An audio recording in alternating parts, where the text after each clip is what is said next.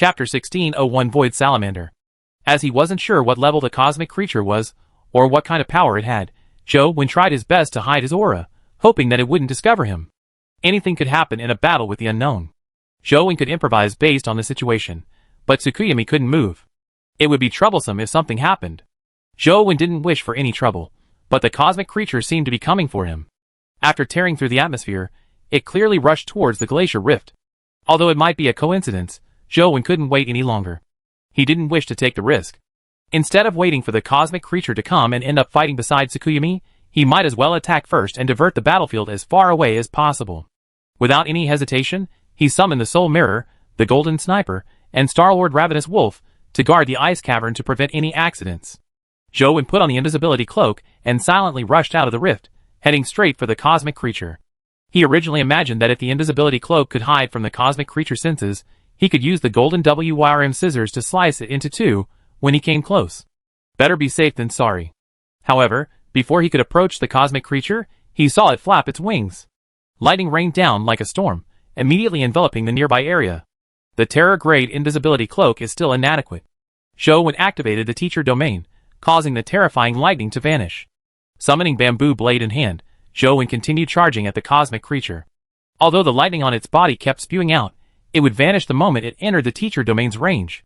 This made Zhou feel a lot more at ease. As long as the teacher domain could be of use, he would have a huge advantage. The cosmic creature didn't panic when it saw the lightning on its body vanish. It continued charging at Zhou. The entire body of the cosmic creature was enveloped in the teacher domain. The lightning over its body vanished. Zhou released the golden WYRM scissors and slashed at the cosmic creature without any hesitation. He simultaneously drew the immortal culling sword and slashed out a terrifying sword beam using the most domineering immortal slaying. In a real-life battle, striking first to gain the upper hand against an unknown enemy was the best choice. He didn't have the luxury of figuring out his opponent's abilities, like in game. No matter what the opponent's ability was, as long as he killed it immediately, it would be useless no matter how impressive its abilities were. The cosmic creature was extremely fast. It flapped its wings and dodged the immortal culling sword slash, but it failed to dodge the golden WYRM scissors attack. With a crack, the cosmic creature's head was snipped off. Blood splattered across the sky as the head and corpse fell and smashed into the glacier. Large swaths of the glacier cracked as blood flowed everywhere. With the teacher domain combined with the golden WYRM scissors, I'm practically invincible. Zhou was delighted. The teacher domain restrained the enemy's powers, and the golden WYRM scissors was a specialist in melee combat. There was no better combination than them. The swan wings on Zhou's back flapped as he instantly arrived in front of the cosmic creature's corpse. From the wound, he could tell that its body was crystalline and somewhat similar to fresh shrimp meat. Furthermore, it emitted a strange luster. The bones inside were like white jade. There were fine scales around its body, and they also looked like jade. From its appearance, one would almost think that it was a white jade statue. With a thought from him, the golden WYRM scissors flew over and cut open its body. He hoped to find dimensional crystals. He didn't find any dimensional crystals, but there was a single bone shimmering with a strange lightning glow. It was obvious that it had undergone a calamity transformation. This thing was food for calamity-grade creatures, and it was also the energy needed for the evolution of the calamity zone. The entire bone was huge and spanned more than 100 meters. It was impossible to devour it. One could only use essence energy arts to absorb the energy within. However, Zhou wasn't good at lightning. Even if he absorbed the lightning energy, it wouldn't be of much use.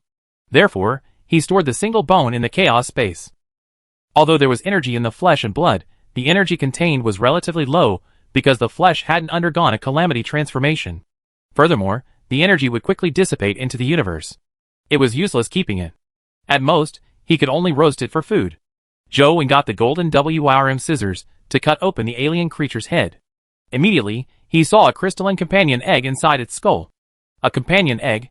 Zhou was overjoyed as he hurriedly took out the companion egg and used his phone to snap a picture. Void Salamander, Calamity Evolvable. Life Providence, Body of Origin. Life Soul, Soul of Lightning. Wheel of Destiny, Vacuity Kill. Terror Form, Lightning Origin, S-Grade. Calamity Zone, True Void Zone, Human Realm. Strength, 105. Speed, 101. Constitution, 124. Essence Energy, 117. Talent Skill, Wings of Thunder, Sky Lightning Strike, Wings of Lightning, Void Slash. Companion Form, Mount, It's been a long time since I've seen a mount-type companion beast. This fellow's stats are pretty good, but he's only at the human realm. Furthermore, it's lining the bottom. I'm quite surprised. From the way it appeared, I thought it was at the hell level, Zhou thought. Although the Void Salamander stats and level were weaker than Zhou imagined, it was already extremely lucky to obtain a Calamity-grade companion beast. After some hesitation, Zhou put away the companion egg and didn't immediately incubate it. Companion eggs could be used as supplementary materials. If they were combined with a companion beast, they wouldn't change the companion beast's original characteristics. It was very convenient to use such a high-level companion egg to raise a companion beast's level. If two companion beasts were combined, it was very easy to produce changes, albeit unpredictable ones. Zhou cut some of the flesh of the Void Salamander and sliced it into thin slices. He took out a stove and pot and slid the meat slices in the pot. He dabbed it in some sauce and placed it in his mouth. It's really delicious. It's much better than shrimp, Zhou couldn't help but marvel. Unfortunately, demonic neonate is still sleeping. Otherwise, she would definitely like it, Zhou mused regretfully as he ate. As he was eating, he suddenly felt the glacier beneath his feet tremble, as though a fluctuation was spreading through it. Zhou's expression changed slightly. The average person might not know what had happened, but Zhou heard a high-frequency sound wave that ordinary people couldn't hear through Truth Listener. The sound wave came from beyond the planet. To be able to produce sound waves from space and affect the interior of a planet, such power was truly terrifying. Zhou looked up into the void, and his expression changed drastically. He saw a gigantic void salamander rushing towards the planet. Its body was more than 10 times bigger than the one Zhou had killed, and had almost completely transformed into blazing white lightning. It descended towards Zhou like a thundercloud that blotted out the sky. 7. Chapter 1602 Heaven Level. Zhou was somewhat in a daze when he heard the huge void salamander's roar. He was still holding chopsticks in his hand, with a piece of freshly cooked salamander meat between them. Zhou stared at the salamander in the sky with widened eyes. A chill ran down his spine all the way to the soles of his feet. Without waiting for the void salamander to react, Zhou threw away the chopsticks in his hand and activated the teacher domain again. At the same time, he summoned the golden WRM scissors, pulled out the immortal culling sword, and charged at the void salamander. Zhou knew very well that the slightly smaller void salamander was most likely its son. There was no room for negotiation now that he had cooked its son. Unless he chose to escape, it would be a situation of fighting to the death. However, Zhou couldn't escape, or Tsukuyami would be a goner if she was discovered. Asmal Void Salamander was at the human realm. Who knew what level this huge void salamander was at? It was at least at the hell level. The possibility of it being at the heaven level was very high. If he was unlucky, and it was at the apocalypse grade, Zhou was already prepared to flee for his life. The blazing white lightning on the void salamander's body surged and surged down like an ocean. After touching the teacher domain, the lightning immediately dimmed. However, the lightning didn't disappear like before. It only dimmed significantly, but it still maintained its lightning form and quickly spread in the teacher domain. No way. Even the teacher domain can't seal it. Zhou's pupils constricted as his body instinctively instant transmitted into the cosmos. The void salamander's body was huge, but its actions weren't clumsy. With a flash of lightning, its huge body vanished. When it appeared again, it was already in front of Zhou. It opened its mouth, hoping to devour him. Before it could close its mouth, the lightning inside smote down. Zhou could only use the Chaos Egg to withstand the terrifying lightning blast before instant transmitting out before its mouth snapped to a close to escape the fate of being devoured. Zhou constantly instant transmitted as he rushed out of the atmosphere and arrived in space. During this process, the void salamander stayed on Zhou Wer's heels. Its body vanished into thin air like lightning and appeared out of thin air again. Every time it appeared, it nearly devoured Zhou. Although Zhou escaped death time and time again, he was constantly struck by lightning. A large number of solid essence energy crystals appeared in the Chaos Egg. What was even more terrifying was that a portion of the lightning seeped into the Chaos Egg, causing Zhou's body to tremble. Thankfully, the teacher domain had already sealed a portion of the lightning powers. The Chaos Egg had blocked more than half of them. Otherwise, just one bolt of lightning could have charged Zhou into ashes. Zhou roughly figured out that the void salamander was most likely at the heaven level. This was bad news, but it was also good news. Zhou already knew that he was far from the heaven level void salamander's match, but he still had a chance of escaping. At the very least, he wouldn't be crushed to death. Thankfully, he had lured the void salamander away from the planet. Tsukuyami should be safe for the time being. Now, all Zhou needed to do was lure the void salamander further away. Then, He could use Singularity Universe to teleport to a distant galaxy and escape the Void Salamander's pursuit. The domain power of a heaven-level creature has indeed undergone a qualitative change. It can actually break through the Teacher Domain seal and the Chaos Egg's defense. As Jowen fled, he circulated the beginningless Sword Domain with all his might. The sword pills that filled the sky faced the blazing white lightning, but they were all destroyed by the lightning in an instant. They turned to their own aspect and vanished. The terrifying lightning passed through the Teacher Domain and struck the Chaos Egg. The seemingly gapless Chaos Egg cracked at the spots where strikes were combined under the lightning's bombardment. The lightning seeped in and made Jowen scream as his hair stood up. Thankfully, Jowen's domain was sufficiently powerful. Furthermore, it had multiple domains. If it were at the ordinary human realm, even a hell-level creature would have blasted him to ashes.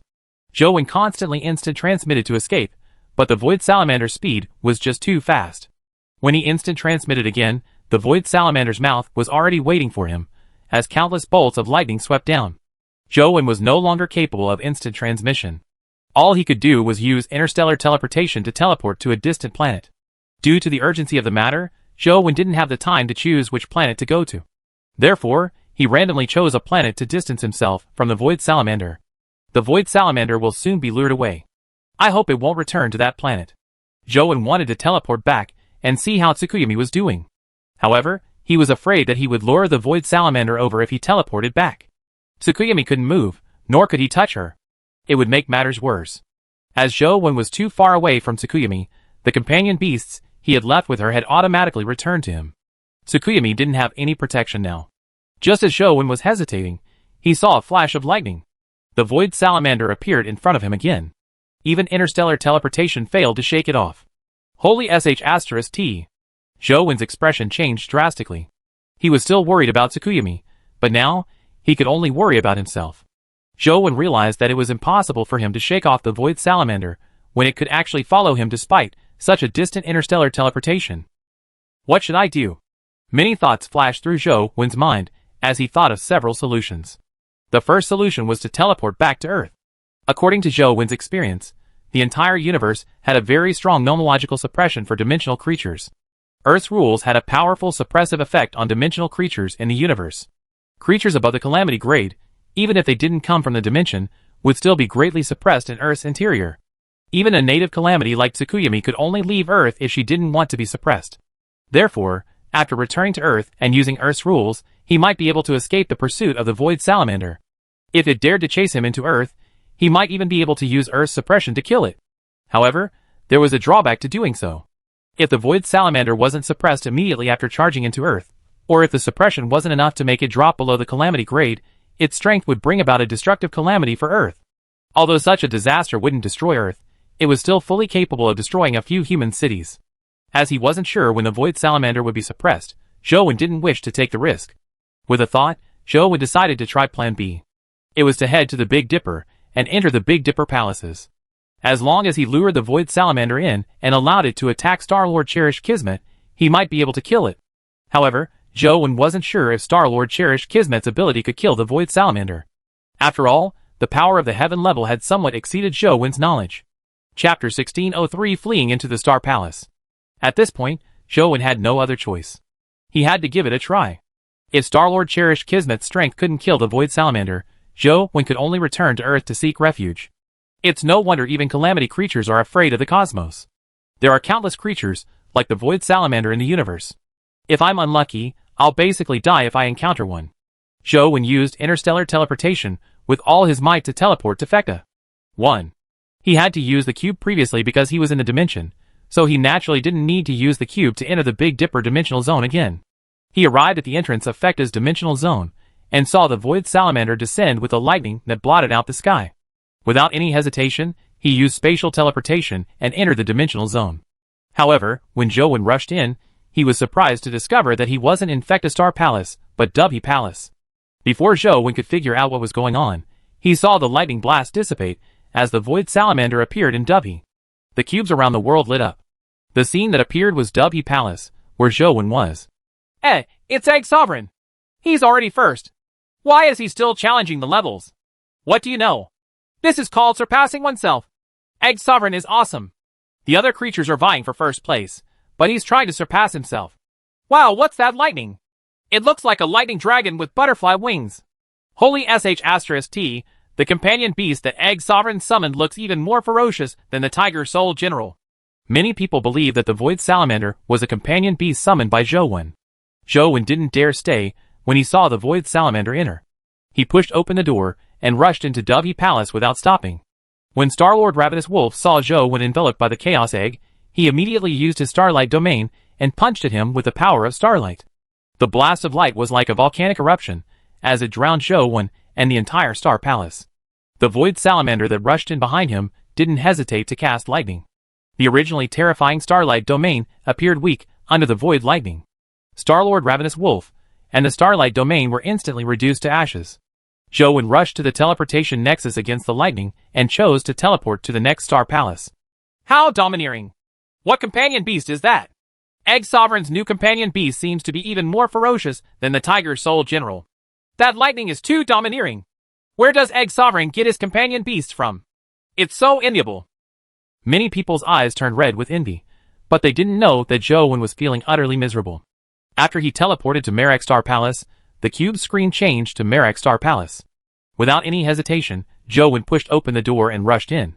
The Void Salamander rushed in after him. Just as Star-Lord Titan Gate stood up, lightning descended from the sky. He was blasted to pieces before he could even stand up, much less open his mouth. 1. Zhou Wen charged crazily amidst the lightning and stood on the teleportation nexus again, teleporting to the next Star Palace. Another instant kill. He's too powerful. Egg Sovereign is looking invincible. What companion beast is this? How did Egg Sovereign obtain such a powerful companion beast? The heavens must be jealous of my looks. Otherwise, why don't I have such a powerful companion beast? Everyone watched as the Void Salamander unleashed its might. They were envious, jealous, and hateful, but Zhou Wen had already rushed into the Fecta Star Palace. Now, Zhou Wen was extremely nervous. This was his last chance. If Star-Lord Cherish Kismet's ability couldn't kill the Void Salamander, Star-Lord Ardent Virtue behind him would definitely be even more useless. Zhou Wen had yet to explore the subsequent Star Palace. It was dangerous for him to enter alone, so it was naturally impossible for him to continue. When the time came, he could only teleport back to Earth to seek refuge. Unless it was absolutely necessary, Zhou Wen didn't wish to take this path. Zhou Wen's situation isn't good. Not everyone was that ignorant. Zhang Chuanqiu and company could tell that the Void Salamander wasn't Zhou Wen's companion beast, but a dimensional creature that was pursuing him. That fellow really knows how to cause trouble. Can't he just stay at home? Why does he have to provoke such a terrifying creature? I guess he just likes to tempt fate. Xiao Luchuan really couldn't figure out why such a fellow was still alive. Wang Lu was extremely nervous when she saw Zhou Wen being pursued. She held her hands in front of her chest as though she was praying. Inside the Holy Land, Holy God was also watching the battle. Lord Holy God, from the looks of it, it's a heaven-level creature. Zhou Wen has actually provoked it. I'm afraid he won't be able to escape death, said the saint standing beside him. The saint's hair and beard were white, making him look ancient. He wore a white robe, making it impossible to tell which holy temple he belonged to. He can't die, Holy God said indifferently. Your Excellency, why? The old saint asked in puzzlement. The Khanate Holy Temple's holy artifact is still with him. We have to retrieve it, said Holy God. But I'm afraid it's too late now, the old saint said. There's still time. He won't die so easily. At the very least, he still has the ability to escape. Find Xiao and Zhou Yang, get them to go together, and watch the area outside the Star Palace. If Zhou Wen comes out, get them to give that Void Salamander a hand. Holy God looked at the scene in the cube with a deep gaze. After Zhou Wen rushed into the Fecta Star Palace, he headed straight for the area behind Star-Lord Cherished Kismet. Just like before, the Void Salamander descended with lightning and struck Star-Lord Cherished Kismet. Boom! Star-Lord Cherished Kismet's body was blasted to ashes. Almost at the same time, the Void Salamander's body shattered, turning into countless sparks that scattered in all directions. Success? Zhou Wen was overjoyed. However, in the next second, the joy on his face froze. The shattered lightning on the Void Salamander's body automatically gathered together and transformed back into the Void Salamander. Holy sh*T, that works? Zhou Wen was so depressed that he nearly vomited blood. The heaven-level Void Salamander and the human realm-level Void Salamander didn't look like the same creature. Egg Sovereign's companion beast actually has an undying body. It's really powerful. Everyone was even more envious when they saw this scene. Zhou Wen was close to tears. Thankfully, Star-Lord Cherished Kismet's ability was indeed impressive. He was also restored. The Void Salamander's lightning struck again. Star-Lord Cherish Kismet was killed again, as the Void Salamander's body split apart again. What should I do? Zhou knew that there was no point in him going to the next Star Palace. The only way out was to return to Earth. He definitely had to return to Earth. The problem was where. 1. Chapter 1604 Trapped. Before the Void Salamander took form again, Zhou rushed into the teleportation nexus and left the dimensional zone. The Void Salamander finished taking form and charged out after Zhou. The scene on the cube immediately changed to a ranking. The Tiger Soul General's name was still on the rankings. However, the Void Salamander's name appeared on the rankings now, occupying first place. Holy *T, Egg Sovereign has taken first and second place. There's actually such a thing? This is heaven-defying. Ordinary people imagined that Egg Sovereign's companion beasts had separately entered the rankings, but in fact, it was only because they didn't know the mechanism of the cube that resulted in such a misunderstanding. In fact, there was no such thing as having companion beasts enter the rankings. The name Tiger Soul General was written by Zhou himself. It represented Zhou himself, and not the fiend armored Tiger Soul General. Any creature on the rankings could decide their name with a thought. However, ordinary people didn't know this. They imagined that it was a companion beast that had entered the rankings from the beginning, but now that the Void Salamander's name was on the rankings, it caused such a misunderstanding. After Zhou left the dimensional zone, he immediately wanted to teleport back to Earth. He had already thought of teleporting to Zhuolu and luring the Void Salamander to the underground sea. There were dimensional creatures in the sapphire sky and the strange bone sand desert. Perhaps they could fight the Void Salamander. Even if they weren't the Void Salamander's match, as long as they could hold back the Void Salamander for a period of time and allow the Void Salamander to be slowly suppressed by Earth's rules, Zhou would eventually be able to turn the tables. In fact, Zhou first choice wasn't Zhuolu, but Chess Mountain. However, considering how Chess Mountain was too close to Luoyang, it would be tragic if the Void Salamander unleashed its might when it arrived. The residents of Luoyang City wouldn't have the time to retreat into the dimensional zone.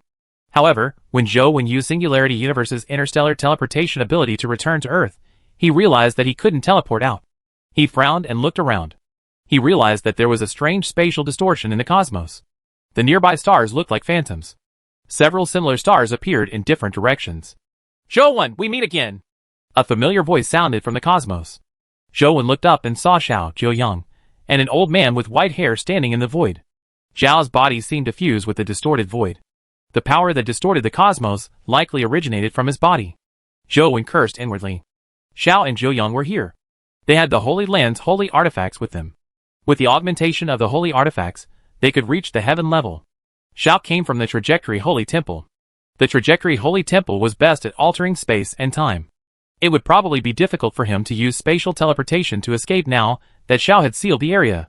Jiuyang's body emitted a sun-like glow as he blocked Zhou path. The old saint stood in the middle of the three of them, with his hands in his sleeves. His eyes looked like he hadn't woken up with his drooping eyelids. He hadn't used any power. However, since he came with Jiuyang and Xiao, he was clearly not an ordinary person. Perhaps, he was another saint with a holy artifact. As Zhou was pondering over it, the Void Salamander had already rushed out and swept towards him with lightning bolts that filled the sky. Behind him was the powerful Void Salamander. The space had been sealed by Xiao, and there were 3 saints blocking his path. Zhou immediately fell into an extremely dire situation. He instantly made a decision. Without a word, he charged at Xiao and company, hoping to lure the 3 of them into the battle. The Void Salamander didn't distinguish between friend and foe. When the lightning struck, it would sweep through the battlefield. When that happened, he might have a chance of escaping. However, when Zhou charged at Xiao and company, he realized that the space in front of him had stacked up. The distance looked short, but he couldn't reach it no matter how hard he tried. Zhou knew that this was likely Zhao's spatial domain. He immediately activated the teacher domain, hoping to seal it. The power of the teacher domain did seal a portion of the spatial domain, but it couldn't completely seal it. The space ahead remained stacked, making it difficult for him to rush forward. Damn it! Zhou already knew that the power of the teacher domain could seal all sorts of domain powers, but if the other party's domain reached the heaven level's perfect domain, he wouldn't be able to completely seal it. Furthermore, Zhou vaguely felt that there was another domain power in the spatial domain. The domain power that also restrained Zhou couldn't be seen or touched, but it had been in effect all this while. The power likely came from the old saint. 2 heaven-level domain powers trapped Zhou in space. Even if Zhou had a chance to rush over, Jiuyang was already waiting for him with a holy artifact in hand. He definitely wouldn't give him a chance.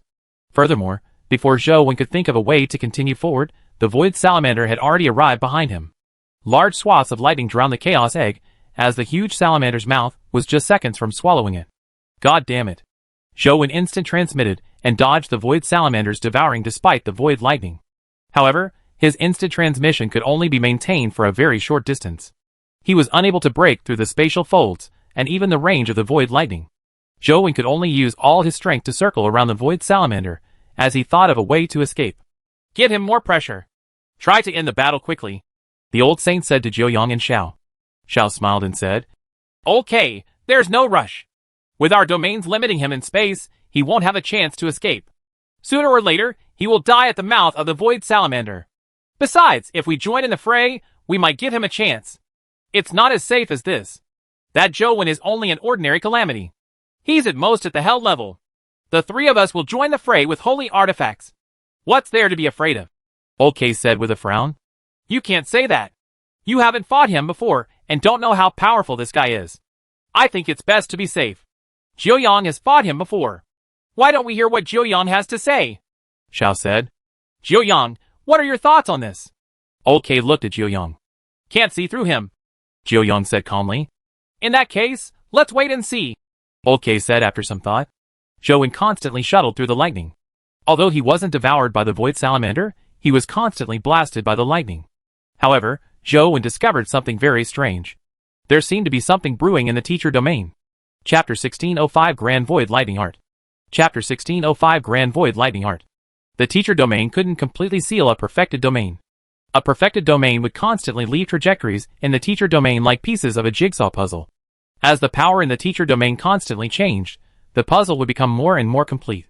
In the beginning, Zhou Wen didn't sense much of it, but as the trajectories became more and more complete, he realized that they seemed to be changing. Zhou Wen had been fighting the Void Salamander for so long that he didn't know how many times he had been struck by lightning. The trajectories that resembled a jigsaw puzzle became more and more completed as they seemed to emit a rhythm. What will happen if I complete those trajectories? Zhou Wen had a nagging feeling that this might be an opportunity. Zhou Wen couldn't think of a way to break out for the time being, so he decided to attempt to piece together the trajectories. The power sealed by the teacher domain wouldn't leave a trajectory. In the teacher domain, only powers that couldn't be sealed would leave a trajectory. However, for the same power, some trajectories overlapped, while others didn't. Only the trajectories that didn't overlap would become part of the jigsaw puzzle. The overlapping trajectories were useless. What Zhou Wen needed to do was obtain more non-overlapping trajectories to connect all the trajectories together to form a huge net. The trajectories produced by the same attack often overlapped. Zhou Wen had to make the teacher domain come into contact with the other party's domain to obtain more trajectories. However, under the attack of the Void Salamander, Zhou Wen found it difficult to protect himself. It was extremely dangerous to make more contact with its domain. Old K and company had been paying attention to Zhou Wen's battle with the Void Salamander. Seeing that Zhou Wen was about to fight the Void Salamander to the death, Old K said, Zhou Wen is like a trapped beast. From the looks of it, we will soon complete the mission. It should be soon, Xiao said indifferently, as he thought to himself. With Zhou Yang and Old K here, it's probably impossible to secretly help Zhou Wen escape. Is it worth exposing my identity for him?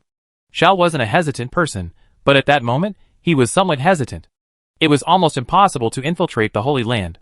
Unless it was a coincidence, it was impossible for him to enter the Holy Land to become a saint. It was even harder to reach his status. If his identity was exposed, everything he had done previously would be in vain. If it were any other time, Xiao wouldn't hesitate to sacrifice Zhou Wen. However, when he thought of what Tianzue had said to him, Xiao hesitated. Just as Xiao was hesitating, changes happened to the battle. The Void Salamander originally had the absolute advantage, with its lightning powers enveloping Zhou Wen. Under the bombardment of the lightning, more and more lightning bolts appeared in the Chaos Egg's crevices, as though it was about to explode. Suddenly, the lightning domain released by the Void Salamander seemed to weaken. The sea-like lightning also decreased. Why is the lightning on the Void Salamander decreasing? Old K also discovered this situation and frowned. From the looks of it, Zhou Wen is going all out. This is the last bit of brilliance before his death, Xiao said. Zhou Yang continued. The Void Salamander's lightning isn't ordinary lightning. Instead of calling it lightning, it's more like a clash of void powers. You might be capable of melting the void power away even with the use of the holy artifact. Thankfully, we didn't join the battle. Otherwise, we might have been in danger in this caged battle with Zhou Wen. Xiao nodded. Old K looked at the battling Zhou Wen and felt that what Xiao and Zhou said made sense, but he had a nagging feeling that something was amiss. On the battlefield, Zhou had already pieced together the trajectories in the teacher domain, forming a complete net. The moment the net was mended, the entire net's trajectories lit up and emitted a strange glow. Of course, only Zhou could see this glow. Something that only existed in the teacher domain itself. As the trajectories emitted a glow, they began to change, turning into strange runes. Zhou couldn't read them, but he knew what they meant, just like the words in the heaven-opening scripture of the highest elder. The trajectory-transformed runes constantly flew towards the heaven-opening scripture of the highest elder, gradually forming scripture text one after another. Great Void Lightning Art. Zhou vaguely comprehended the true meaning of the words, and realized that it was an essence energy art. As the trajectories transformed into scriptures, the teacher domain seal on the lightning became stronger and stronger. This resulted in the situation Old K and company saw. The lightning released by the Void Salamander was constantly decreasing. The lightning wasn't melted by Zhou, but the power of the teacher domain had sealed the corresponding rules of the Void Lightning. In the beginning, Old K believed that this was Zhou's final gamble, or his final brilliance before his death. Old K felt that something was amiss as large swaths of Void Lightning vanished until the biggest one disappeared. No good. That's not Zhou's final burst of strength. He found a way to restrain the Void Lightning. Xiao shouted in horror. But how is this possible? How can a human realm like him restrain a heaven-level domain? That fellow is indeed difficult to figure out, Zhou said in thought. Attack together. We can't give him any chance. We have to retrieve the holy artifact, Old K said as he rushed into the battlefield. He held a scepter in his hand and pointed at Zhou, who was being pursued by the Void Salamander.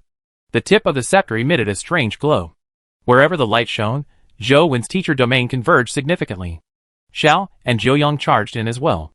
Zhou body emitted divine light as he punched Zhou. Divine light erupted, as though it wanted to penetrate the universe. Xiao appeared behind the Chaos Egg like a ghost and struck it, sending it flying. A large number of solid crystals condensed in the Chaos Egg. As for the Great Void Lightning Art scripture that appeared in the heaven-opening scripture of the highest elder, it had already ended. In the teacher domain, all the Void Lightning powers were sealed, making all the lightning vanish without a trace. Even the Void Salamander's body transformed from lightning to flesh. It resembled the tiny Void Salamander that Zhou had killed. It had white jade-like scales, and snow-white butterfly wings. Although its body was huge, its speed was astonishing. Unable to release the power of the Void Lightning, the Void Salamander could only fight using its body. Even so, the same power remained circulating in its body, it just couldn't be released. Its speed and strength didn't weaken, and it remained extremely ferocious. Chapter 1606 Breaking Through the Encirclement. Chapter 1606 Breaking Through the Encirclement. The restrictions on Zhou decreased significantly without the Void Lightning's bombardment. Although there were 3 more people attacking, Zhou felt that this was an opportunity. Bang! Xiao struck the Chaos Egg with his palm. The power that was enough to distort space and rip through time deformed the Chaos Egg greatly. It flew out like a bullet in the shape of an eggplant. Although the Chaos Egg flew towards the Sun God light blasted out by Zhou, it dodged the Void Salamander's bite. Zhou punch was like a sun as it struck the Chaos Egg and sent Zhou flying. Although the Chaos Egg flickered as though it would crack at any moment, it ultimately didn't shatter. The scepter in Old K's hand slammed into the Chaos Egg that came flying to him.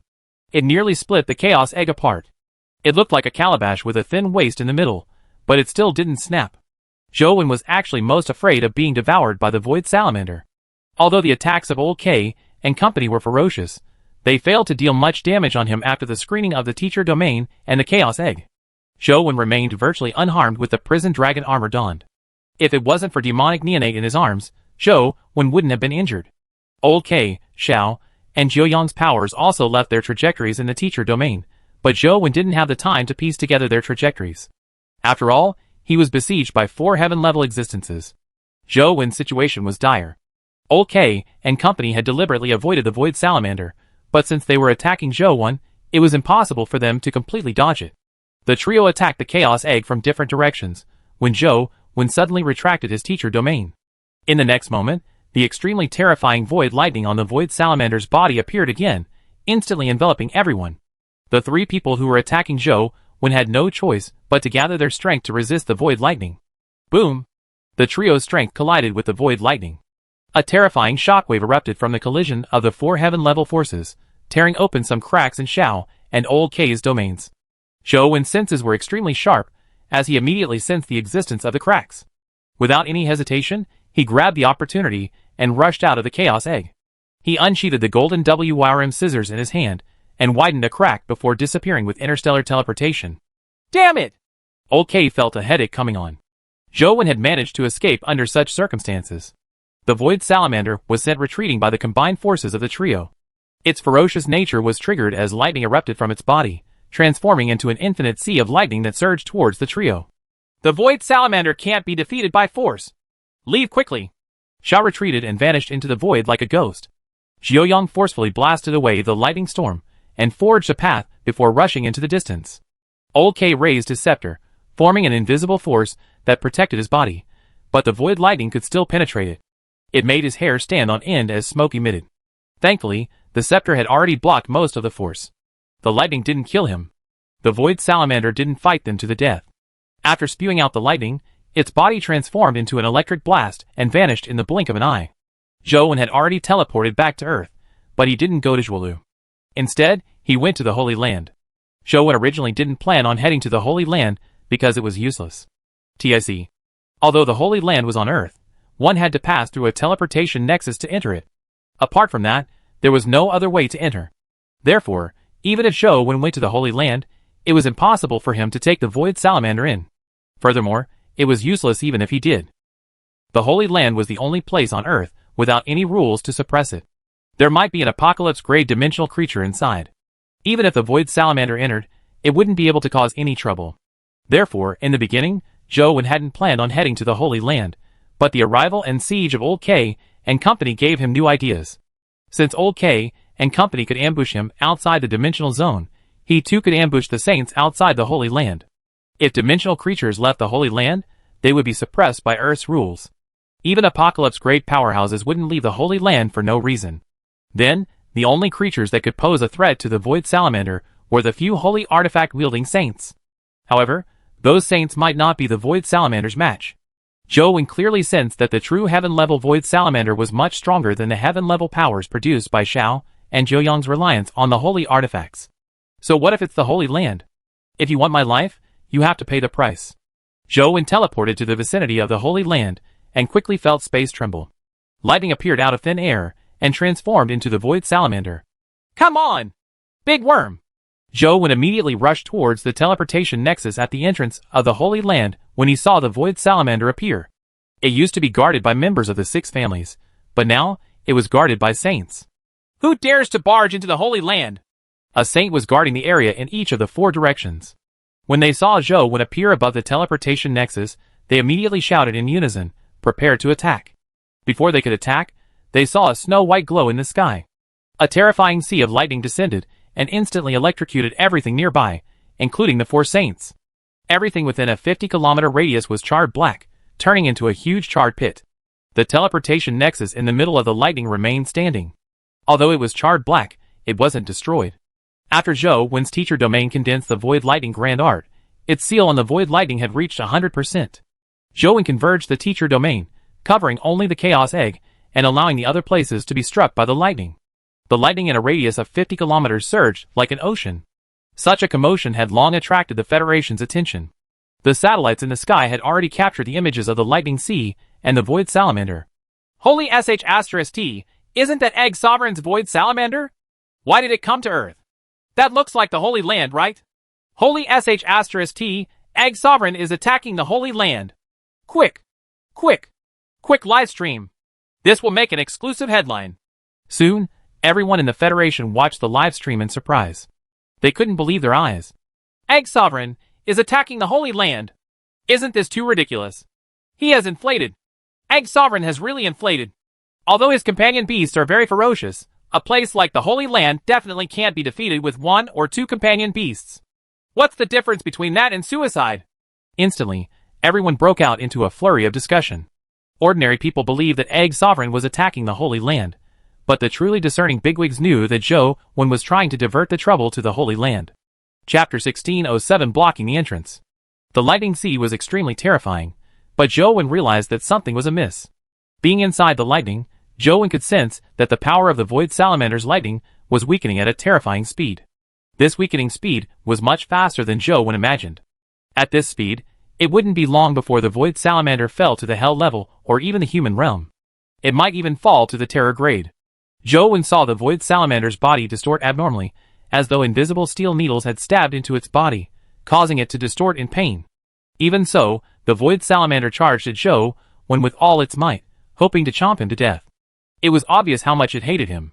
The rules of Earth that suppress creatures alien to Earth are too powerful. Zhou Wen, who should have been happy, wasn't that happy. If this had happened previously, Zhou Wen would be very happy. However, he still wanted to use the Void Salamander to camp at the entrance to the Holy Land. If the Void Salamander were to continue weakening, how was it to camp outside? Any saint with a holy artifact could kill the Void Salamander. Such a Void Salamander definitely didn't have the capability to hold a siege of the Holy Land's entrance. Zhou Wen immediately stopped and used spatial teleportation to return to the cosmos. The Void Salamander also rushed out of Earth and continued pursuing Zhou Wen. After it left Earth, its body rapidly recovered as its lightning powers increased. Why is it gone? What's going on? I haven't had my fill of watching. And that's it? I knew it. No matter how impressive Egg Sovereign is, he's still far inferior to the Holy Land. So it's just a feint. It's already impressive that he dares fire a shot at the Holy Land. Bring Old K and Jiuyang back immediately. No matter what, we have to track Zhou Wen. I want his life. Holy God's eyes were cold. Ever since the establishment of the Holy Land, no one had dared to do such a thing at the Holy Land's entrance. Zhou Wen's actions were equivalent to trampling all over the Holy Land's reputation. Although it didn't affect the Holy Land itself, its lofty status in the hearts of humans had been trampled. Lord Holy God, even if I bring Jiuyang and Old K back, it won't be easy to track Zhou Wen again. Xiao thought to himself, that punk really has a death wish. He actually came to the Holy Land to cause trouble. Thankfully, he knew better and ran fast. Holy God naturally knew that it would probably be very difficult to capture Zhou Wen. They succeeded when he left the dimensional zone. It was almost impossible to capture him now. What puzzled Holy God even more was that he had already tried a few times to predict Zhou Wen's whereabouts, but he had failed to predict anything. It was as though everything about Zhou Wen had nothing to do with this world. This was almost impossible. Any creature that lived in the universe would definitely have a connection with this universe. He would definitely be able to discover something through this connection if it existed. In this aspect, Holy God was an expert. However, he couldn't predict anything related to Zhou Wen. He couldn't even sense Zhou Wen's connection to the world. Typically, when such a situation happened, it meant that the other party's strength was far above Holy God's. He could forcefully conceal his connection with the world, preventing Holy God from prying into his secrets. However, those capable of doing so were all bigwigs at the Apocalypse grade. There was no such existence on Earth at present. Zhou Wen clearly couldn't be an Apocalypse grade bigwig. Then, the most likely possibility was that there was something on him that blocked his connection with this world. After some thought, the anger in Holy God's heart gradually calmed down. He knew that Xiao was right. It was useless for them to chase after Zhou Wen now. They should first set up a trap. When it was time to pull in the net, Zhou Wen would have nowhere to run. All he could do was bow his head and die. Boom! As Holy God was thinking, he suddenly heard a loud boom followed by continuous thunderclaps. Holy God and Xiao were stunned, as they instantly realized what had happened. Through the spirit mirror, they looked at the entrance of the Holy Land, and saw that there was another sea of lightning at the entrance. Zhou Wen, who was protected by the Chaos Egg, was floating above the teleportation nexus. It was as though the same old scene was being replayed. The Void Salamander used void lightning to constantly bombard the area near the teleportation nexus. This be ******. Xiao was alarmed. He never expected Zhou Wen to dare return. Xiao felt like cursing. It wasn't easy for him to dispel Holy God's determination to do an all-out pursuit of Zhou Wen, but to his surprise, Zhou Wen had repeated his actions. It wasn't just Xiao. Many people watching the livestream also thought that it was about to end. Even the livestream was about to be switched to something else. To their surprise, something unexpected happened again. Heavens, Egg Sovereign has returned with that terrifying companion beast. What's he up to? Don't tell me he really wants to fight the Holy Land to the death? It's definitely not a fight to the death. If so, he wouldn't have retreated just now. What do you know? This is the strategy of great leaders in ancient times. When the enemy advances, we retreat. When the enemy retreats, we advance. It's called guerrilla warfare. Everyone became excited again. Everyone had mixed feelings about the Holy Land. In the beginning, humans had almost treated the Holy Land as a true Holy Land in their hearts. However, in this era, people no longer had the same faith in the Holy Land. They gradually realized that the Holy Land had always enslaved humans and controlled the Federation. However, As the Holy Land had reigned over humans for too long, even if there was some animosity in their hearts, very few people dared to challenge the Holy Land's authority. Zhou Wen's current actions were equivalent to doing something countless humans wanted but didn't dare do. The agreement was far more important than the outcome. Zhou Wen circled the cosmos with the Void Salamander. After it recovered, he lured it back to Earth. The Void Salamander's void lightning constantly struck the teleportation nexus, leaving charred marks everywhere. Although it wasn't damaged, tiny cracks had already appeared. Zhou Wen didn't insist on staying. Moments later, he returned to the cosmos and lured the restrained Void Salamander back. Zhou Wen! Holy God's eyes were extremely cold, as though they were about to emit a cold aura. Boom! In the next second, Zhou Wen and the Void Salamander appeared again. The lightning enveloped the Holy Land's entrance again. Crack! The extremely hard and almost invulnerable teleportation nexus cracked under the bombardment of the void lightning. Bring Old K and Jiuyang back immediately. Holy God's voice seemed to be squeezed out from between his gritted teeth. Chapter 1608 Attention from everyone. Immediately, Xiao accepted the order and left the Holy Land to bring Jiuyang and Old K back. Xiao, who had the power of the Trajectory Holy Temple, was good at spatial travel, while Jiuyang and Old K weren't adept at such powers. After separating from each other at the Big Dipper, they didn't immediately return. Before Xiao left Earth, he glanced at Zhou Wen and the Void Salamander, who had returned to Earth, before thinking to himself, perhaps the Huha Zhou Wen made is an opportunity. With this in mind, Xiao used spatial teleportation to return to the Big Dipper to search for Jiuyang and Old K. Currently, they were the only 3 humans in the Holy Land who could use holy artifacts. Although there were existences stronger than them in the Holy Land, they weren't humans. It was impossible for them to leave the Holy Land to fight. Xiao, what's wrong with you? Why did you flee without us? Old K said angrily when he saw Xiao. 'Twas just trying to catch up to Zhou Wen. I thought I might be able to trap him again, Xiao explained. So? What happened? Old K asked. Xiao shrugged and said, of course I didn't catch up. Therefore, I returned to the Holy Land and reported the situation to Lord Holy God. Humph, what's the point? Old K snorted coldly. It was indeed useless, but Zhou Wen came knocking on our door, Xiao said unhurriedly. What do you mean? Old K frowned. Xiao roughly recounted how Zhou Wen had attacked the Holy Land's teleportation nexus with the Void Salamander. Then he said, cut the crap. We don't have time to waste. We have to quickly find Jiuyang and return to stop Zhou Wen. Otherwise, it will be very troublesome for us to enter the Holy Land if the teleportation nexus is destroyed. Of all the options available to him, he took that. I definitely won't give him another chance again, Old K said coldly. Wait for me here. I'll find Jiuyang first before returning to take you back. As Xiao spoke, his figure flashed and vanished. Zhou Wen once again returned to the Holy Land with the Void Salamander. The void lightning followed closely behind, leaving the teleportation nexus cracking. The foundation of the teleportation nexus had already cracked as rubble constantly shattered amidst the lightning. The entire teleportation nexus would collapse if this continued. Unfortunately, the Void Salamander was greatly suppressed by Earth's rules. It could only stay on Earth for a few seconds each time. As time passed, its strength decreased drastically.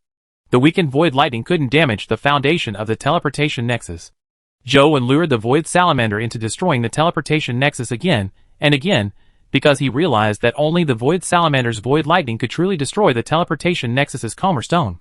Even the golden WYRM scissors couldn't damage the teleportation nexus. This didn't mean that the golden WYRM scissors' destructive power wasn't strong. The golden WYRM scissors could tear open the cornerstones, but the cornerstones would quickly recover. The cornerstones that were destroyed by the void lightning would shatter without being restored. The power of the Void Salamander looked like lightning, but in fact, it was the power of the void at a deeper level.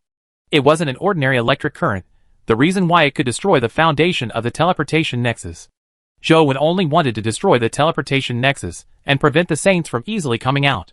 In the future, it would be difficult for them to return to the Holy Land if they headed out of the Holy Land to plunder resources. Even if there was another way out for the Holy Land, it at least allowed him to vent his anger.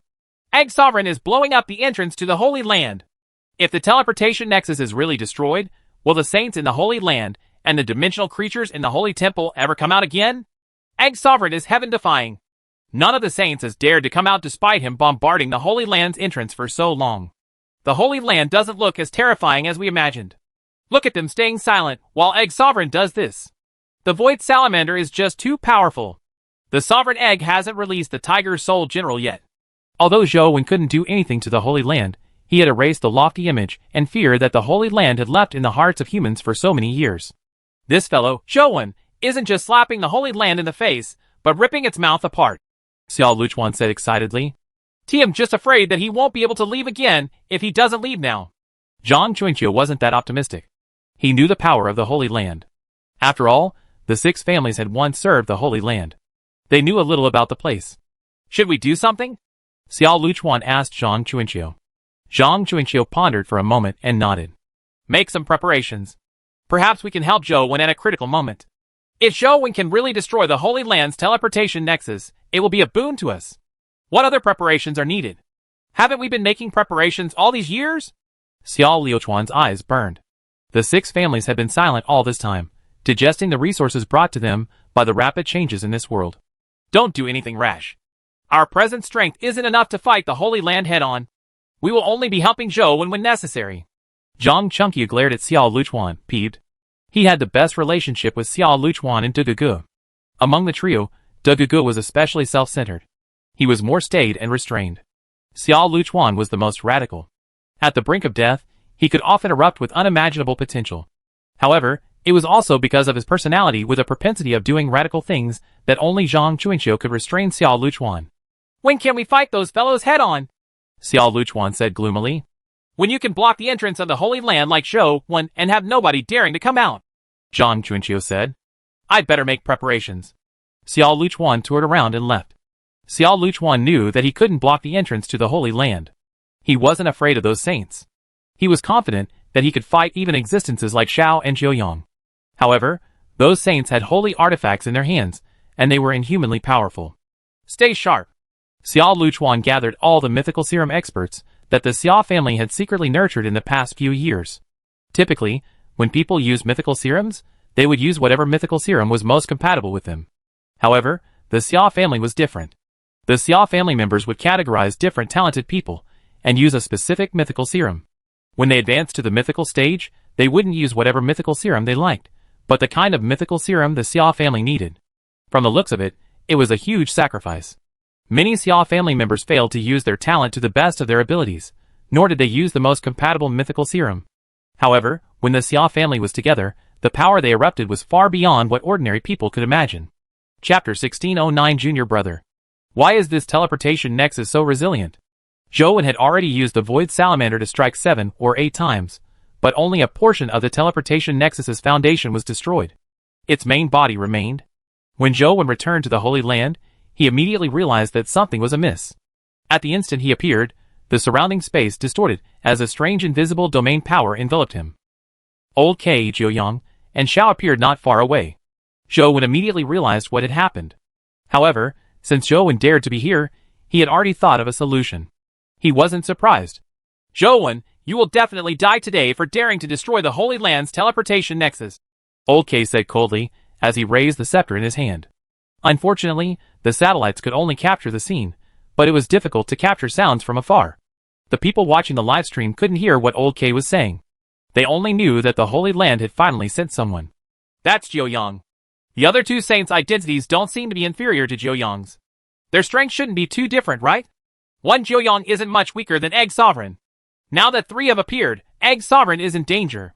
That might not be the case. Egg Sovereign's Tiger Soul General hasn't been released. It's hard to say who's stronger. Everyone discussed spiritedly. Sui and Professor Gu were also commentating. Sui asked, Professor Gu, a saint has finally appeared. What do you think of Egg Sovereign's chances of winning? Professor Gu cleared his throat and said, From the previous battle, the difference in strength between Zhuoyang and Egg Sovereign isn't too great. If the other 2 saints aren't weaker than Zhuoyang, Egg Sovereign will probably be in danger this time.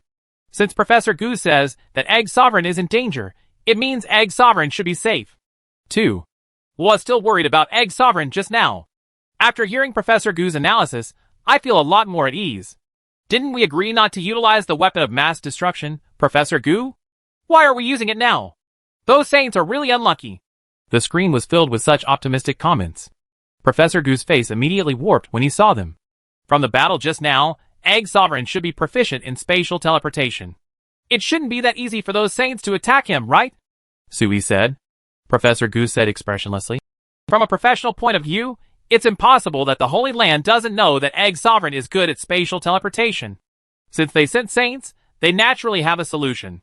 If Zhou were to retreat now, he might still have a chance of escaping. It would probably be too late if he waits any longer. It's set. It's set. Professor Gu just gave his blessings. Egg Sovereign is going to be invincible. 1. Sir, with your words, I think the Holy Land has already lost. There were all kinds of optimistic comments on the screen, leaving Professor Gu's face livid and pale. He was so angry that he stopped talking. In fact, all of his analysis couldn't be said to be completely without reason. In fact, there was some evidence. He wasn't randomly spouting nonsense, but in the end, he was teased by the netizens, making him feel embarrassed. Zhou felt regretful. Although he had already thought of a way to break through the encirclement of Old K and Zhao's domains, he could only escape. It was impossible for him to continue bombarding the teleportation nexus. Till come again in the future. Zhou was somewhat depressed. Just as he was about to rush out, he suddenly heard a voice not far away. Do Saints like to bully others with numbers? A 3-sail ship flew over from the distant sky. On the bow was a man. The man wore a white robe and held an ancient sword in his arms. He sat casually at the bow of the ship with the ancient sword in one hand and a small teapot in the other. After he finished speaking, he took a sip. The white robe on his body fluttered with the wind. On his back was the word. Yeah. It's ya. Why is he here? Although the people watching the live stream couldn't hear what he was saying, they recognized him at a glance. Ya doesn't have a grudge against Egg Sovereign, right? He won't help those Saints, right? Ya hates Guardians the most.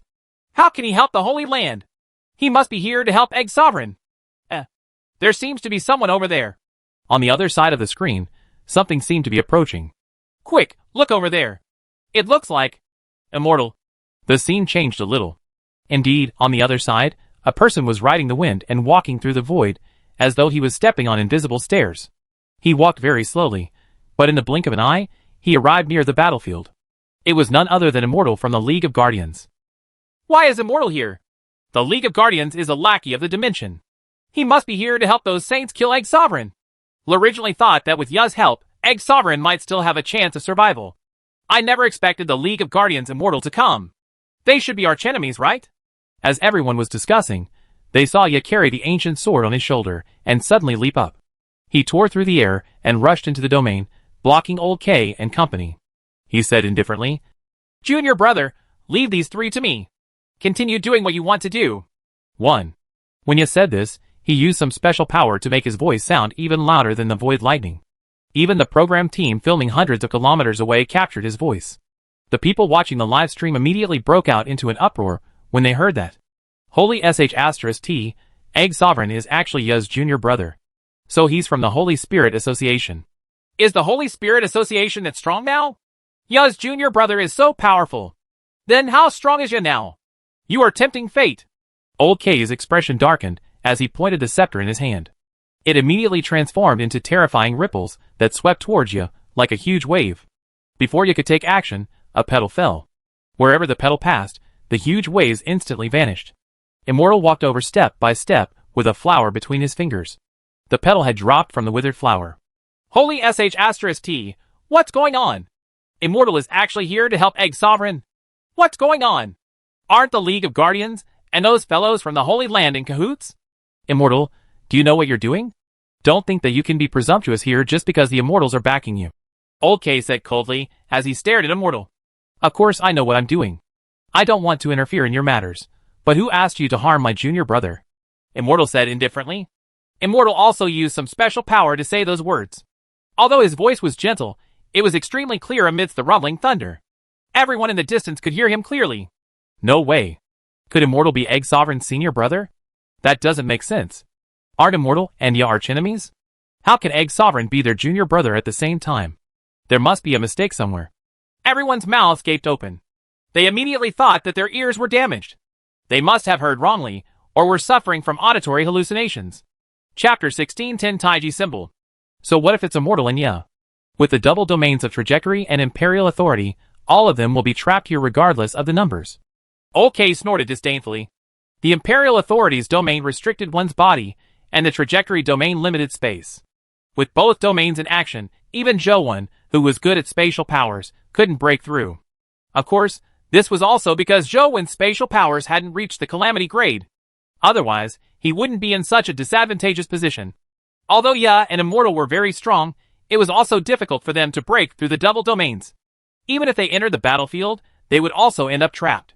The petals on the flower in Immortal's hand withered and flew towards Old K and company.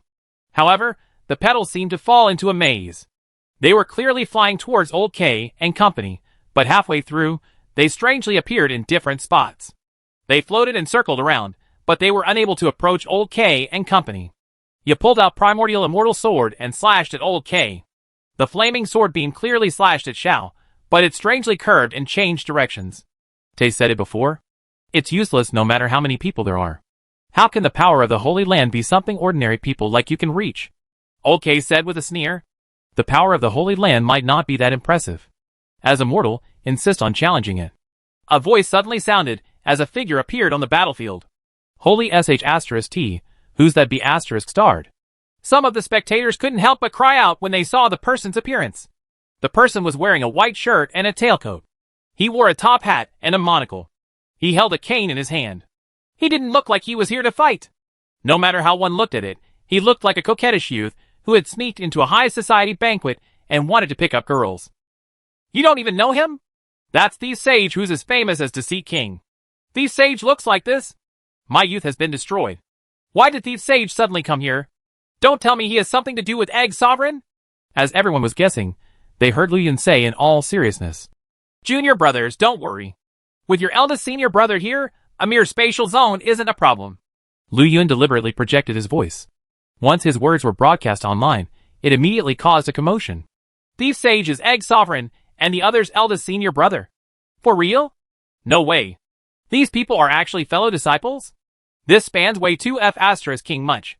Immortal and Ya have always been rivals. Thief Sage has always been a loner. They are actually fellow disciples? Then were all those things that happened in the past just an act? So what if they are fellow disciples? Isn't it common for fellow disciples who graduated from the same school to fight to the death on the battlefield? That's right. It's not a big deal being fellow disciples, but to make people like Ya, Immortal, and Thief Sage become enemies with the Holy Land for him, I'm increasingly curious as to who Egg Sovereign is. Egg Sovereign sure has good social relations. Pooey! What do you mean popular? He's just a social butterfly. As people spoke, Lu Yun summoned a strange companion beast. It looked like an ancient mirror, but it wasn't flat. In the middle of the item was a Taiji symbol. Outside it was the 8 trigrams, 7 stars, 5 elements, and other symbols. The Taiji symbol constantly spun, and the 8 trigrams was in constant flux, forming a 3-dimensional image. Lu Yun held the strange object as his essence energy circulated, immediately returning the distorted space around him to normal. Jia's spatial domain seemed to lose its effect. No good! Kill Thief Sage first! Old K's expression changed as he pointed the scepter at Lu Yun. A petal floated down and landed on his scepter, forcefully pressing it down. Immortal's figure appeared in front of Old K. Ya also blocked Zhou Yang, who started charging forward. You are also an expert at spatial manipulation. From the looks of it, we need to decide on who's better between us. Lu Yun faced Xiao and raised the strange companion beast in front of him. That's the Taiji symbol, right? Xiao sized up the strange companion beast in Lu Yun's hand and asked. You sure are knowledgeable. You know that this is a Taiji symbol. Since you know the Taiji symbol, why don't you quickly escape? On account of your good acumen, I'll let you live. Lu Yun held the Taiji symbol as though he was #1 in the world. What a pity. That's only a calamity grade Taiji symbol. It's only a hell-level companion beast that hasn't even reached the heaven level. To think that a hell-level companion beast can actually fight my heaven-level trajectory zone. It does live up to its reputation. Unfortunately, it entrusted itself to the wrong person. What a pity, Xiao said. You're *King, not even a person. Lu Yun suddenly raised the Taiji symbol in his hand and aimed it at Xiao, immediately distorting the space in front of him. Xiao took a step forward and strangely vanished. However, he appeared behind Lu Yun and slashed his fingers at the back of his neck like a blade. Lu Yun's pupils constricted as he instant transmitted out. However, a long wound had been left behind as blood stained his white shirt. You are still far from it, Xiao said indifferently as he moved his feet as though he was taking a stroll. His figure strangely appeared in different spots. He was standing in front of Lu Yun moments ago, but he appeared behind him after taking one step. With another step, he appeared on Lu Yun's left. Lu Yun constantly instant transmitted. At the same time, he wanted to use the Taiji symbol to capture Xiao, but he couldn't lock onto Zhao's location. Elsewhere, Old K and Immortal, Zhou and Ya began fighting. Seeing that they had blocked Old K and company and the spatial domain's lock had been removed, Zhou Wen teleported into the cosmos with the Void Salamander. Only the power of the Void Salamander could shatter the foundation of the teleportation nexus. Ya and Immortal were most likely here to help Zhou Wen destroy the teleportation nexus. Boom! Boom! Zhou Wen lured the Void Salamander and struck the teleportation nexus again and again. As for the battle happening around him, it had already reached a climax. Lu Yun was crushed by Xiao unilaterally. His suit was tattered, and his white shirt was dyed blood red. If not for the Taiji symbol in hand, Xiao would have been killed long ago. Immortal and Ya's situation wasn't much better. Clearly, they hadn't reached the heaven level, and were at a disadvantage in battle. Immortal's situation was slightly better. He had 2 guardians. Although he hadn't reached the heaven level, his strength and speed weren't much different. For the time being, he could still circle around Old K and hold him back, preventing him from escaping his reach. Ya's situation wasn't good. His sword was too arrogant and stubborn, and Zhou was also exemplary when it came to head-on combat. The two of them fought head-on. Ya's sword became faster and faster, as it became increasingly relentless. However, when facing Zhou it was suppressed time and time again. His strength and speed were inferior. Blood had already seeped out of Ya's mouth. The flesh between his thumb and index finger had ruptured from holding the sword, but he had no intention of stopping or dodging. Chapter 16:11 I'm Thief Sage. The sun is the source of life. All life is born from the power of the sun. No matter how strong you are, it's impossible for you to be an enemy of the sun. This is because your strength originates from the sun. Zhou struck out again and again, suppressing Zhong Zia, preventing him from slashing out with his sword. So what if I'm born because of the sun? If parents give birth to children, do children have to be inferior to their parents? Tempered steel is born from iron ores, but when forged into sabers and swords, it can slice through iron like mud. Ignoring the fact that the sun might not be the source of all life. Even if it is, I will defy the heavens and slay the source. Zhong Zia's eyes were like a sword, as the sword intent on his body constantly erupted. The sword beam from primordial immortal sword in his hand became stronger and stronger. Not a bad idea, and you are brave. Unfortunately, it's still lacking the necessary oomph. Zhou palms were like the palms of Buddha of the Great Sun. No matter how powerful Zhong Zia's sword moves were, they were suppressed. The sword beam was suppressed by the sun-like palm force as it shattered like glass. The sword in Zhong Zia's hand was pressed down inch by inch as blood spewed out of his mouth. Bang! Zhou palm crushed Zhong Zia's entire body. Everyone was alarmed, but in the blink of an eye, Zhong Zia's figure appeared elsewhere with the primordial immortal sword in his arms. He was uninjured, as though everything that had happened was an illusion. What kind of oomph do you want? Sour, sweet, bitter, spicy, or salty? As Zhong Zia spoke, he moved, leaving behind afterimages. No, instead of calling them afterimages, they were actually identical to Zhong Zia's original body. It was impossible to tell which was the real Zhong Zia. The 5 replicas of Zhong Zia drew their swords and charged at Zhou. The sword beams crisscrossed, each more ferocious than the last. Zhou opened his palms and blocked the attacks of all 5 Zhong Zias. The 5 Zhong Zias were clearly not as simple as illusions. Their powers were real, identical to Zhong Zia's true body. It was impossible to tell which was Zhong Zia's true body. An ugly piece of work has 0 value no matter how many times you replicate it. Zhou only had 2 hands that used moves so simple that anyone could understand. Yet, he still suppressed Zhong Zia and shattered his avatars one after another. Replicas indeed have no value, but the paintings used for practice are different. Perhaps in your eyes, every painting is ugly, but no matter how great a painting is, it's built on this ugliness. Zhong Zia's figure blinked as his avatars appeared like ghosts and charged at Zhou from different corners. That depends on who the artist is. Not everyone has the potential of a master. Do you? Zhou said indifferently. I don't. I only know how to kill. The Zhong Zias that filled the sky like ghosts answered in unison. Sword beams overlapped and crisscrossed like a net as they enveloped Zhou from all directions. That's why you're still lacking the oomph. Zhou stood like a Buddha as he raised his palm. Like the rising sun, he melted the sword beams. Meanwhile, Immortal and Old K's battle continued. The scepter in Old K's hand released the power of imperial authority again and again, hoping to restrain Immortal's body. However, Immortal's movement technique was ethereal. The power of imperial authority was ultimately unable to restrain his body. Jiang Yan didn't seem to have any intention of killing Old K either. All he did was casually circle around Old K, Old K felt that Jiang Yin would grab his weakness and deliver a fatal strike if he didn't attack. But if he did, he wouldn't be able to do anything to Jiang Yin. With Jiang Yin holding him back, he couldn't help the rest. Lu Yun was most tragic. He clearly hadn't reached the same level as Xiao. They also had spatial powers, so he was almost at Zhao's mercy. It was only with the deterrence of the Taiji symbol that he could barely last until now. His clothes were almost drenched in blood, but for some reason, he didn't use any armor-type companion beasts, nor did he summon a guardian. F***CK, eldest senior brother the sage is too miserable. Eldest senior brother run. The people watching the livestream couldn't see the details of the battle, but they would see a pause when Lu Yun phased into existence.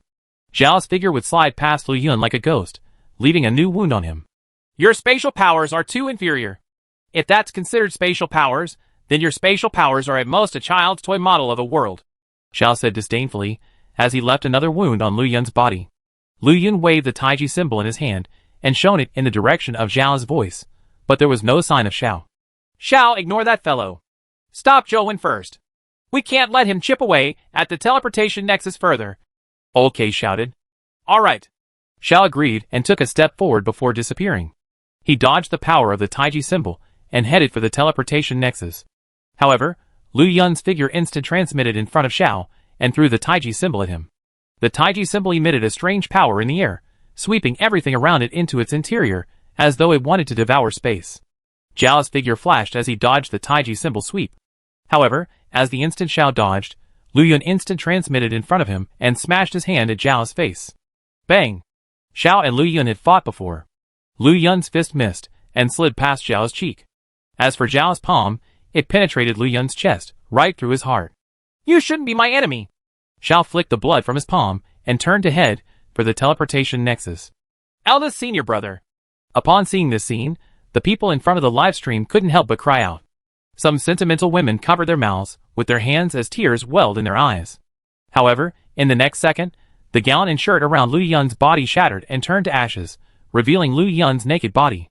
However, there were no injuries on his upper body.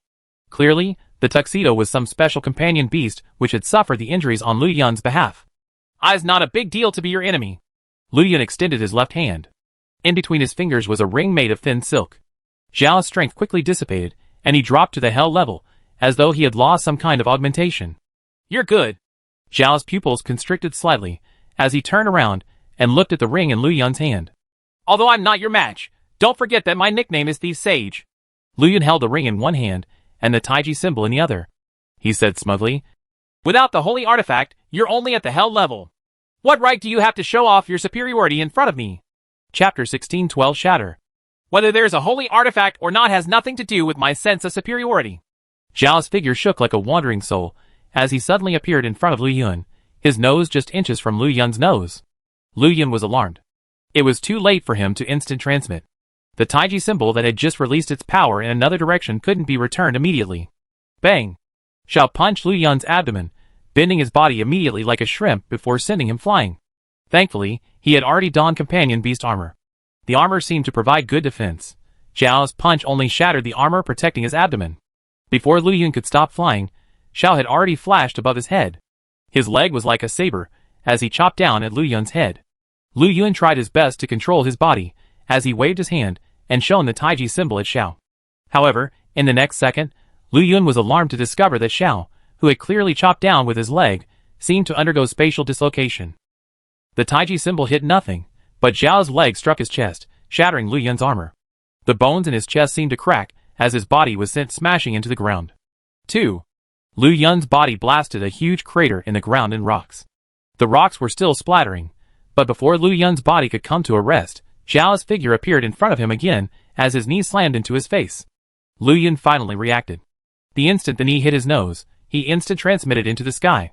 The rocks underground exploded from Zhao's knee jab, like a meteorite hitting a planet. However, before Lu Yun could heave a sigh of relief, Zhao's figure appeared behind him like a ghost. Lu Yun waved the Taiji symbol in one hand and grabbed at Xiao with the other. However, just as he attacked, Xiao turned around and appeared in front of him. He threw a punch at Lu Yun's face, and the helmet fragmented. Lu Yun's face distorted as he flew diagonally. Poor eldest senior brother. The people watching the battle couldn't see the battle clearly. However, after the program team released an ultra-slow motion analysis, this thought surfaced in everyone's minds. Xiao was like an omnipotent and omnipresent god as he brutally beat up Lu Yun. Thankfully, Lu Yun had stolen Zhao's holy artifact, so his strength only remained at the hell level. The armor on Lu Yun's body was very powerful, preventing him from being beaten to death. That fellow! And Tianzhua couldn't help but shake his head with a bitter smile when he saw Xiao beat up Lu Yun. That Xiao is powerful! Xiao Liuchuan's expression was solemn. He had always felt that the so-called saints were strong only because they had obtained the resources of the dimension, and were augmented by the holy artifacts. Xiao Liuchuan didn't believe that he would lose to any saint that was at his level. However, Jiuyang and Old K's performance was already shocking. Xiao was even crazier. Even if they were at the same level, Xiao Liuchuan wasn't confident of defeating Xiao. Thankfully, he didn't think much of Lu Yun in the beginning. Otherwise, Lu Yun would already be dead. He wouldn't have had the chance to steal his holy artifact. Zhang Chunyu wore a heavy expression. Should we attack? Xiao Liuchuan asked. It's too late. We can only hope that Zhou Wen can quickly destroy the teleportation nexus. Otherwise, even if we help, we won't be able to resolve the actual problem. Zhang Chunyu had been paying attention to the teleportation nexus. Under the repeated bombardment of the void lightning, the teleportation nexus that resembled a black stone pillar was filled with tiny cracks. It looked like it would shatter at any moment. Quickly shatter. Zhou Wen descended with the void salamander again as he watched the void lightning strike the teleportation nexus. The pillar's cornerstone, which was clearly covered in cracks, didn't truly collapse. Only its surface crumbled away slightly. He didn't care about himself, but Lu Yun couldn't hold on any longer. He was about to be beaten to a pulp. It was only thanks to the Taiji symbol that he could barely deal with Xiao. Every time, he would sweep the Taiji symbol at Xiao, preventing him from killing him. Even so, Lu Yun couldn't last much longer. If this continued, he would probably die there. You're still too naive. Do you really think that the Holy Land's teleportation nexus can be destroyed so easily? Although the void lightning can injure the teleportation nexus, it's not that easy to truly destroy it. It will require at least another dozen or so full-strength strikes from the void salamander before it can collapse the foundation. Holy God sneered indifferently. However, Zhou Wen no longer has the time.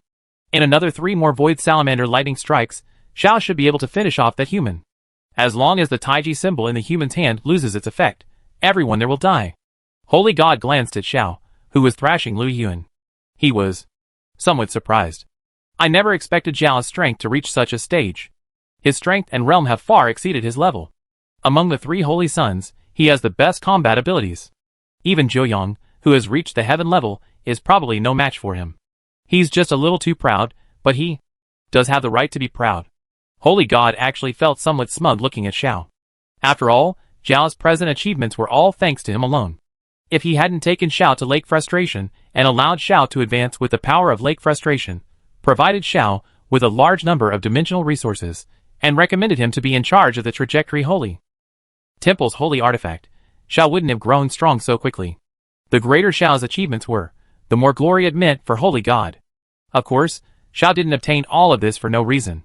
Holy God had brought him into Lake Frustration, and made him use the power of Lake Frustration to advance only to get Xiao to capture the former principal.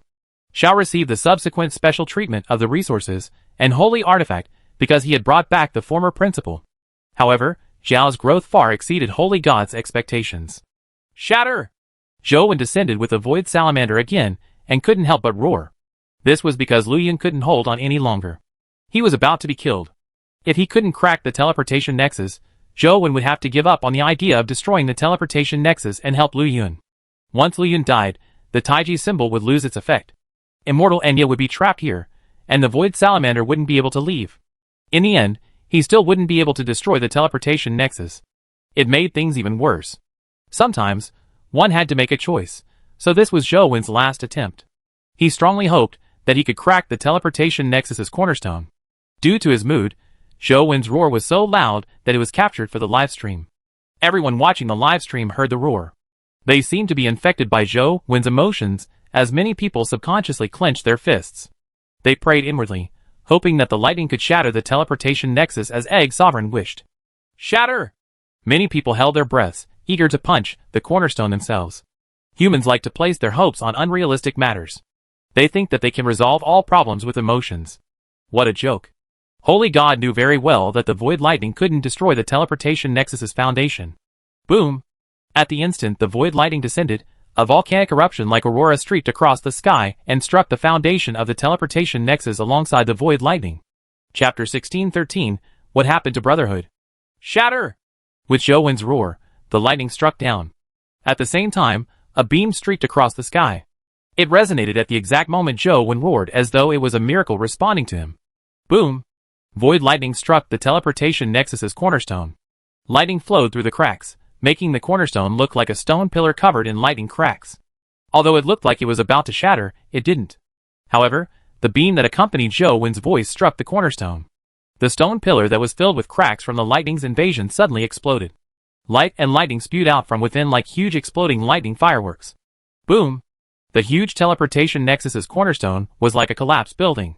The entire foundation cornerstone shattered into pieces and collapsed. One could sense the terrifying shockwave from as far as 500 kilometers away. It felt like an earthquake a few hundred kilometers away from the teleportation nexus. The ground churned like waves as rifts opened up on the ground. They crisscrossed like huge spiderwebs. The barren land instantly turned into ruins. Looking at the crumbling cornerstone, everyone's mouths gaped open. There was excitement, anger, doubt, and even more horror. Holy God stared intently at Zhou Wen and pursed his lips without making a sound. However, the glint in his eyes was chilling. What was that beam of light? Could it be that a deity heard Egg Sovereign's voice and responded to him with a miracle? This is a miracle! Could it be that my Egg Sovereign is a person chosen by the heavens? Even the heavens are helping him. Ordinary people really couldn't think of any creature that could produce such a powerful beam. They believed that it was a miracle. As for the various factions that were more concerned about the Yin family, they had already guessed what the beam was. The Yin family had shocked the entire Federation when it destroyed Sky Split Tower, but they had never used that terrifying weapon again. After such a long time, when the forgetful humans were about to forget that terrifying weapon, it revealed its ferociousness again today. The shock it produced was even more direct than before. The Void Salamander's powerful strength failed to collapse the cornerstone despite bombarding it so many times. However, this single shot shattered it. With such a strong comparison, the shock dealt to the heart was incomparable to the previous time. Up to now, many people had yet to recover from their shock. This shot was just too shocking. In fact, this shot wasn't as terrifying as people imagined. The void lightning had almost destroyed the cornerstone. Cracks had already appeared in its interior, but it was just short of a final push. It was like the straw that broke the camel's back. Without this straw, the camel could still last for a period of time, but once this straw was placed on it, the camel would immediately collapse. Of course, this was only an analogy. The effects of this shot were far stronger than a piece of straw. Its destructive power was no weaker than the void lightning. It produced such an effect by working in concert with the void lightning. Neither was indispensable. On a mountaintop a few hundred kilometers away from the Holy Land, Enshun was instructing people to dismantle and distribute the Essence Energy Compression Accelerator before returning with the parts. Enshun didn't know how this thing was brought there. Before Old K and company appeared, the accelerator had been in Luoyang's and family. It was impossible to transport such a huge accelerator here in such a short period of time unless one had powerful spatial powers. Zhou Wen was likely the only spatial expert in the Yin family capable of this feat. However, Zhou Wen had been fighting all this while, so it was impossible for him to do such a thing. Furthermore, with Tianzuo's temper, it was impossible for him to request Zhou Wen's help. And Sheng had some guesses, but he buried them in his heart forever. He didn't even think about it. Retreat! Zhou Wen had already achieved his goal, and wasn't willing to stay any longer. He wanted to get Zhong Zia and company to retreat quickly. There was no benefit in continuing the battle, much less truly storming into the Holy Land. However, when he spoke and looked into the sky, he realized that Immortal's body had already transformed into countless petals. By the time the petals scattered, he had already vanished. Zhong Zia only left his avatar on the battlefield. His true body rode his sword and instantly vanished like a meteor. What happened to Brotherhood? Zhou Wen's mouth gaped open for a while. The only tragic one was Lu Yun. His movement technique and escaping abilities were originally the strongest among the three, but he ended up being entangled by Xiao. They were both spatial experts, so Xiao didn't give him a chance to use spatial teleportation to escape. After all, Lu Yun was good at close-range instant transmission. Long-distance teleportation wasn't his forte. He was much weaker than Zhou Wen, and needed plenty of time to prepare. Under Zhao's attacks, there was no time to use long-distance teleportation. In terms of movement techniques, Zhao's trajectory movement technique was even stranger. Furthermore, Xiao was proficient in all sorts of different techniques. He forcefully intercepted Lu Yun. Lu Yun was half dead. He barely survived to this moment thanks to the Taiji symbol. Zhou Wen guessed that Jing Daoxian had most likely helped him obtain the Taiji symbol. Bang! When Zhou Wen looked at Lu Yun, he saw Xiao Palm strike Lu Yun in the chest. Lu Yun's sternum caved in as he spat out a mouthful of blood. Along with the blood spewed out was the holy artifact ring that Lu Yun had swallowed in battle. Xiao reached out to grab the holy artifact ring and put it on his finger. His palm didn't stop. It struck Lu Yun's head again. Lu Yun had nowhere to hide. The armor on his body had long shattered and was unable to provide any protection. If Xiao's palm, augmented by the holy artifact, struck him, his entire head would explode. Bang! Xiao's palm struck down, but it didn't land on Lu Yun, but the Chaos Egg. The Chaos Egg blocked Xiao's terrifying palm. Junior brother! You're finally here! Lu Yun, who had been beaten to a pulp, was so excited that he was about to cry. Leave now! Leave this to me, Zhou Wen said. In fact, there was no need for Zhou Wen to say anything. Lu Yun had already instant transmitted away. Once Lu Yun left, the surrounding space immediately distorted and fault lines appeared after losing the Taiji symbol's domain's restraint on the trajectory domain. Old K and Jiuyang also surrounded him. Holy *T, why did everyone leave? They left Egg Sovereign alone? Aren't they fellow disciples? Isn't it all about brothers who never abandon each other? Tay already said that even brothers can't be relied on, much less fellow disciples. They escaped way too quickly. That's quite a sucky situation to be in. If they escape, leaving Egg Sovereign behind, what will happen to him? Chapter 16-14 1 against 3. Xiao Jiuyang and Old K had already displayed their powerful strength. Even existences as powerful as Immortal, and yet couldn't gain any advantage. They were suppressed. Xiao even thrashed Thief Sage Lu Yun. If the three of them had jointly attacked Zhou Wen previously, people wouldn't have had a straightforward idea of how strong they were. However, now that there was a comparison, the spectators were alarmed when the three of them attacked Zhou Wen. They couldn't help but worry for him. Zhou Wen, you have to pay the price for everything you've done. Old K stared coldly at Zhou Wen as the scepter in his hand emitted an invisible strange fluctuation. Now that Lu Yun had escaped, it was unlikely he could return. Without the Taiji symbol's suppression, Old K and Zhao's domain powers could restrain Zhou Wen again. When did I say I was running? Zhou Wen said indifferently. He had no intention of running to begin with. Otherwise, he would have run with Lu Yun. As Zhou Wen spoke, the Void Salamander lunged over again. However, this time, it didn't return to the cosmos to recover.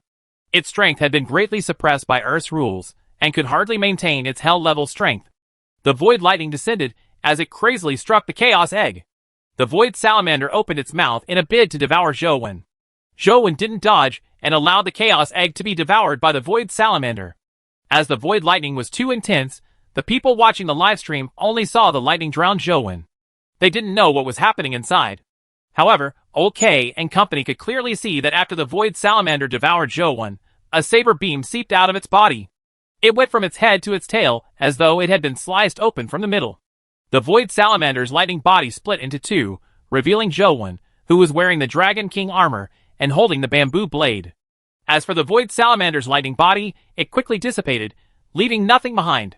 Only then did the people watching the live broadcast clearly see Zhou Wen's figure floating in the air. Without the Chaos Egg's protection and the intense light of the Void Lightning, everyone could clearly see him. Deceit King. Holy *T, so Egg Sovereign is Deceit King. Everyone immediately recognized Zhou Wen in the Limitless Demon Dragon King armor. Zhou Wen wore the Prison Dragon armor as Human Sovereign, and the Limitless Demon Dragon King armor as Deceit King. The Limitless Demon Dragon King armor had a benefit: it could combine the 9 into 1. Apart from Zhou Wen himself, Zhou Wen could still borrow the power of 8 creatures after putting on the Limitless Demon Dragon King armor. Now, Zhou Wen had already imprinted the Limitless Demon Dragon King's mark on 8 companion beasts. The 8 companion beast tattoos were shimmering. However, due to the Dragon King armor's cover, people couldn't see the shimmering companion beast tattoos. The Fiend Armored Tiger, Soul General, Soul Mirror, Golden WYRM Scissors, Truth Listener, and other companion beasts, as well as Demonic Neonate's tattoo shimmered with a demonic glow.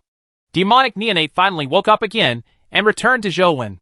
Furthermore, she had reached the Terror grade. The power of the 8 companion beasts had already fused with Zhou Wen's body. Zhou Wen could freely use all their strength for himself. Among the 8 companion beasts, Truth Listener contributed the most. Following that were the Golden WYRM Scissors and the Terror grade Demonic Neonate. Furthermore, among the 8 companion beasts, only Demonic Neonate wasn't at the Calamity grade. Zhou Wen held the bamboo blade as the black crystal-like Dragon King armor emitted a strange black glow. It flickered like flames, sucking all light that approached it. I knew it. How could there be so many human experts? So it's Deceit King. It's no wonder he's so good at spatial powers. Deceit King's companion beast is even more impressive than himself. That's not right. Didn't Deceit King fight ya, an immortal? They were actually fellow disciples. This world is so complicated. Even if he's Deceit King, it's very dangerous to face the three saints. Why did he unsummon the Void Salamander? I think Deceit King isn't as strong as his companion beasts, right? That's right. The Void Salamander and Tiger Soul General are practically invincible. Quickly summon them. They should be able to fight the three saints. There might even be a chance of defeating them. Everyone hoped that Zhou Wen could summon the Void Salamander and Tiger Soul General. Zhou Wen wanted to summon them, but it was impossible.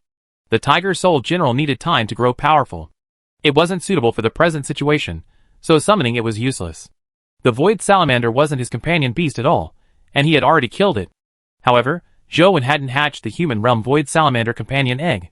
Even if he hatched it, it wouldn't be of much use in a battle of this level. Zhou Wen held the bamboo blade in hand, as his essence energy was extremely converged. He stood on the ruins of the teleportation nexus and said to Old K and company, "Didn't you want to kill me? Bring it on. I'll fight you," Jiu Yang said as he walked towards Zhou Wen. "Jiu Yang, wait. Now isn't the time to be a hero. The teleportation nexus has been destroyed. Lord Holy God must be furious. We have to kill him. We mustn't allow any other variabilities." As Old K spoke, he called out to Xiao. "Xiao, let's attack together. We definitely can't let him escape again." Xiao nodded and surrounded Zhou Wen with Old K. He was puzzled. Zhou Wen clearly had a chance to leave with Lu Yun, so why didn't he? "What are you trying to do?" Xiao was puzzled, but he had no choice but to participate in this battle with Zhou Wen. He had to maintain his identity in the Holy Land, and he couldn't allow himself to be exposed. Under such circumstances, it was impossible for Xiao to secretly help Zhou Wen. If he made any abnormal movements, Holy God would definitely notice. Jiu Yang threw a punch at Zhou Wen. His punch was like a scorching sun in the sky, as though it wanted to melt everything.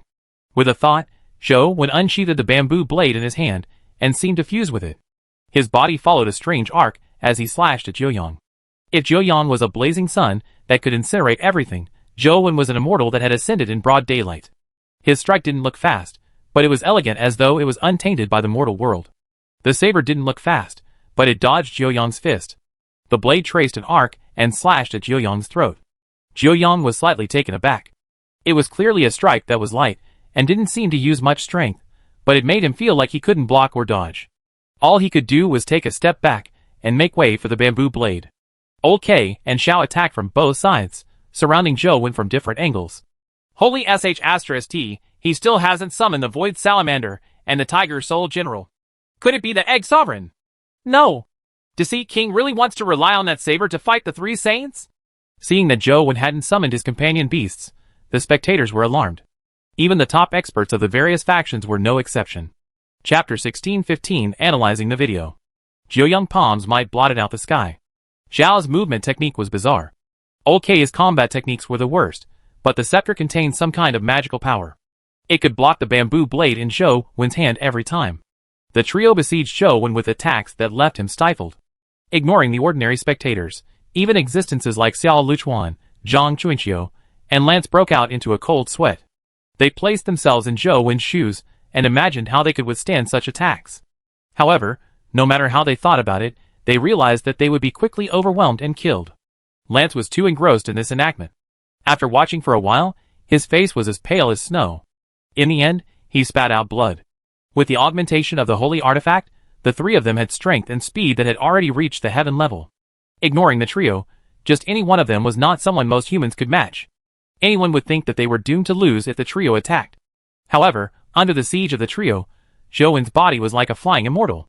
He held the saber in his right hand, and the scabbard in the left as he fought the trio to a draw. All the major media outlets were trying their best to analyze the ultra-slow-motion video.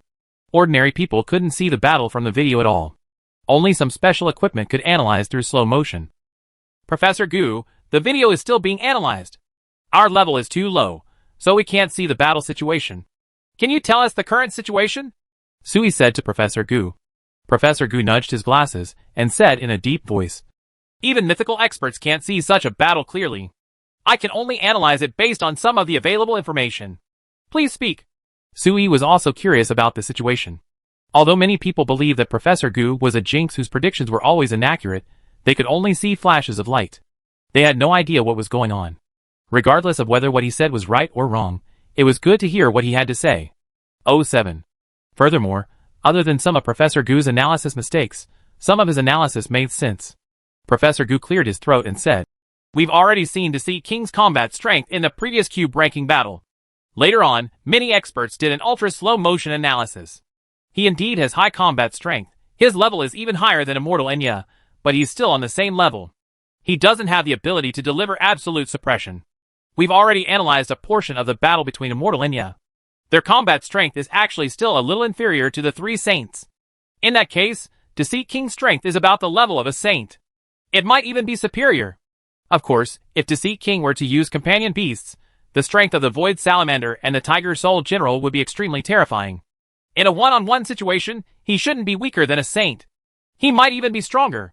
However, now that he's not using companion beasts and is only using his own abilities and combat strength, things aren't looking good. Deceit King has always been smart. Does he have a reason for doing this?" Sui asked again. "I don't know what plans he has, but everyone has seen the strength of the three saints. It's especially so for Xiao. His strength is terrifying. I really can't think of anyone among humans who is stronger than him. Similarly, he's proficient in spatial powers. In a one-on-one situation, even Deceit King might not be able to gain the upper hand, much less now when he's fighting against three. If Deceit King summons a companion beast, there's still a chance. Otherwise, I really can't think of a chance for him to win. Of course, I believe that it's definitely a tactic if Deceit King doesn't summon his companion beasts. He will likely summon his companion beasts at the critical moment." Professor Gu continued analyzing. As people listened to Professor Gu's analysis, they couldn't help but agree. Although Professor Gu was famous as a jinx, these words reached their hearts. Professor Gu is right. Deceit King is probably leaving his companion beasts as a trump card by not summoning them. Professor Gu's analysis is a little reliable this time. I hope Professor Gu doesn't jinx it again. The companion beasts are definitely a trump card. Deceit King will definitely win. I think I'll support Professor Gu this time." Everyone felt that Professor Gu's analysis was right. Looking at the various comments that finally supported him after all this time, Professor Gu was secretly delighted. I should be able to make a comeback this time. I should be able to wipe away the stigma of being a jinx.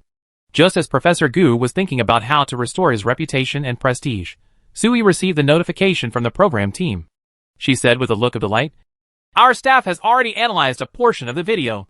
Although it's only a portion, according to the technical personnel, it's already extremely exciting. Cut to the chase. Quickly release the ultra-slow motion analysis. I want to see the video. Please release it quickly. Goddess Sui, spare me. Quickly release the video, alright. My heart can't take it." Sui smiled and said, "I know no one wants to hear me now, but the program team is preparing to send the analysis over. Please wait a moment." Soon, the program scene turned into a battle scene. Under the ultra-slow motion camera, the average audience finally saw the battle scene of Zhou, Xiao, and company. Although the video had been slowed down significantly, the four of them still moved very quickly. Furthermore, as Jiuyang would occasionally emit the sun god light, causing the image to be rather inconsistent, the entire scene would often end up white. From the intermittent scenes, one could tell that the trio was fighting a rather intense battle. Pay attention to Jiuyang's palm. This palm looks simple, but it contains infinite profundity and future variability. Regardless of whether Deceit King defends, attacks, or dodges, Jiuyang's subsequent changes can make Deceit King suffer. Look at Zhao's finger. What a terrifying fellow. I can't even predict where this finger will point. OK's scepter technique is really ingenious. I'm afraid Deceit King will be in trouble next. Professor Gu constantly explained according to the content displayed in the video. Look, Deceit King has been pushed into a corner. Zhou Wen's projection appeared as Professor Gu hurriedly continued. However, he couldn't finish his sentence. The smile on his face gradually vanished, replaced by a look of shock. From the way Jiuyang and company were attacking, Deceit King could only be in a disadvantaged position. He might even be severely injured. Of course, as the battle was still in progress, Professor Gu knew that Deceit King wasn't dead. Otherwise, he might even believe that Zhou Wen was doomed if he didn't summon his companion beasts. However, the content on the screen was the opposite of his explanation. Chapter 16:16 Heaven Man Smite. Professor Gu was caught up in his excitement explaining, but the scene he saw was far from what he had expected. He couldn't continue after a few words. He originally imagined that Deceit King's situation wouldn't be good, but from the scene, Deceit King was fighting three alone. He had his saber in his right hand and scabbard in his left, while blocking the attacks of the three saints. Furthermore, he didn't look to be in trouble at all. His movement techniques were elegant like an immortal's. Every move he made looked elegant and composed without any signs of being forced. How is this happening? Professor Gu was somewhat dumbfounded. It wasn't just Professor Gu. The audience watching the program was also somewhat dumbfounded. They had already seen the combat strength of Joyoung and company. Ignoring Joyoung and Old K, just Xiao alone gave off an unstoppable feeling. They were clearly virtually invincible, but when they fought Zhou Wen, they didn't show any of the strength and dominance they previously had. Instead, they appeared bounded. This is fake, right? Are the three saints holding back? Everyone secretly suspected. The present Xiao, Joyoung, and Old K didn't look as impressive as before.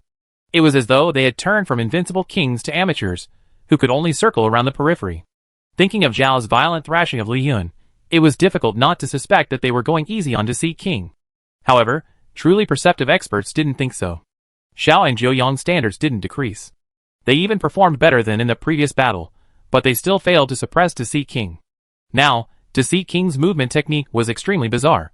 Under the siege of the trio, he seemed to be walking leisurely.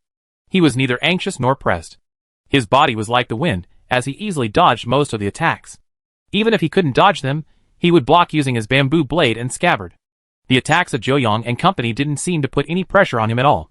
Instead, every casual swing of the Deceit King's saber seemed to give Joyoung and company immense pressure.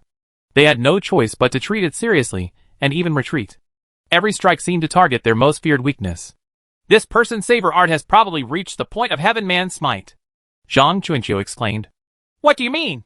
Xiao Luchuan didn't understand what Zhang Chuanqiu's adjective meant. He knew about Heaven Man unity, but he had never heard of Heaven Man's smite. Zhang Chuanqiu explained. You can understand it as a public outrage.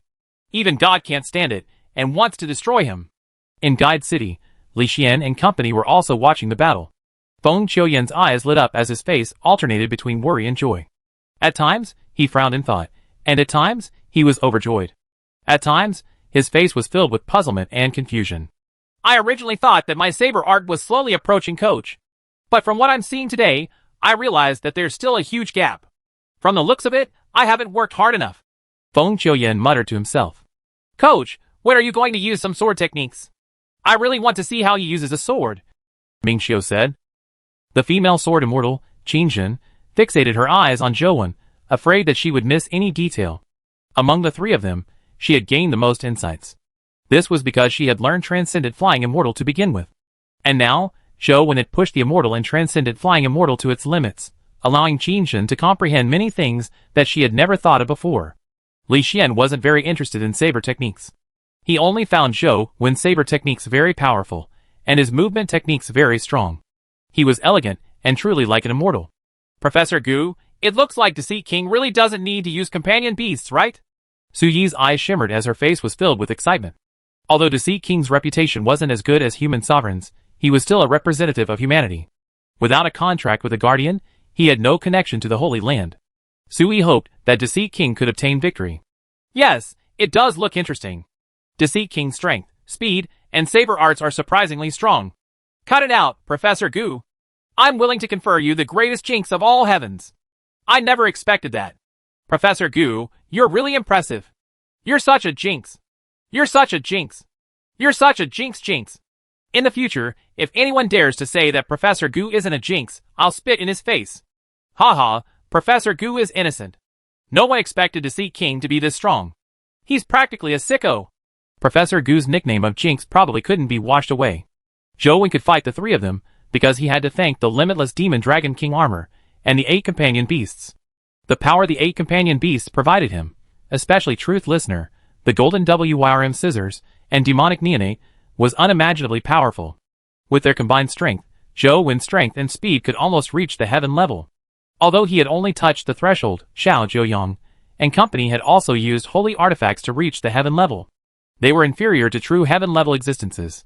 They, too, had only touched the threshold. Under such circumstances, Zhou Wen was at the same starting point as the three of them.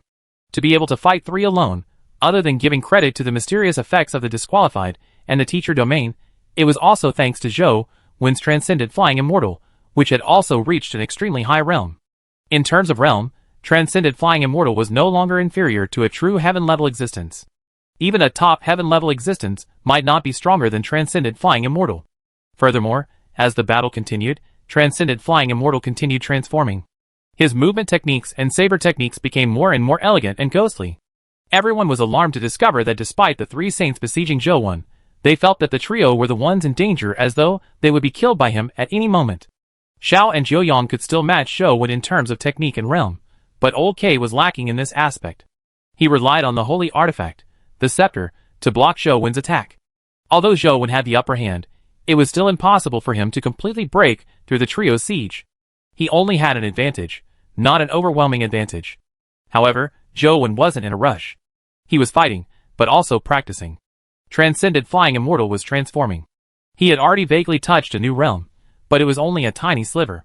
It was still unknown if he could fully comprehend it. Apart from practicing Transcendent Flying Immortal, the teacher domain had also been gathering the trajectories of Joyoung and company's powers. It was a trajectory that only heaven-level perfect domains could leave behind in the teacher domain.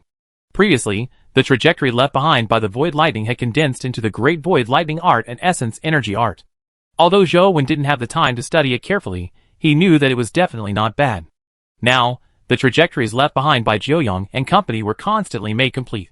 Perhaps they could condense an Essence Energy Art as well. Chapter 16-17 composed. Lord Holy God, should we head out and help Joyoung and the rest? The saints knelt on one knee and asked Holy God. The teleportation nexus has already been destroyed. How are you going to help them? Holy God said indifferently. Well, the saints were rendered speechless. Is there nothing you can do, Lord Holy God? A saint asked. There's naturally a way, but it's not that easy to leave. It's too late now. Besides, even if you were sent out, what can you do with your strength? Holy God said expressionlessly. The saints fell silent. Joyoung and company were already the cream of the crop among the saints. They were still unable to defeat Zhou Wen despite being augmented by the holy artifacts. Even if they could leave, they wouldn't be of much use in such a battle. It would even be difficult for them to participate in the battle. You think too little of yourself. How can the saints of the Holy Land only have this little ability? Watch carefully. The show has just begun, Holy God said with a deep gaze. Just as Holy God had said, for Joyoung and company to stand out in the cruel environment of the Holy Land and become the controllers of the holy artifact meant that they were no pushovers. Old K used the scepter to block Bamboo Blade and shouted at Joyoung and Xiao in a deep voice. At this stage, there's no need to hold back. If we can't kill him here today, how can we face Lord Holy God?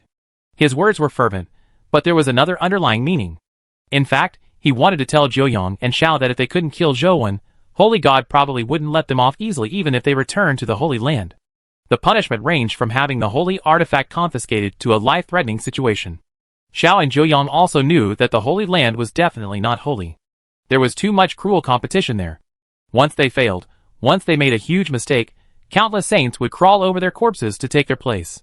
To the 6 holy temples, they weren't completely irreplaceable. At the very least, not yet. Xiao and Joyoung exchanged looks as the sun god bead in Joyoung's arms lit up. His entire body seemed to turn into light as he charged at Zhou Wen with terrifyingly high temperatures. Previously, although Joyoung had also emitted the sun god light, he had only used powerful destructive power. He didn't have such terrifyingly high temperatures that could melt things. On the other side, the ring on Zhao's finger emitted a strange glow, causing his body to distort strangely. Even his figure was almost indiscernible. When he attacked Zhou Wen, his figure seemed to distort strangely in space. He clearly looked like he was going one direction, but he would appear in another. Zhou Wen's saber that slashed at Xiao failed to touch him. Old K tried his best to channel his scepter, but he only managed to make it a little stronger. It didn't produce any stronger effects. Even so, it placed Zhou Wen in danger. Bang! When Bamboo Blade met Joyoung's fist, although Bamboo Blade was extremely hard and was only at the Terror grade, it wasn't inferior to a Calamity grade weapon. However, it bent under Joyoung's fist. Even Zhou Wen's body was sent retreating. However, once the force dissipated, Bamboo Blade's blade bounced back. Zhao's figure was like a wandering soul, as he dodged the scabbard slash that Zhou Wen delivered with his left hand. He stuck close to Zhou Wen, his sharp nails slashing at his neck. Zhou Wen had already tried his best to dodge, but he was still a little slow. The armor around his neck had a deep mark that almost reached Zhou Wen's skin. Zhou Wen immediately felt the pressure increase. Xiao and Joyoung gave him immense trouble. Is it still too much? He should be summoning his companion beasts, right? Xiao Luchuan said after some thought. Xiao and Zhou will probably become our archenemies in the future. I wonder how many saints like them there are in the Holy Land, Zhang Chunqiu said after some thought. Who knows? Those saints all have terrifying talent. I wonder where the Holy Land found so many children to nurture. Xiao Luchuan thought for a moment and said, Thankfully, even if they have talent and resources, they might not be able to become true experts. It depends on their beliefs and comprehension. There probably aren't many saints like Xiao and Zhou in the Holy Land. Even if there aren't many, there are 6 temples, Zhang Chunqiu said. Old K is clearly inferior. If the other holy artifacts wielders are like Old K, it will be much easier for us to deal with them, Xiao Luchuan said. However, Zhang Chunqiu shook his head and said, Don't underestimate Old K. Although his combat strength and talent are inferior to Xiao and Zhou, strength may not be all that matters. The strength he possesses isn't primary. His ability to control the overall situation is what he's good at. Didn't you realize that Old K has been making up for the flaws caused by Xiao and Zhou attacks? Zhang Chunqiu glared at Xiao Luchuan. Naturally. However, I still think that Xiao and Zhou are more terrifying, Xiao Luchuan said with a smile. Zhang Chunqiu didn't wish to harp on this problem. As he looked at the satellite screen, he muttered to himself. Let's see how Zhou plans on dealing with it. Even if he summons a companion beast, he might not be able to control it well in such a fast-paced battle. Everyone felt that Zhou would summon a companion beast at any moment, but after waiting for a while, Zhou still had no intention of summoning one. And his current situation was deteriorating. Under the crazy siege of the 3 saints, wounds constantly appeared on his body. That's more like a saint. Holy God was very satisfied with the trio's performance, especially Xiao and Zhou. It even surprised him. The 2 of them grew unimaginably fast. Every saint in the Holy Land was a genius, but in comparison, the other saints appeared too mediocre. Holy God had already begun thinking that he should raise the standard when searching for the wielders of the holy artifacts for the other 3 temples. He should search for people using Xiao and Zhou as the benchmark. A saint like God's Fall definitely didn't deserve being a holy son. It's about time he summons a companion beast, right? Holy God was also guessing when Zhou would summon a companion beast. Zhou had no intention of summoning a companion beast. He constantly brandished the bamboo blade as his body moved with the saber's force. Although he was in a predicament, his actions remained composed. To put it simply, even if his face was beaten until it swelled like a pig's head, his hair never turned messy. Chapter 16:18 Something's missing. Zhou didn't do it to show off. He kept within his transcendent flying immortal realm, which was why he produced such an effect. No matter how disadvantaged he was, his figure was still as graceful as an immortal. Zhou had been practicing Transcendent Flying Immortal during his battles with Star-Lord Ardent Virtue. Transcendent Flying Immortal had already reached an extremely high level of the Calamity grade. In the battle with Zhou and company, he pushed Transcendent Flying Immortal to the limits of the Heaven level. However, no matter how extreme a Heaven level martial technique was, it was ultimately at the Calamity grade. It was impossible for it to help Zhou reverse the disadvantageous situation he was facing. Zhou had never come into contact with the Apocalypse grade, nor did he know what kind of level it was. It was impossible to push Transcendent Flying Immortal to the Apocalypse grade. However, during the battle, Zhou vaguely felt that Transcendent Flying Immortal seemed to be missing something, but he couldn't figure out what it was. Zhou wanted to figure out what he was lacking by exploiting the overwhelming disadvantage he was in while fighting Zhou and company. The disqualified allowed Zhou to deduce the opponent's weakness. The teacher domain constantly replicated the opponent's trajectory, allowing Zhou to gain an understanding of their strength. However, there was something that left Zhou puzzled. After such an extended battle, there were already many trajectories left in the teacher domain with no further increase. However, for some reason, the 3 trajectories were still incomplete. They didn't form a complete puzzle like the Void Salamander's trajectory before turning into an Essence Energy Art. Could it be that the 3 of them relied on the holy artifact to reach the heaven-level perfect domain? Therefore, in theory, their domains aren't perfect, so they can't form a perfect puzzle, Zhou guessed. He had already tried many times. No matter how the teacher domain replicated their trajectories, it didn't add new trajectories. Zhou wasn't in the mood for research. His mind was still focused on Transcendent Flying Immortal. What else is missing? After some thought, Zhou still couldn't figure out what was missing. Transcendent Flying Immortal could be said to have reached the epitome of gracefulness. Be it its trajectory or concept, there were no flaws. Even the teacher domain couldn't find any imperfections. Zhou still felt that something was missing from such a perfect Transcendent Flying Immortal. Could it be that it lacks the original domineeringness of Transcendent Flying Immortal? Zhou thought of a possibility. Previously, Zhou had studied Transcendent Flying Immortal, and had taken a domineering path, which eventually led to him creating Immortal Slaying. Now that Transcendent Flying Immortal had changed to the path of an Elegant Immortal, it naturally didn't have that domineering aura. Zhou Wen was wondering if the Immortal Dao's Transcendent Flying Immortal lacked that domineering aura. If he fused domineeringness with the Immortal Dao, would it have a stronger effect? However, after some thought, Zhou Wen eliminated this possibility. The Immortal Dao focused on elegance. Even the trajectory it took was an arc. As for dominance, it was straightforward. The fastest, strongest, most ruthless, and most domineering attack naturally had to go in a straight line. Although they were both Transcendent Flying Immortals, in essence, the two had completely different modes. It was impossible for them to fuse together. If it's not lacking a domineering aura, what's missing? Zhou Wen thought as he fought. Zhao's palm streaked across his waist like a blade, slicing open the armor. Blood flowed out of the cracks in the armor. Zhou Wen already had quite a number of such wounds, as well as the burn wounds left behind by Jiuyang Sun God power. The armor formed by the limitless Demon Dragon King was only at the Terror grade after all. Its abilities far exceeded its level, but there was an obvious deficiency. The defense of a Terror grade armor was almost negligible under the attacks of a Calamity grade expert. Only an armor with absolute defense, like the Prison Dragon armor, could put up some resistance.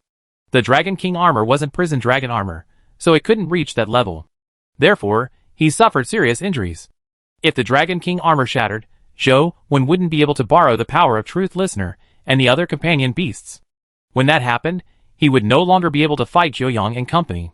It would be difficult for him to fight one-on-one, much less 3M. As the ultra-slow motion analysis took a long time, the video played by the program team was greatly delayed.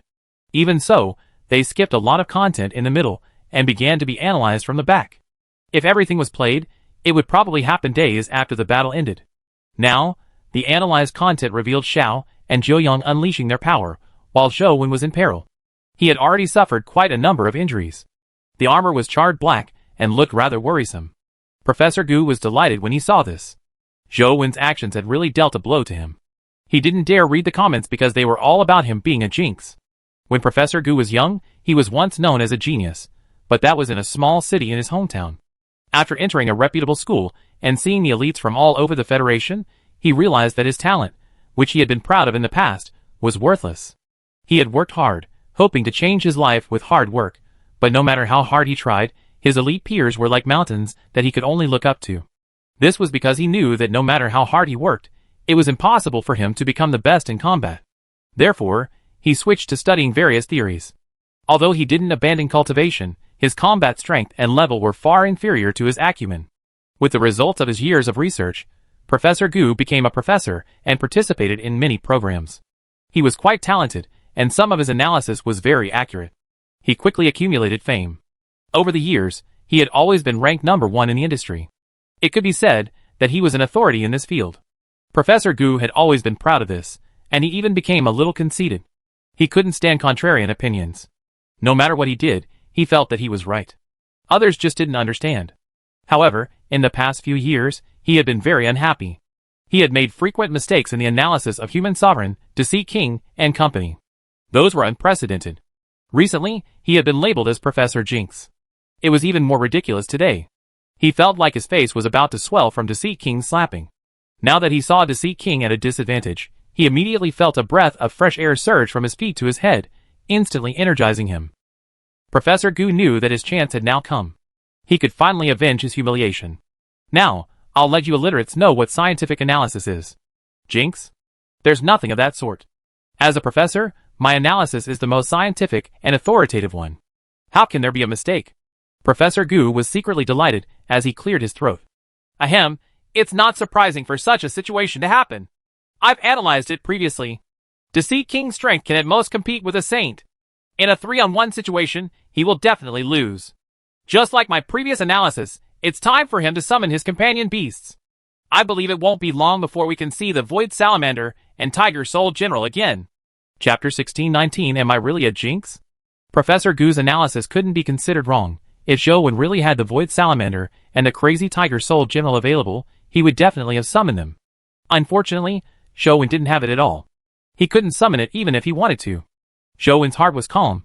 Although he was in grave peril, he didn't panic at all. His mind was so calm that it made one's hair stand on end.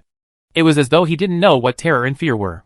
The damage to the Dragon King armor increased, And Zhou Wen knew that he didn't have much time left. What's missing? Zhou Wen continued searching for an answer in battle. Within the confines of Zhou Wen's possible strength and speed, Transcendent Flying Immortal could be said to be a perfect technique. It fully utilized Zhou Wen's strength and speed. To be able to fight three alone, with all three saints holding holy artifacts for so long without them finding any flaws, it was only because their strength was inferior that they were suppressed. This was enough to prove how powerful Transcendent Flying Immortal was.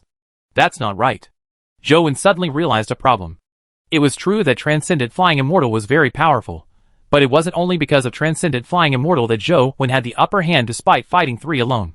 The disqualified allowed Zhou Wen to easily see through his opponent's weaknesses and flaws. As for the teacher domain, Zhou Wen quickly knew his opponent's abilities like the back of his hand. Transcendent Flying Immortal looked so powerful because of the augmentation of these two abilities.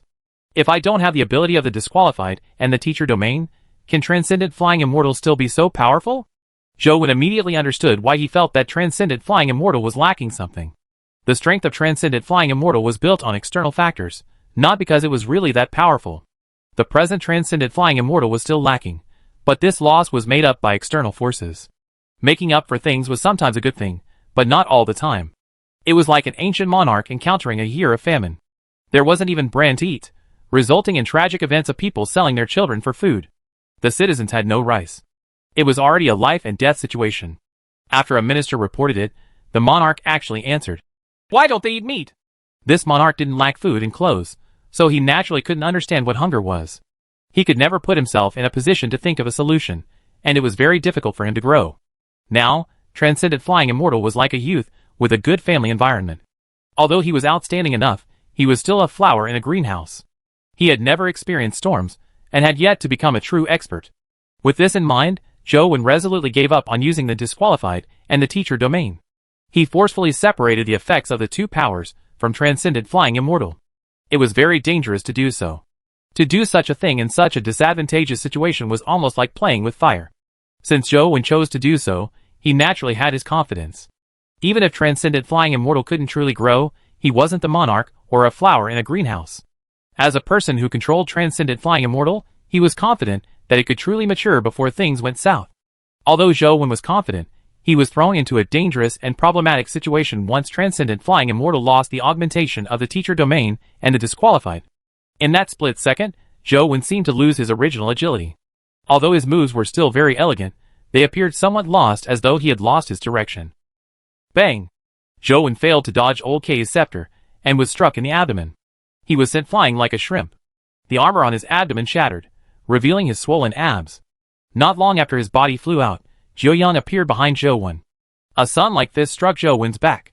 If it were in the past, with the augmentation of the disqualified and the teacher domain, Zhou Wen would have been able to predict and dodge the strike.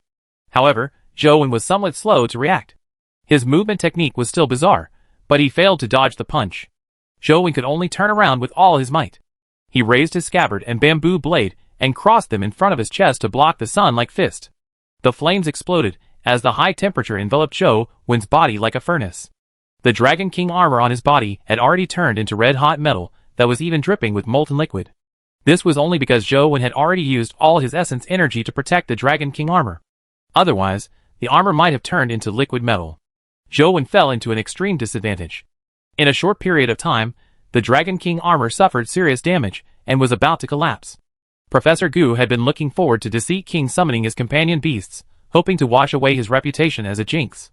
However, from the ultra-slow motion video analysis, Deceit King didn't seem to have any intention of summoning his companion beasts. Despite being at such a disadvantage, he still insisted on fighting the three saints with his skills. What are you doing? Why aren't you summoning your companion beasts at such a time?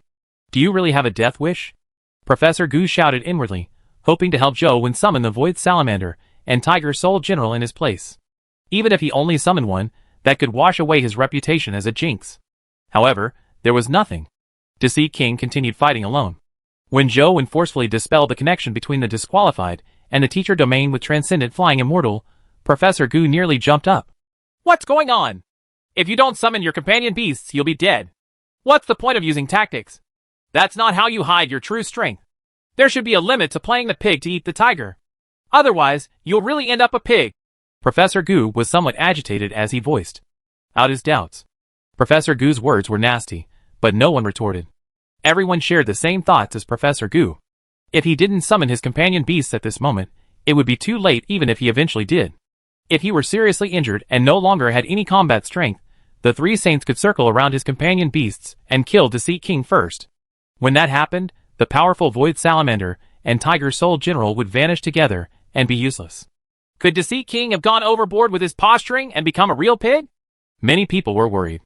After all, the battle was right in front of them. Deceit King had already fallen into an absolute disadvantage.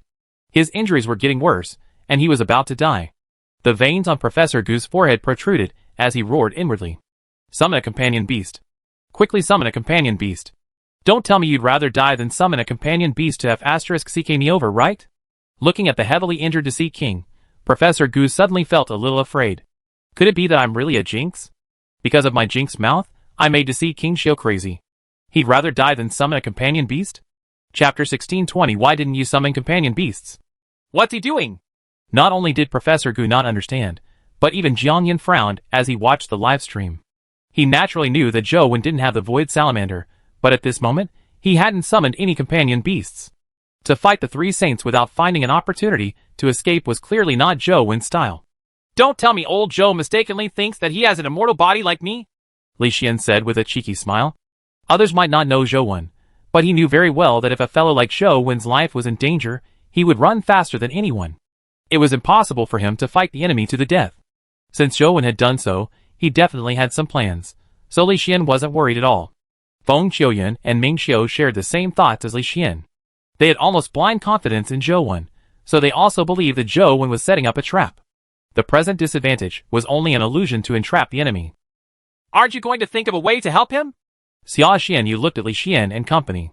She was somewhat puzzled. Are these fellows plastic brothers? They have long hoped for Zhou Wen's death. Otherwise, why aren't they showing the least bit of anxiety despite his prolonged battle? They have no intention of thinking of a way to help.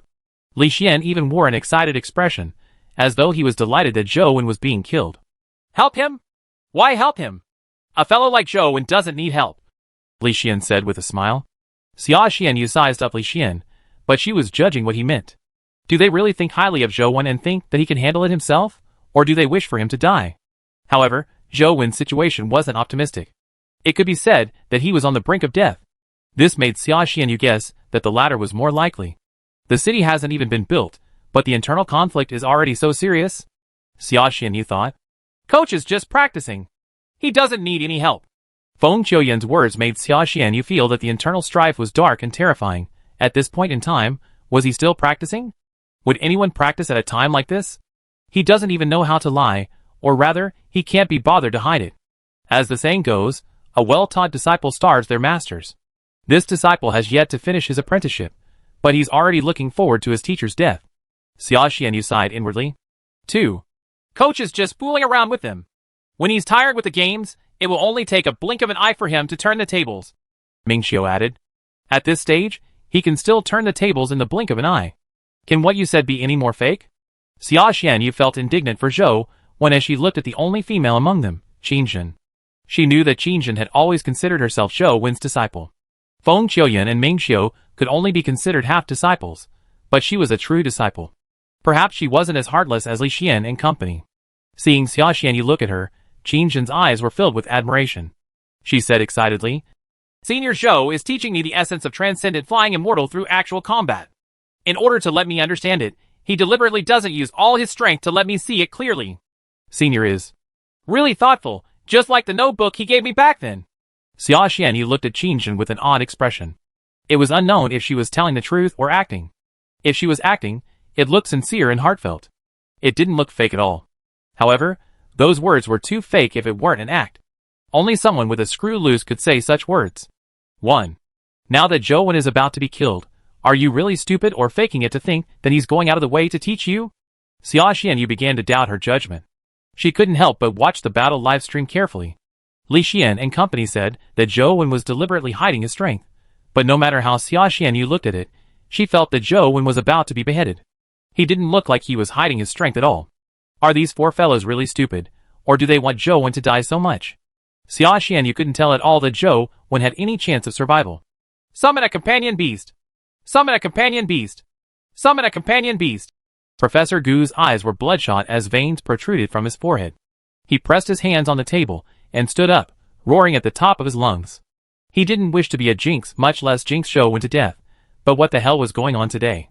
Deceit King was about to be killed, but he still hadn't summoned his companion beasts. This didn't make sense. It didn't make any sense. Now, Professor Gu was a little afraid of himself. In the past, he didn't take it to heart when people said that he was a Jinx. But now, he couldn't explain why Deceit King hadn't summoned his companion beasts. It was impossible. Unless...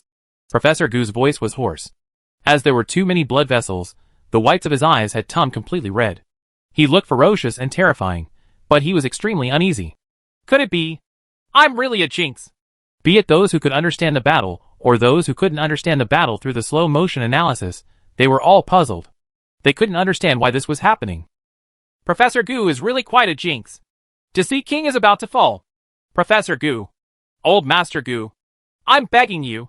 Stop talking about summoning companion beasts. Please, don't jinx it anymore. It's over, it's over. Even Deceit King can't withstand Professor Gu's jinx. He's doomed. Deceit King has lost all his intelligence from being jinxed. He's on the brink of death. He definitely can't summon companion beasts. Perhaps those companion beasts have already gone on strike and are rebelling. Professor Jinx. He lives up to his reputation. What a pity for the great Deceit King. Some of the female fans who supported Deceit King were about to cry. They were all begging Professor Gu to stop jinxing it. I'm not a Jinx. I'm not. Professor Gu was on the brink of a mental breakdown. He was already in a daze as he jumped onto the platform. He pressed his hands on the big screen that was used for the broadcast, producing loud snapping sounds. The video on it flickered as he roared at the top of his lungs. Summon your companion beasts for me. Eyes over. Those who had witnessed Professor Gu's jinxes felt their hearts turn cold. Professor Gu had given his all at jinxing. This mighty jinx roar was something even Deceit King didn't deserve at the cost of his life. Bang! Zhou Wen's body was once again struck by Old K's scepter, as his body flew to the side. And there, Jiuyang and Xiao were already ready to attack. The sun-like fist and the god-like fingers struck at Zhou Wen, who had lost his balance. Their attacks were inches away. Chapter 16:21-1 Zenith Heaven True Immortal. Eyes over! Upon seeing this situation, Professor Gu's excitement plummeted. He nearly collapsed on the commentary platform. The audience felt disheartened. They felt that it wasn't worth it for Deceit King to die just like that. He clearly had such powerful companion beasts, but he didn't use them. It was truly unacceptable for him to die so tragically. Sigh. Xia Xianyu sighed inwardly. She had a good impression of Zhou Wen. She originally wanted to cooperate with him, but from the looks of it, there was no chance. However, just as Zhou Wen was about to be hit by Jiuyang and Xiao, his body suddenly somersaulted. It was as though he had just woken up from a dream and was stretching. This seemingly languid action instantly dodged Jiuyang and Zhao's attacks that were inches away. At the same time, it made Old K, who was pursuing him, lose his target. Something different seems to have happened. Jiang Yin muttered to himself as he looked at Zhou Wen. The real show is about to begin. Zhong Zia sat in the stone pavilion and leaned against the stone railing. He held a cigarette, but in one hand, and a handful of fish food in the other, as he casually threw them into the lake. That fellow's aura seems to have changed into something strange. Xiao Luchuan keenly sensed something. TT seems like something fun is about to happen, Zhang Chunji said with narrowed eyes. Old K and Jiuyang rushed forward to attack Zhou Wen again. Zhao's body was like an illusion as his figure flickered in and out of existence. He constantly attacked from the distorted space, pointing at Zhou Wen's vital spots from various unbelievable angles. The present Zhou Wen seemed to have nothing mortal about him. Although Transcendent Flying Immortal was elegant, it was still somewhat domineering. It wasn't that Zhou Wen didn't cultivate it well, nor was it that being domineering was wrong. The most primitive skill of Transcendent Flying Immortal was 70% domineering. It was innate. It was just too difficult to change it after cultivating this much. However, Zhou Wen changed it. He no longer had the domineering trait. Ignore the dominance. Even the 7 emotions and 6 desires of the mortal world seemed to have nothing to do with Zhou Wen. Zhou Wen's every move was like an otherworldly immortal. It was indescribably refreshing. Jiuyang, Xiao, and Old K's ferocious attacks were originally like a storm, but when they came in front of Zhou Wen, they seemed to turn into breeze or drizzle. For some reason, the ferocious attacks seemed to become soft and powerless as Zhou Wen easily resolved them. This is... Upon seeing this scene, Holy God's pupils suddenly constricted. He lost control of his emotions as his voice subconsciously rose. However, Holy God wasn't sure if what he saw was what he was thinking. Therefore, he widened his eyes and stared intently at Zhou Wen.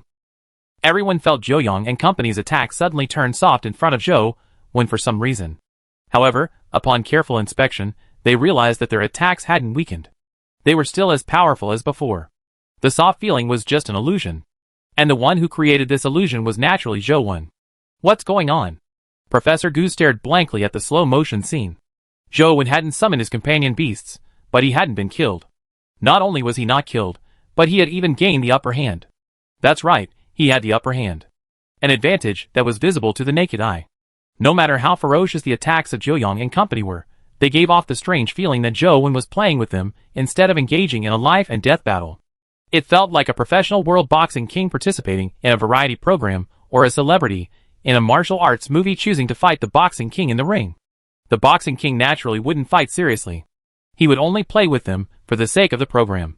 He would wear a look of forced seriousness and helplessness. Now, Zhou Wen gave off the feeling that experts as powerful as Zhou Yong and Xiao were amateurs in front of him. How did this happen? Professor Gu slumped back in his chair and watched everything happen in a daze. He didn't know what to feel. Why do I feel that? Deceit King seems very. A person thought for a long time, but couldn't think of a word to describe Deceit King's present state. Immortal. Someone beside him added. That's right. It's immortal. Why doesn't Deceit King look like a thief? Why does he seem to be emitting an immortal aura? The person from before slapped his thigh and shouted. It's true. His every move feels ethereal, like an immortal untainted by the mortal world. Holy **T, to be able to fight so gracefully, Deceit King is a first.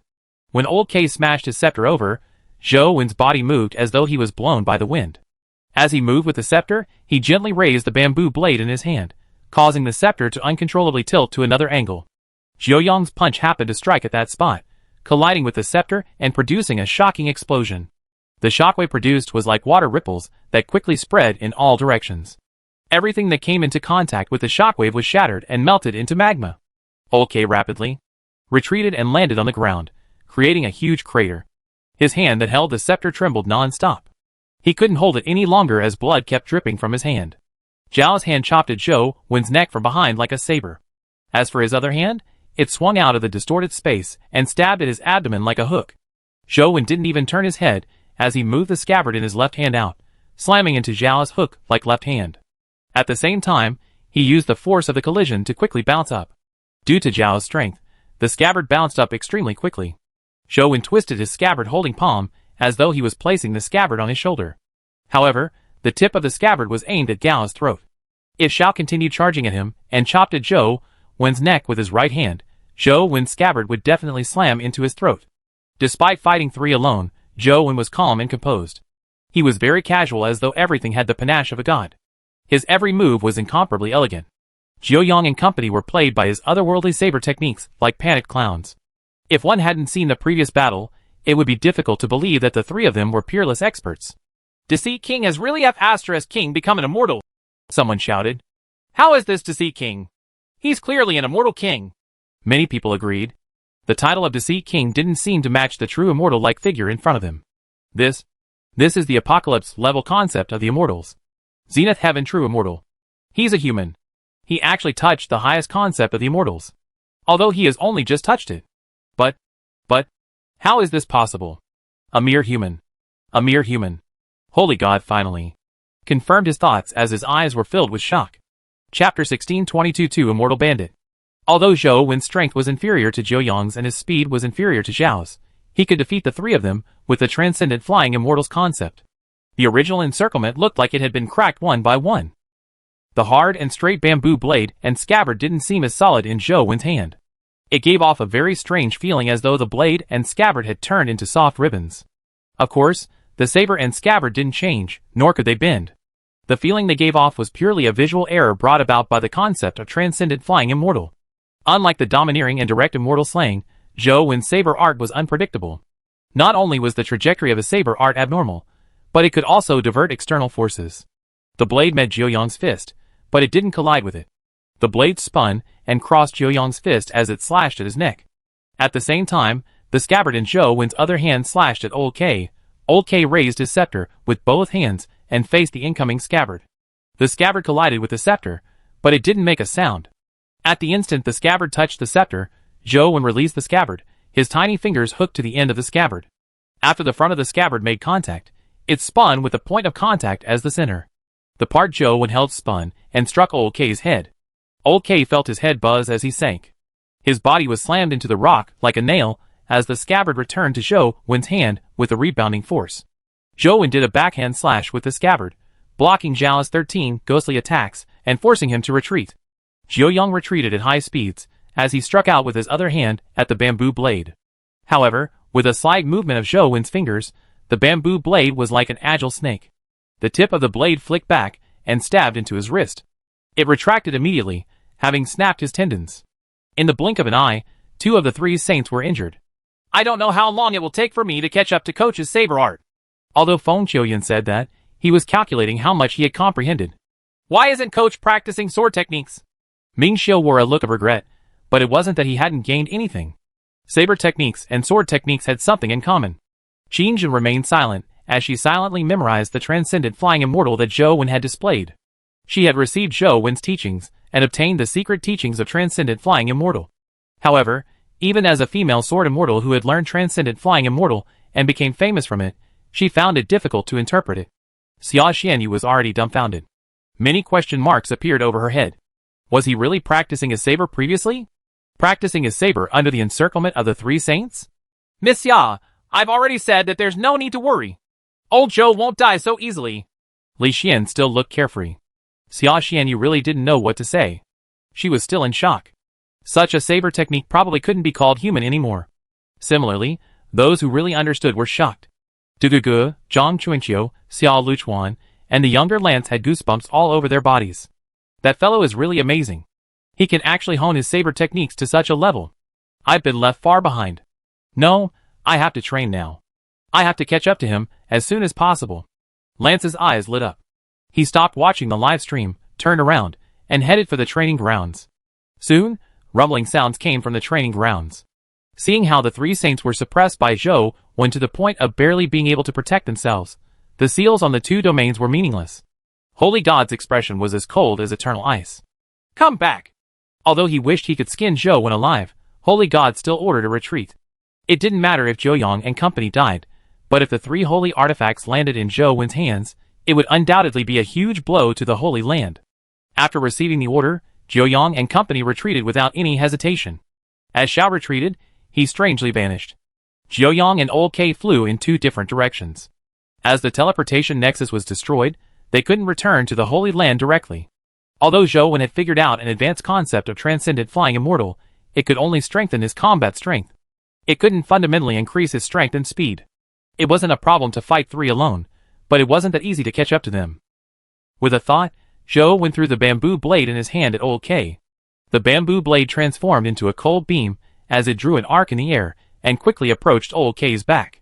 Old K had learned his lesson, so he didn't dare use the scepter to block Zhou Wen's bamboo blade. All he could do was dodge. However, just as he dodged, he saw a golden light flash above his head. A golden pair of scissors landed on his neck. With a snip, his head immediately separated from his body. Blood splattered everywhere, as the guardian armor on his body shattered and dissipated. Zhou Wen arrived beside Old K's corpse almost instantaneously, and picked up the scepter. The scepter was the same as the Khanate Insight that Zhou Wen had previously obtained. It was a holy artifact of the 6 holy temples, but the Khanate Insight came from the Khanate holy temples, while the scepter came from the Divine Emperor Holy Temple. Despite destroying the teleportation nexus and killing a saint right in front of the Holy Land, nobody appeared. Such might was probably rare even in history. The Holy Land had never suffered such humiliation. Zhou Wen stood there, as the people watching the live stream looked at him, as though he was an immortal. The shouts of Immortal King sounded everywhere in the Federation. The saints in the Holy Land were alarmed and furious. Holy God didn't say a word, but his expression was extremely ugly. In a short period of time, 2 holy artifacts had been snatched away by Zhou Wen. He had even camped at the Holy Land's entrance to kill the saints. It was insulting. If not for the suppression of Earth's rules, Holy God would have personally taken action to kill Zhou Wen. Unfortunately, this was Earth, not the dimension. He could only fantasize. Just as people were about to worship Zhou Wen like a god, they saw him bend down and reach out to search Old K's corpse. He quickly placed the thing he had taken out of old K's body into his pocket. This wretched action formed a stark contrast to his previous elegant figure. Everyone was stunned. They couldn't imagine that it was the same person. A second ago, Zhou was still akin to an immortal, but now, he looked like an extremely greedy thief. He didn't even spare the corpse. The people who were shouting Immortal King gradually softened their voices. They looked a little guilty and embarrassed. I think it's more appropriate to call him Immortal Bandit. It was unknown who said this, but it immediately resonated with many people. Chapter 1623 Harvest. After Zhou took out old K's items, he instant transmitted away. There was no reason to stay. He definitely wouldn't dare enter the Holy Land. Those saints probably wouldn't dare come out either. There was nothing to be done here. If anything really came out of the Holy Land, he might not be able to deal with it. Zhou didn't return to Guide City directly. Instead, he teleported to the planet where Tsukuyomi was. When he entered the glacier rift, he saw that Tsukuyomi was still there. She was enveloped by intense moonlight, and had yet to complete her evolution. Thankfully, nothing had happened. Only then did Zhou feel relieved as he took out all his spoils. The baby Void Salamander companion egg was good stuff. Although it was only at the human realm, it could still evolve in the future. If it could grow to the level of the adult Void Salamander, it would be extremely powerful. The key was that the power of Void Lightning was very destructive against spatial creatures. It might be of great use in the future. Zhou had already decided to nurture the Void True Salamander. Old K's scepter was the same as the Kane Insight. Zhou tried it, but there was no reaction. He probably needed a special physique and essence energy art to use it. There were also some things that he found on Old K. There were a few dimensional crystals, but their levels weren't high. They were useless to Zhou. Apart from that, there was a small box. It was made of metal, and was locked. Zhou didn't manage to find the key. He used the golden WYRM scissors to cut it open, and realized that there was a sheepskin inside. What's this?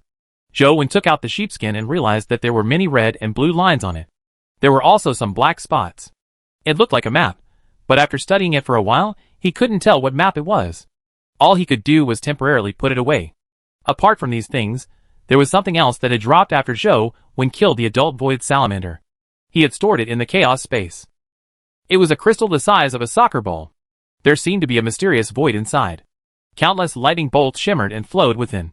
It looked irregular, as it was born out of nothing before disappearing into the void. Zhou could sense a very intense void lightning power in the crystal ball. He guessed that it was the calamity essence of the Void Salamander. Zhou didn't have a void lightning attribute, but he couldn't bear to use it as an energy supplement. Therefore, he put it away. When he hatched the Void Salamander, he might be able to use it to advance it a little. That Void Lightning Grand Art only has spells. It's a pure essence energy art. I wonder if humans can cultivate it. Zhou roughly looked at the content of the Void Lightning Grand Art, and felt that it shouldn't be a problem. However, he had already reached such a level, so there was no need for him to cultivate it. In the future, if he met someone suitable, he might give it a try. Without immediately incubating the Void Salamander, Zhou summoned Demonic Neonate. Demonic Neonate looked the same as before. She hadn't grown taller, and her body didn't seem to have changed much. She was wearing blackish purple armor, and hugging the demonic sword. The heaven-shrouding bell hung at her waist. She stood there with a cold expression, as though she was telling everyone not to approach. Zhou took out his phone, and looked at her detailed stats. Demonic Neonate, Terror, Evolvable.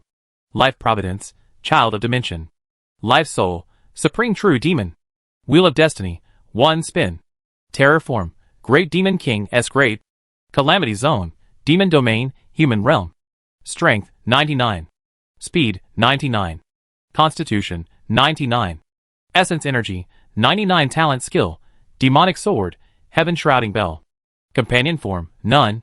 Holy SH*T, she has a Calamity Zone at the Terror Grade? It's no wonder the power she provided me was so strong. Zhou was pleasantly surprised. A Terror Grade Calamity Zone was a little sick.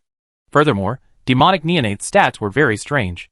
When other mythical creatures advanced to the Terror Grade, they would probably break through to 82 points and absorb stat crystals to reach the 99-point limit of the Terror Grade. Zhou had reared many companion beasts, but once Demonic Neonate evolved, she was already at the 99 value limit. There was no need for her to absorb any more. Neonate's potential is really terrifying. I wonder what her origins are. Zhou never expected Demonic Neonate to have such great potential. It was surprising that the child, who looked like a barbarian, could grow to such a stage. She should have come here from the time teacher opened up the dimensional passageway. There's a high chance that she's a creature from the dimension. The chances of her being a devil are very high. Zhou Wen thought to himself, but he felt that it wasn't that simple. If it was only a high-level creature of the devil race, even if it was the monarch of the devil race, there was no need for Grim Demon to act like it was taboo. No matter how Zhou Wen threatened and tempted him, Grim Demon refused to reveal anything about Demonic Neonate. After all, anyone could guess from Demonic Neonate's performance that she might be the monarch of the devils, so what was there to hide? Furthermore, Zhou Wen was Demonic Neonate's master, so there was no need for Grim Demon to hide such matters. Zhou Wen took a careful look before his gaze landed on Demonic Neonate's Life Providence and Wheel of Destiny. Demonic Neonate's other abilities were related to devils, but her Life Providence was the Child of Dimension. This seemed problematic. If she was the Devil Monarch, her Life Providence should have been Child of the Devil Monarch, or even a Devil Monarch Life Providence. However, that didn't happen. Zhou Wen didn't understand what use the Life Providence Child of Dimension had. There was also the problem of the Wheel of Destiny. Zhou Wen also had one spin, but his one spin was a postfix. In fact, the Wheel of Destiny was no engravings. Perhaps the two were somewhat different. However, even so, Zhou Wen still hadn't discovered the use of this one spin. Demonic Neonate naturally didn't understand. Zhou Wen looked at Demonic Neonate without a word, likewise for Demonic Neonate. It was unknown what she was thinking. Zhou Wen sighed, and reached out to stroke Demonic Neonate's head. Demonic Neonate clearly had extremely high intelligence, and was smarter than Zhou Wen's other companion beasts, but for some reason, she didn't communicate with anyone or play with other companion beasts. She wasn't as lively as Banana Fairy. Sometimes, Zhou Wen wondered if she was a robot. After getting Demonic Neonate to stand by the side, Zhou Wen took out the Void Salamander companion egg and injected essence energy to hatch it. The appearance of the Void Salamander companion beast was no different from the baby Void Salamander. He had already seen its stats, which remained unchanged. He took out the Void Salamander's crystal ball, and made an attempt by placing it in front of the Void Salamander companion beast. It immediately swallowed the crystal ball without any hesitation. Chapter 1624 Star-Lord Martial Song. The moment the crystal ball was swallowed, the Void Salamander's body began to emit void lightning. Its scales, for wings, and body appeared to begin transforming into lightning. Moments later, the Void Salamander transformed into pure void lightning. Not long after, it automatically flew back to Zhou Wen and returned to its tattoo form. I wonder how long it will take to evolve. Zhou Wen found it odd. Typically, when a Terror grade companion beast advanced to the Calamity grade, it would enter an evolutionary state. However, very few companion beasts would undergo such a situation at the Calamity grade. Typically, their domains would directly advance, so it didn't take long. However, Zhou Wen didn't have much experience advancing to a domain. He felt that it was possible that some companion beasts needed such a state. After packing up, he glanced at Tsukuyomi beside him. The moonlight around her body didn't show any signs of weakening. I hope she can complete her evolution before Toad Immortal arrives. Zhou Wen took out his phone and continued gaming.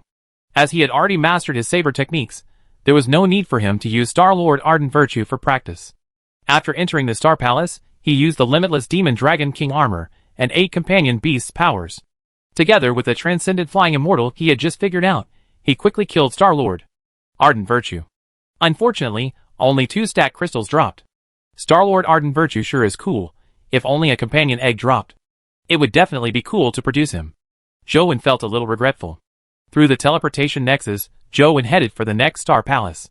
Now, Zhou Wen only wanted to clear all the Star Palaces, so that the Star-Lords could quickly respawn and allow him to grind them indefinitely. These Star-Lords had their own characteristics. Even if it was just one, it was already considered an excellent grade companion beast. Furthermore, typically speaking, such companion beasts might have a very high compatibility score. Using the phone's fusion function, he could probably fuse the 7 Star-Lords into one. It would definitely be a heaven-level companion beast. The 6th star of the Big Dipper was called Mizar. Many people were unfamiliar with this name, but they were probably more familiar with the name Martial Song in the East District. The moment he entered the Mizar Instance dungeon, Zhou Wen was stunned by the scene in front of him. Is this the God of Fortune Hall, or the Martial Song Star Palace? There were 4 rows of trees planted in front of the Star Palace. A row of trees had copper leaves and copper branches, and they were covered in copper coins. The second row of trees had silver leaves and silver branches filled with silver ingots. The third row of trees was filled with golden leaves and silver branches. The fourth row of trees was filled with colorful gems, pearls, agate, jade, and jadeite.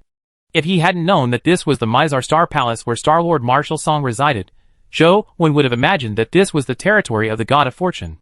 In Zhou Wen's impression, Many humans in the ancient era claimed to be a mortal incarnation of martial song, but they were all famous generals. None of them were rich. Could it be that everyone has made a mistake in the past? Not only can he fight, but he's also especially rich. Zhou Wen thought of a superhero from a comic. That superhero's superpower was being rich. He was especially good at fighting because he was rich. With this curiosity in mind, Zhou Wen controlled the blood-colored avatar to push open the door to Mizar Star Palace. Holy sh*T, is this some golden Saint Seiya? Zhou Wen looked at a huge money tree in the Golden Star Palace. Under the money tree sat a Star Lord in golden armor, with all sorts of gems embedded in him. At a glance, he thought it was the godlike Saint Seiya, but on careful look, this money tree was a little too eye-catching. It wasn't that sublime. Star-Lord Marshal Song was wearing golden armor, with many gems on him. He was extremely dazzling. Zhou Wen still couldn't understand his name. As though he had discovered Zhou Wen's arrival, Star-Lord Marshal Song turned to look in his direction. Zhou Wen noticed that his eyes were still closed. Bro, can you stop pretending to be a Virgoan, acting all reserved and self-effacing? Zhou Wen cursed inwardly. Although Star-Lord Marshal Song didn't open his eyes, he seemed to see Zhou Wen. He slowly raised his right hand and pointed his index finger at Zhou Wen. Zhou Wen summoned the Chaos Egg to protect his body. He had no intention of attacking first. The main reason he was fighting the Star-Lords in game was to understand their various abilities.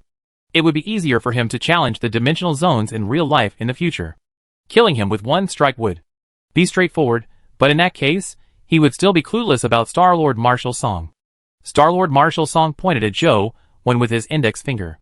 The finger covered under a golden gauntlet suddenly shimmered with a golden light that quickly surged into a golden halo. In the next moment, the halo erupted as a golden beam shot out and headed straight for the Chaos Egg. Zhou Wen had no intention of blocking it, allowing the golden beam to hit the Chaos Egg. He wanted to know how powerful Star-Lord Marshal Song's offensive strength was, and what special effects it had. However, when the golden beam landed on the Chaos Egg, it didn't produce any essence energy. Ignoring solid essence energy, there wasn't even any liquid or gaseous essence energy. What's going on? Zhou Wen hurriedly sensed carefully, and immediately realized that a golden coin had appeared where the golden beam had struck the Chaos Egg. Zhou Wen didn't sense anything amiss when the gold coin stuck to the Chaos Egg. Suddenly, some kind of power seemed to rise from the gold coin. The power was intangible. Zhou Wen could only sense the existence of the power, but he couldn't see it clearly. Rustle. Rustle. Ding. All sorts of strange sounds entered Zhou Wen's ears. He immediately saw the gold, silver, copper coins, ingots, and gems on the 100-meter-tall money tree with an umbrella like crown shake violently as though they were attracted by some force. What's going on? Zhou Wen had cleared 5-star palaces, but this was the first time he had seen such a situation employing external forces. Clang. Clang. Clang. The copper coins on the tree flew over and shot at the Chaos Egg like raindrops. Zhou Wen originally imagined that this would be a storm-like attack, but to his surprise, the copper coins stuck to the outside of the Chaos Egg. They covered the Chaos Egg tightly, turning it into a huge copper coin ball. As for the Chaos Egg, it didn't produce any essence energy. This proved that the power of the copper coins didn't attack the Chaos Egg and only enveloped it. What's going on? Just as Zhou Wen was feeling puzzled, the silver ingots fell from the tree and flew towards the Chaos Egg. Like the copper coins, the silver ingots stuck to the Chaos Egg and enveloped it. Soon, the gold coins on the money tree fell and wrapped it in another layer. Chapter 1625 Power of Money. Is he trying to kill me with money? Zhou Wen wore an odd expression. The copper, silver, and gold coins enveloped the Chaos Egg layer by layer, but they didn't produce any destructive power. Just as Zhou Wen was feeling puzzled, many gems, agate, and jadeite fell from the tree. The treasure glow that filled the sky flickered, as though it was raining gems. The falling gems once again enveloped the layer of gold coins, and pieced together to form a bigger gem shell. There was no gap at all. Just as Zhou Wen was wondering what use it had, he suddenly felt the copper coins, silver coins, gold coins, and gems that were wrapped outside instantly produce terrifying energy fluctuations. Boom! In the next moment, a rainbow blast of light bloomed on the screen. It was so bright that one could go blind. This only lasted for an instant. After the light flashed, the screen turned black. The blood-colored avatar under the Chaos Egg's protection was killed. So after all of that, those coins and gems were time bombs. Zhou Wen immediately came to a realization. He had watched helplessly as his opponent planted countless bombs on him before blowing him up. Of course, if it were in reality, Zhou Wen definitely wouldn't have given Star-Lord Marshal Song such a chance. This was only an experiment. It was why Star-Lord Marshal Song had the time to plant the money bombs on him. However, the might of the money bombs left Zhou Wen somewhat surprised. The Chaos Egg's defense was strong, but it was instantly destroyed. Even a heaven-level expert might not be able to withstand such destructive power.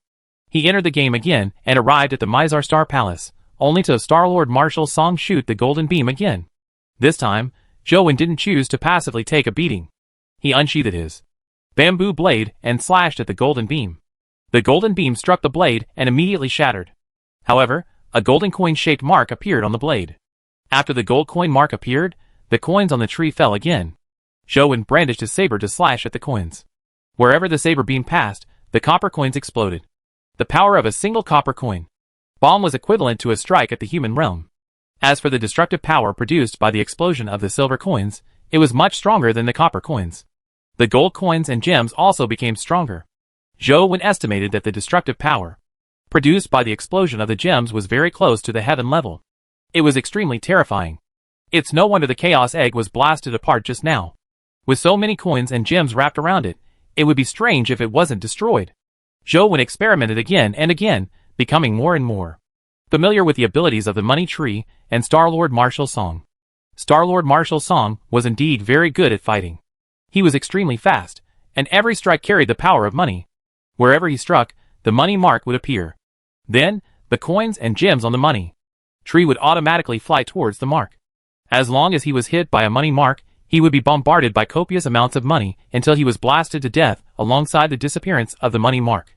Zhou Wen realized that even a heaven-level expert couldn't withstand the attack of the money tree. The only way was to kill Marshal Song before that. This wasn't difficult for Zhou Wen. Once he put on the Demon Dragon King armor, and he had the power of his 8 pets, he could kill Star-Lord Marshal Song with Transcendent Flying Immortal without touching him. However, there was something that puzzled Zhou Wen. Star-Lord Marshal Song's money powers were only at the hell level. They hadn't reached the heaven level, but the teacher domain couldn't completely seal them. Crack! Zhou Wen beheaded Star-Lord Marshal Song with Transcendent Flying Immortal. As his corpse dissipated, a dimensional crystal dropped. At the same time, a Samsara stone appeared. Another Samsara stone. Zhou Wen was overjoyed as he realized that the dimensional crystal wasn't an ordinary stack crystal, but a skill crystal. Apart from that, a few gems on Star-Lord Marshal Song's armor fell. The gems emitted intense Calamity-grade essence energy fluctuations. They were clearly the source of the Calamity transformation. What a pity. I can't take this Calamity-grade essence away. Zhou Wen found it regretful. Calamity creatures expended a large amount of essence energy, but companion beasts were an exception. As long as they weren't summoned, even heaven-level creatures didn't expend much essence energy. Even if he summoned them out, Zhou Wen had the ability to produce essence energy through the Chaos Egg. As long as he suffered enough attacks, he could condense high-level compressed solid essence energy. Crystals that could be used for his Calamity-grade companion beasts. Which Calamity-grade companion beast is most compatible with Star-Lord Marshal Song's strength? Perhaps I can use the power of these gems to advance my companion beasts. Zhou Wen thought of his few Calamity-grade companion beasts, and nothing came to mind. Zhou Wen thought for a moment, and attempted to give the gem to Demonic Neonate, but Demonic Neonate wasn't interested at all. Finally, Zhou Wen fed the gem to Golden WYRM Scissors, but it only slightly improved its essence energy. It didn't advance any further. Star-Lord Marshal Song Crystal, Money-type Terror Transformation, Strength 99, Constitution 99, Speed 99, Essence Energy 99. The requirement for this thing wasn't high. Zhou Wen had already met the stats requirement, but he really couldn't meet the requirement for Money-type Terror form. All he could do was abandon it. The Samsara Stone was good stuff. Zhou Wen thought for a moment, and gave it to Primordial Spore. Primordial Spore's parasitizing ability was very strong, but because it was only at the mythical stage, it was very difficult for it to parasitize high-level creatures. It had to raise its level to have a chance of parasitizing higher-level creatures. After all, at the Calamity grade, the tiny body of Primordial Spore no longer had the advantage. It was very easy for Calamity grade creatures to see it, so it was almost impossible to secretly carry out parasitization. Primordial Spore, Mortal, Evolvable, Life Providence, Eternal Immortality. Strength 11. Speed 11. Constitution 11. Essence Energy 11. Talent Skill, Parasitizing. Companion Form, none. As Primordial Spore couldn't evolve to begin with, Zhou Wen didn't know how to evolve it. After experimenting a few times, he realized that the fellow couldn't absorb essence energy crystals. It had to parasitize a creature and suck away its essence, vitality, and spirit before evolving. However, Primordial Spore was too weak in the beginning. It could only parasitize low-level creatures, so its growth was very slow. It could only be nurtured slowly with no better way. Zhou could go to the moon to obtain some osmanthus flowers, but he didn't plan on doing so. Such an evolution was very fast, but he might not be able to nurture a truly good pet. Although it was a little troublesome, Zhou still chose to let Primordial Spore parasitize different dimensional creatures. Chapter 1626 Shaking the Star Palace Empty. In the fleeting clouds, jade buildings appeared and disappeared like mirages. A jade pavilion would appear in the clouds 1 second, turning into a palace the next second. From time to time, one could see mountain peaks floating in the air. The mountain peaks had something divine about them. Some of the mountain peaks were unique and dangerous, while others carried a weight of solemnity. There were even mountain peaks that seemed to support the heavens as they stood erect in the world. However, they seemed to be illusions. The flight of a beautiful butterfly across them, or the drifting of clouds would result in the images of the jade buildings and mountains vanishing. In the sea of clouds that filled the sky, there was a small boat slowly advancing. At the bow stood a man. His white clothes fluttered slightly with the clouds, but his long hair that resembled ice and snow hung behind him without any ripples. He was handsome with a pair of crystal-like dragon horns on his head. Although he was handsome, he didn't have the sharp angular features of a typical handsome man. His face was softer, giving off a gentle feeling. When the boat arrived in front of the mirage-like clouds, a jade building gradually appeared as butterflies flew out. The butterflies that looked like phantoms gradually turned corporeal. Their wings flapped, sweeping away the clouds like a veil, making the illusory jade building behind the clouds appear even more real. The boat beneath the white-robed man's feet had already stopped as he calmly looked at the jade building. On the jade building's plaque were 2 words that didn't seem to be tainted by the mortal world. Immortal Crossing. The white-robed man silently read the words on the jade building signboard. His eyes revealed a strange look that seemed to be praise, but also somewhat different. Immortality and mortality are just separated by a single thought. The world only knows how to seek an immortal destiny, but they don't know that such destiny is already across them. It's just that the world is ignorant and doesn't know how to redeem themselves. A woman's voice sounded from the Immortal Crossing Jade Pavilion. Having been summoned, Dragon King of the Octokind, Wang Mingyuan, is humbly here before you to pay my respects. May I know which immortal supremacy of the immortals you are? Wang Mingyuan folded his arms in front of his chest, his sleeves hanging down as he bowed slightly. The woman in the Immortal Crossing Jade Pavilion didn't seem to hear him as she continued. Zhou is your disciple. Yes. Wang Mingyuan answered calmly. Where did he obtain the concept of the Zenith Heaven True Immortal? The woman asked again. Self-taught. Wang Mingyuan remained as gentle as ever. 'Tis rare for an immortal to comprehend the concepts of the Zenith Heaven True Immortal. Do you think a mere mortal human can comprehend the concepts of the Zenith Heaven True Immortal? The woman's voice was somewhat cold. V never taught him. If he hadn't figured it out himself, I wouldn't know how he learned it either. Wang Mingyuan said. If you can teach the concepts of the Zenith Heaven True Immortal, us immortals will respect you as master. The woman's voice turned even colder. Wouldn't dare. Wang Mingyuan bowed slightly. His eyes were lowered, but he didn't bend his back. Go! Bring Zhou into the immortals. The woman's voice sounded again. Mortal supremacy, may I ask why you want him to come to the immortals? Wang Mingyuan had no intention of leaving. If I say I want to kill him, will you bring him here? The woman seemed to be born a cold person. Her voice had a coldness that kept others at bay. No, but I know that you won't kill him, immortal supremacy. There's no need to go through so much trouble to kill him if you want him dead. Wang Mingyuan said. You know that I won't kill him, but you still reject me. Do you think that I won't really kill you because of my good temper? With the woman's voice, infinite power seemed to surge out of the Immortal Crossing Jade Pavilion like invisible threads that bound Wang Mingyuan's body. Tears immediately appeared on Wang Mingyuan's clothes due to the invisible threads. The silk clung tightly to his skin, and an invisible thread had already wrapped around his neck. Just touching his skin was enough to slice through the crystalline jade-like skin as blood seeped out. It was as though Wang Mingyuan's head would leave his body forever with just a thought from the woman. I have no intention of offending you. I just want you to know that I'm his master and naturally have to suffer any punishment my disciple needs to suffer. Wang Mingyuan's expression remained calm as before. The gentleness seemed to have penetrated deep into his bones. Even if his head was chopped off, it would be difficult for him to turn ferocious. The invisible thread suddenly retracted before dissipating, as though the mirage in the clouds had never existed. The path to immortality and mortality is gradually opening. There's nothing stopping it in this great world. All races vie for supremacy, and my race needs a holy son in the human world. Go, bring Zhou into the immortals. As long as he's my race's holy son, the matter between Perfect Sword Immortal and Berserker Immortal will be written off. The Immortal Crossing Jade Pavilion gradually vanished into the clouds, going from something corporeal to nothingness. Finally, it vanished like a phantom. Only the woman's voice echoed in a sea of clouds.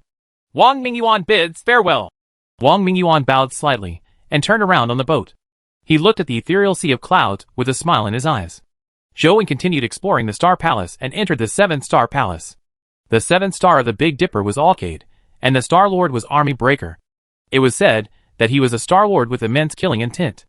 Legend had it that he was an extremely destructive existence just like the 7 Killing Star. However, after seeing Star-Lord Marshall's song, Zhou was still very doubtful whether Star-Lord Army Breaker was the kind with immense killing intent. After teleporting into the Alkaid dimensional zone, he immediately saw the Star Palace. It looked surprisingly normal.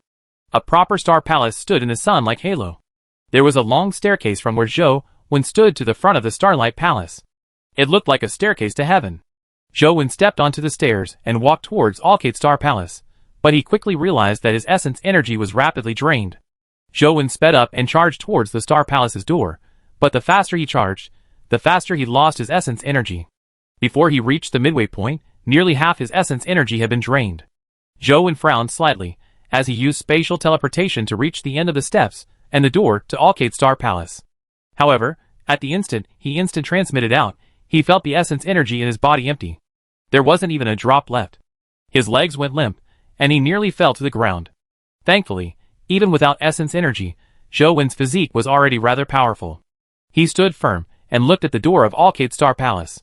He was somewhat surprised. As expected of the last star of the Big Dipper. My essence energy is useless before entering the Star Palace. Zhou was already attempting to recover his essence energy. His essence energy recovery speed was very fast, but here, as long as there was a sliver of essence energy in his body, it would immediately be drained. There was no way to gather it. Chapter 1627 Strange Sound. After activating the teacher domain, the essence energy in his body immediately stopped draining. The restored essence energy wouldn't be drained again, and it didn't take long for it to return to normal. Thankfully, it's only a taboo power. Zhou pushed open the door to Alkaid Star Palace and saw resplendent starlight inside. The interior of Alkaid Star Palace was hemispherical. The spherical dome had resplendent starlight, like a miniature starry sky. In the miniature starry sky floated a Star Lord in blue armor. Everything seemed to revolve around him. Is that Star Lord Army Breaker? Zhou stared at the Star Lord floating in the air, and summoned the golden WRM scissors to attack him. Zhou was just waiting to see how strong the last Star Lord of the Big Dipper, Star Lord Army Breaker, was. To his surprise, when the golden WRM scissors charged over, Star Lord Army Breaker failed to put up a timely defense, and was sliced into two. Kill Calamity Creature, Star Lord Army Breaker. Discovered Dimensional Crystal. This. And it's over. Zhou was taken aback before he realized that Star Lord Army Breaker had really died. Even when Zhou picked up the Dimensional Crystal on the ground, he still found it unbelievable that the last dungeon of the Big Dipper Instance dungeon had ended. Just like that. Could it be that this isn't the last Star Palace in the Big Dipper Instance dungeon? There's another Star Palace behind it. Zhou walked to the teleportation nexus, hoping to see if he could teleport to the next Star Palace. However, he only had the choice of leaving the Star Palace. There was no subsequent Star Palace for teleportation. Although he found it unacceptable, it was the truth. Zhou had no choice but to teleport out of the dungeon. There were a total of 7 Star Palaces in the Big Dipper Instance dungeon. Zhou had already cleared them, but the 7 Star Lords inside hadn't respawned. Zhou wanted to wait 24 hours to see if the 7 Star Lords inside would respawn. I wonder how long it will take for Tsukuyami to completely absorb the Moon Essence Basin. Zhou looked at Tsukuyami beside him. The moonlight didn't show any signs of weakening. He stood up and stretched. He originally wanted to release Liz and Lean to let them take a breather and chat with him, but on second thought, he dispelled this thought. This wasn't Earth. In such an environment, one couldn't survive without strength at the mythical stage or above. Just as he was about to summon Banana Fairy and other highly intelligent companion beasts, he suddenly heard a strange sound. Zhou's heart palpitated. Could it be another cosmic creature? However, after Zhou listened carefully, he realized that the sound didn't come from the sky, but from beneath the nearby glacier. Ba-dump! Ba-dump! Zhou found the sound resembling a heartbeat. It was very rhythmic. It wasn't loud, but he could hear it clearly. The sound came from the depths of a glacier rift. The rift was deep and exceeded Truth Listener's ability. He summoned the golden WRM scissors, the soul mirror, and a few other calamity-grade companion beasts, and got them to guard Tsukuyomi. Zhou took demonic neonate and instant transmitted towards the glacier rift. When he arrived beside the rift, the sounds became even more obvious. They came from below. They were deep and powerful, like the salvos of heavy cannons. Zhou carefully observed the glacier rift and realized that it was like a huge flat trumpet. The further down he went, the smaller the space became. Furthermore, it was very deep. He still didn't discover the source of the sound despite going to the limits of Truth Listener's hearing range. It was probably further down. The structure of the entire glacier rift was like a flattened trumpet. As for what was below, Zhou didn't know. After watching for a while, Zhou turned around and returned. Tsukuyomi was still absorbing the power of the moon essence basin and couldn't move. If there was really something terrifying down there, and Zhou lured it out, it would be very disadvantageous for Tsukuyomi. Therefore, Zhou decided to restrain his curiosity. It wouldn't be too late to explore it after Tsukuyomi returned to normal. Now, Zhou was somewhat worried if the thing that emitted the sounds from the glacier rift would come out by itself. The beating sounds didn't stop. After Zhou returned to the ice cavern, he kept paying attention to the situation. Although nothing rushed out of the glacier rift, the sounds made Zhou feel extremely weird. I hope everything will be fine before Tsukuyomi returns to normal. Zhou was puzzled. Logically speaking, it's impossible for Tsukuyomi to deliberately choose a dangerous place for her residence. Time ticked by. Although there was nothing abnormal from the glacier rift, Zhou didn't let down his guard. After some time, Zhou suddenly heard something amiss. Previously, the sound from the other side was very rhythmic, just like a heartbeat. But now, the sound was different in frequency and rhythm. Zhou listened for a while longer and realized that the rhythm of the sound seemed to be the rhythm of some tune, not just a random beat. Furthermore, this tune seemed to be very pumped and cheerful. There were continuous thumping sounds that sounded like drums. Zhou frowned inwardly as he continued paying attention to the glacier rift. He was already prepared to react. However, nothing appeared. The rhythm of the sound kept changing like a drummer's drumbeat. Although Zhou found it odd and was somewhat curious about what was down there, he didn't dare take the risk to investigate. After some time, a high and sharp voice suddenly sounded, giving Zhou a fright. Previously, it had been a low thumping sound, but now, it resounded through the clouds like a trumpet.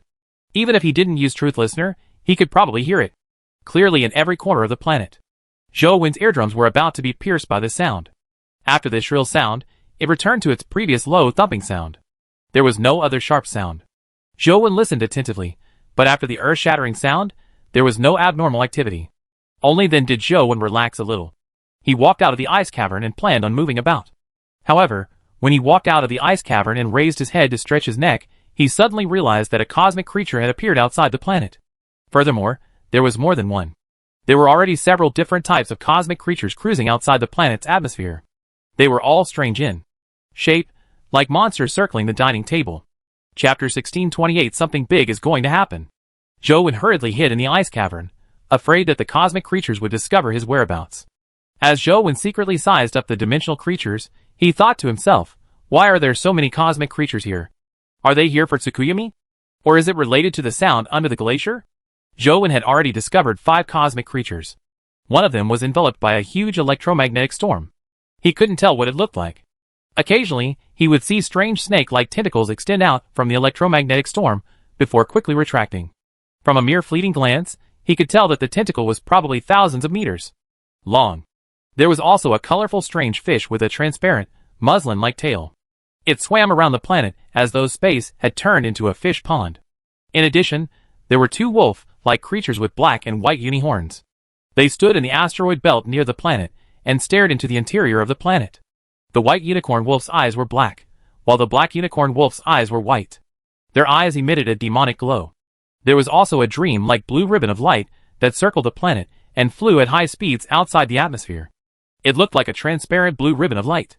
It was unknown if it looked like this to begin with, or if it had some special ability. Although he only roughly observed them, and was too far away to scan them in detail, he could tell that they were likely calamity-grade creatures. From the looks of it, they're not here for Tsukuyomi, Zhou thought to himself. If they were here for Tsukuyomi, they would have rushed in like the void salamander and eaten her while she couldn't move. However, the cosmic creatures were only loitering around the periphery of the planet. None of them entered the atmosphere, as though they were afraid of something. Were they attracted by the sound under the glacier rift? What's there? Could it be that the companion beast in this planet is about to appear? If a planet's companion beast is about to appear, a corresponding dimensional zone should appear. Zhou sized up the glacier rift again. If a planet's companion beast really appeared, that place was probably the entrance to the dimensional zone.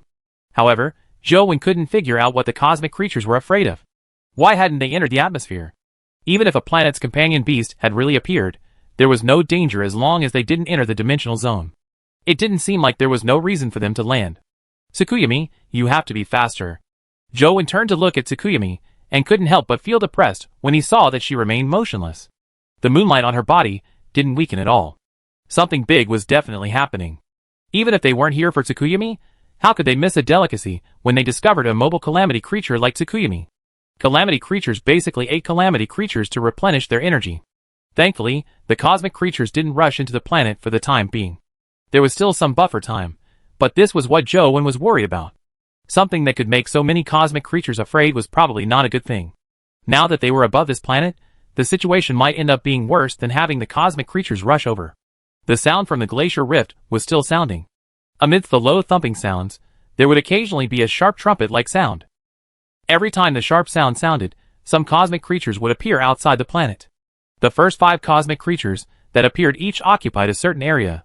Many cosmic creatures that appeared later were devoured or killed by the 5 cosmic creatures the moment they approached their territory. Most of the cosmic creatures that appeared later were at the terror grade. They were very afraid of the first 5 cosmic creatures that appeared, but they couldn't bear to leave. They watched from afar. Something big is about to happen. Zhou felt that something was amiss as he looked at the strange cosmic creatures on the periphery of the planet. This matter was bizarre. Zhou was already considering if there was any way to safely evacuate Tsukuyami. Beep! Beep! Just as Zhou was thinking of a solution, he heard a faint sound coming from the ice cavern. The ice cavern was also under the glacier rift, but it wasn't in the same area as the glacier rift that produced the sound. It was thousands of kilometers away. At that moment, there was a sound coming from beneath the glacier fault beside the ice cavern. It immediately gave Zhou a fright. Zhou immediately raised Truth Listener's ability to its limits, and swept it towards the bottom of the glacier fault. The fault layer of the glacier wasn't deep. It only extended about 4,000 meters down from the ice cavern. Zhou had previously scanned it with Truth Listener. There was a thick glacier at the bottom without anything else. At that moment, there was a beeping sound coming from below. It left Zhou alarmed as he scanned the area again. He realized that a pool the size of a well had melted at the bottom of the fault. Tiny bubbles slowly rose from the water before slowly bursting. Zhou stared at the tiny bubbles and used Truth Listener's ability to venture deep into the pool.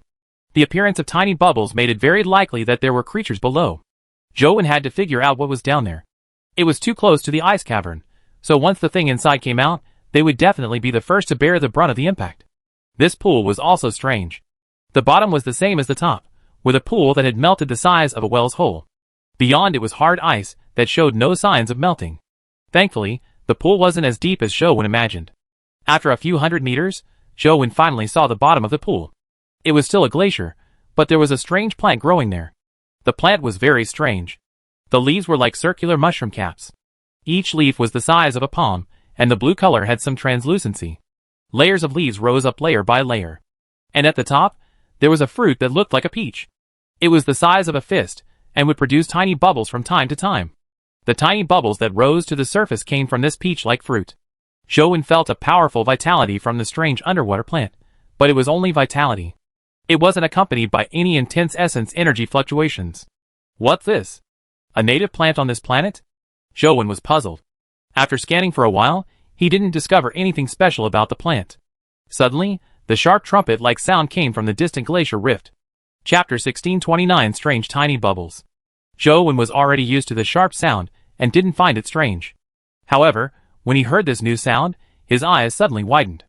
Zhou seemed to find it unbelievable, as he widened his eyes even more, as though he wanted to see something clearly. In fact, there was no need for him to do so. This was because he couldn't see what he wanted to see with his eyes. He needed Truth Listener to hear it to produce a scene in his mind. It was an unconscious natural reaction because of his surprise. What Zhou wanted to see was the tiny bubbles produced by the plants in the water. In the beginning, Zhou didn't pay too much attention to the tiny bubbles. He only paid attention to the plant itself. However, when the sharp sound sounded, Zhou Wen discovered something strange. Before the sharp sound, a bubble that was somewhat different from ordinary bubbles rose from the peach-like fruit. Although the size of the bubble was no different from an ordinary bubble, its color was a little wrong. It was a faint blue color. The color wasn't deep, but it was still distinguishable from ordinary bubbles. The moment the bubble appeared was the instant before the sharp sound. It was too much of a coincidence. Zhou Wen didn't pay much attention in the beginning, but because of this, he subconsciously began paying attention to the ordinary bubbles. Then, he was surprised to make a discovery. Every time an ordinary bubble appeared, he would hear a low thud. The bubble surfacing from the fruit matched the sound produced by the glacier crack 100%. Furthermore, bubbles would appear first before the sound came from beneath the glacier crack. What's going on? Could it be that the sound below is affected by this plant? Zhou Wen scanned the plant again and again in surprise, but he didn't discover any definite relationship between the plant and the glacier rift. It was rooted in the ice, and the roots below could be seen clearly. It was all in the glacier, with no other place connected to the outside world. There were no gaps under the ice. It seemed unlikely that such a tiny plant could connect to the glacier rift thousands of kilometers away and cause a huge sound. Zhou Wen observed for a long time. When the glacier rift produced a sharp sound again, a unique blue bubble appeared from the fruit. There's no mistake about it. The glacier rift definitely has something to do with this plant, but what is it? Zhou Wen was puzzled. More and more cosmic creatures were attracted by the sound. In the Holy Land, Holy God was also observing the glacier-covered planet through a spirit light mirror. Lord Holy God! Xiao and Jiuyang walked in and bowed to Holy God. Come and take a look, said Holy God as he looked at the spirit light mirror. Is this planet's companion beast about to appear? Jiuyang said after taking a look. It's true that the planet's companion beast is about to appear. Holy God paused before continuing. However, this planet is somewhat different. It probably won't be that easy for its companion beast to appear. What happened on this planet? Xiao asked. Holy God pondered for a moment and said, this planet's companion beast is actually not its original companion beast. Not its original companion beast? Can the companion beasts produced by a planet be replaced? Jiuyang was somewhat puzzled. Holy God said indifferently, there's a type of bee on Earth that will lay its eggs in other larvae. The eggs will absorb the nutrients of the larva and grow until they tear out of its body. That's too cruel. Jiuyang sighed. Cruel? Perhaps you should know that there's another bird on Earth called a cuckoo. It will secretly place its egg in the nests of other birds and get other birds to help hatch it. And after the cuckoo breaks out of its shell, it will push the other eggs out and smash them to pieces. It will enjoy all the food alone. Holy God added. Jiuyang's scalp went numb. In contrast, cuckoos were even more sinister. They killed the other party's children and got the other party to raise it. In other words, the companion beast on that planet has been parasitized. Who has the ability to parasitize a planet? Xiao asked after some thought. Another companion beast, a companion beast that had no choice but to parasitize because its planet was accidentally destroyed. Holy God paused before saying, in the mythical era, in the Battle of the Gods, a planet was accidentally shattered. Back then, many experts present wanted to snatch the companion beast that had appeared ahead of time, but no one succeeded. It escaped into this planet. Those experts can shatter a planet. Can't they shatter this planet too? Jiuyang asked. I've already said that it was an accident. How can a planet protected by the rules of the universe be so easily cracked? Holy God pondered for a moment and continued. Before the companion beast escaped into the planet, it accidentally swallowed something that didn't belong to it. When you go, it's naturally best if you can bring back the companion beast from that planet. If you can't, kill it and retrieve what's inside its body. Yes. Xiao and Jiuyang answered the order and were about to leave when they were stopped by Holy God. Many terrifying existences in the dimension know about this matter. They will definitely think of a way to vie for it. Your mission won't be that easy. Holy God took out 2 items and gave them to Xiao and Jiuyang. The holy artifact can raise your strength to the heaven level, but it's ultimately not the true heaven level. You have to fuse with the holy artifact to truly advance to the heaven level. This can help you. Fuse with the holy artifact? That won't do, right? Jiuyang and Xiao were stunned. The holy artifact belonged to the holy temple. They only wielded them, so how could they randomly fuse with it? No matter how good a holy artifact is, it can only be of use when it's in your possession. Don't worry. I've already discussed it with the Trajectory Holy Temple and the Sun God Holy Temple. You have already been allowed to fuse with the holy artifact. Only then can you truly fight Zhou Wen. Thank you, Lord Holy God. Jiuyang and Xiao hurriedly bowed. Remember, no matter how strong your strength is, it will ultimately be up to you. Whether you plan on dealing with Zhou Wen or not, Your abilities are also an important part, said Holy God. We definitely won't disappoint you. Go! You don't have much time left. Go to that planet after you succeed in the fusion. As he watched the two of them leave, a sneer suffused the corners of Holy God's mouth. He muttered to himself, "How can a holy artifact be fused so easily? Even if you die, the holy artifact will still exist." Chapter 1630 Bubble Music. The cosmic creatures outside the planet didn't rush into the atmosphere, while Zhou Wen was observing the strange plant. The rhythm formed by the bubble sounded very pleasant. It wasn't as exaggerated as the sound produced by the glacier cracks, but it was abnormally moving. Since Zhou Wen had nothing to do, he suddenly had an idea. He summoned a musical note sprite and used it to replicate a bubble's music. Although he didn't know music, the musical note sprite had musical talent and abilities. Furthermore, Zhou Wen's memory wasn't bad. The musical note sprite replicated the bubble's sounds and quickly produced a contiguous piece of bubble music. Bubbles constantly rose, but thankfully, Zhou Wen had enough musical note sprites. He replicated them one by one, producing music that left him somewhat surprised. The music was infectious. As Zhou Wen listened, he couldn't help but tear up. Zhou Wen was not a perceptive person when it came to emotions. He wasn't a sentimental person. Even if others were moved to tears from listening to ordinary music, he didn't feel anything. However, the simulated bubble music made him feel intense sorrow. It was music that was close to despair and death. It had a suppressed anger, like a roar before death, or a knell before death called lives. Without the augmentation of essence energy, just the music itself was infectious. It left Zhou Wen alarmed. This infectious force was unstoppable by any force. Even the heaven-opening scripture of the highest elder couldn't fend off the shock that penetrated deep into his soul. Zhou Wen listened for a while, and had the urge to commit suicide. Thankfully, he was extremely firm mentally. He immediately became wary and suppressed that thought. What powerful music! Zhou Wen frowned slightly, but he still got the musical note sprites to continue simulating the music and recording it. 24 hours had passed. The Big Dipper instance dungeon had indeed respawned. Zhou Wen entered the dungeon and killed the Star-Lords one by one. The first 6 Star-Lords didn't drop companion eggs. When it came to the 7th Star-Lord Army Breaker, Zhou Wen deliberately didn't use the teacher domain and entered Mizar Star Palace after his essence energy was depleted. As he didn't use the teacher domain, Zhou Wen immediately felt something different after entering Mizar Star Palace. The stars in the cosmos shimmered with a demonic glow. He summoned Golden WYRM Scissors and aimed it at Star-Lord Army Breaker, but just as Golden WYRM Scissors flew up, the starlight that filled the sky descended and instantly enveloped the entire Star Palace. Golden WYRM Scissors was sent flying as the blood-colored avatar was killed by the starlight. The phone screen turned black. I see. Previously, the teacher domain enveloped the Star Palace and sealed the powers of those stars. That's why Star-Lord Army Breaker looked so weak. Zhou Wen immediately came to a realization. Ordinary people would have expended all their essence energy before entering the Mizar Star Palace. Although summoning companion beasts doesn't require much essence energy, they still need some essence energy to support them.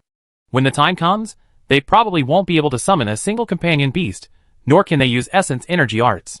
Facing such terrifying starlight power, even a heaven-level expert would probably die. Unless one's body can withstand the starlight that filled the sky or can think of a way to resolve the problem of zero essence energy, they can only use powers like the teacher domain to kill Star-Lord Army Breaker. Zhou Wen immediately realized that the Mizar Star Palace was indeed terrifying. Thankfully, the teacher domain could perfectly restrain Star-Lord Army Breaker. It made it extremely easy for Zhou Wen to kill him. However, Zhou Wen still wanted to give it a try. If he didn't use the teacher domain, was there any other way to kill Star-Lord Army Breaker? After trying a few times, the results weren't ideal. As he didn't have any essence energy, he couldn't use any essence energy arts. He couldn't even use the Chaos Egg for defense. Apart from the heaven-opening scripture of the highest elder, there were no other essence energy arts that could ignore such taboos. If the prison dragon armor can improve further, I might be able to withstand the slaughter of the starlight with its absolute defense. Unfortunately, Zhou Wen had always wanted to raise prison dragon to the calamity grade, but he hadn't found a good solution. While Zhou Wen attempted to kill Star-Lord Army Breaker, the musical note sprites continued simulating the bubble music according to his orders. After simulating countless musical notes, the bubble music finally began to repeat. However, every time it repeated, the rhythm of the music became much faster, and the infectious feeling it produced became stronger. The despair and dead silence would probably make ordinary people immediately have the thought of suicide. Zhou Wen became accustomed to it after listening to it multiple times. He could even hum the tune without the musical note sprite simulation. However, Zhou Wen didn't have any musical talent. All he could do was hum the right tune, but its infectiousness was far lacking. In the end, he failed to come up with any other way to kill Star-Lord Army Breaker. He used the Teacher Domain to kill him to prevent it from affecting the respawn time of the other Star-Lords. The respawn time of the Big Dipper Instance Dungeon was set according to the time of Star-Lord Army Breaker's death. It respawned once every 24 hours. If Army Breaker didn't die, the other Star-Lords wouldn't respawn either. After putting away his phone, Joe scanned the planet below and was surprised to discover that the leaves were withering. The leaf at the bottom was already shriveled like a withered leaf. Soon, it fell from the stem and turned to dust in the water. The leaf above also began to wither. Worried that something bad would happen, Joe unsummoned the musical note sprites as a strange scene happened. After the musical note sprites were unsummoned, the withering clearly slowed down.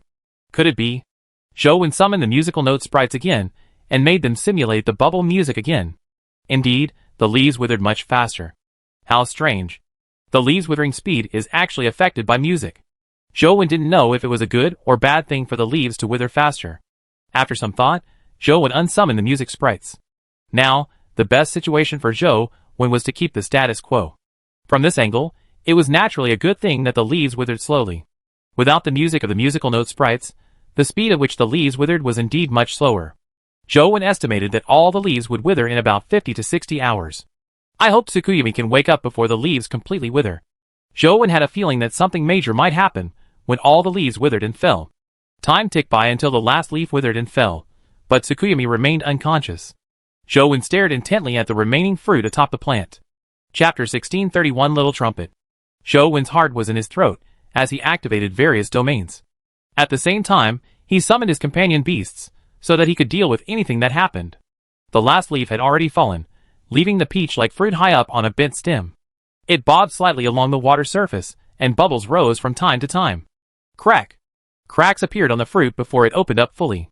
Joe focused his gaze to see what was inside the cracked fruit, but he realized that it was only the outer layer. Furthermore, it was split into 3 petals that slowly drooped out. Crack! Crack! Crack! The fruit split apart layer by layer like a blooming flower. When the last layer cracked, he finally saw a hemispherical space in the middle of the fruit. A figure was inside. The figure looked like a bee. It was only the size of a finger, and its entire body was as black jade. Strangely, there was a tiny, black trumpet-shaped object in the bee's front claws. No matter how Joe looked at it, it looked like a mini Swona. At that moment, the bee was holding the tiny trumpet with its front claws. Its body was slightly hunched as it hid in the space inside the fruit. Bubbles rose from the mini trumpet. This was likely the source of the bubbles from before. Could this fellow be this planet's companion beast? Joe thought. As the fruit cracked, more and more bubbles floated out of the trumpet, speeding up the rhythm of the music. The sound from the glacier rift grew louder and louder. The terrifying sound caused the glaciers on the planet to begin crumbling. Huge glacier rifts appeared on the planet, as the entire planet seemed to tremble. Joe hurriedly got his companion beasts to separate the ice cavern from the glaciers outside. Tyrant Behemoth held up the entire ice cavern to prevent Tsukuyomi from being affected by the shock. The atmosphere also produced visible ripples due to the sonic vibrations, as though it was about to fall apart. Joe kept observing the bee playing the trumpet, and saw that it appeared to still be sleeping. It didn't fly out of the space inside the fruit. Boom! Suddenly, an intense sound came from the atmosphere. Joe turned his attention, and realized that a cosmic creature had finally rushed into the atmosphere.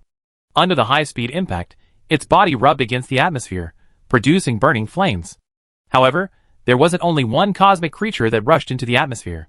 Groups of cosmic creatures roared as they charged into the atmosphere from the cosmos. They were like meteors wrapped in flames as they rushed into the planet. When it rains, it pours. Joe observed for a while, and suddenly felt that something was amiss. The cosmic creatures that rushed into the atmosphere didn't seem right. Boom!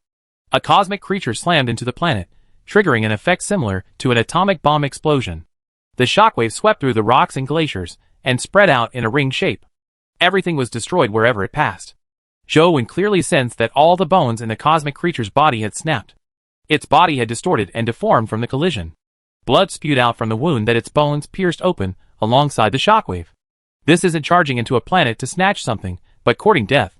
Joe watched as the cosmic creatures committed suicide by slamming into the planet. The entire planet was filled with terrifying collisions and explosions. Moments later, the huge planet was riddled with holes. It was difficult to find an intact area. It was as though it had been bombarded by thousands of atomic bombs. Many cosmic creatures slammed into the planet. Those that survived were mostly heavily injured. They struggled in the meteorite crater and began ripping apart their bodies in crazy self-mutilation.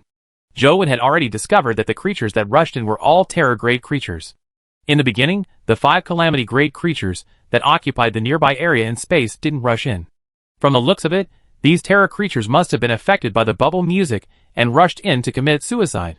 Joe looked at the heavily damaged planet and the cosmic creature corpses everywhere and couldn't help but shudder.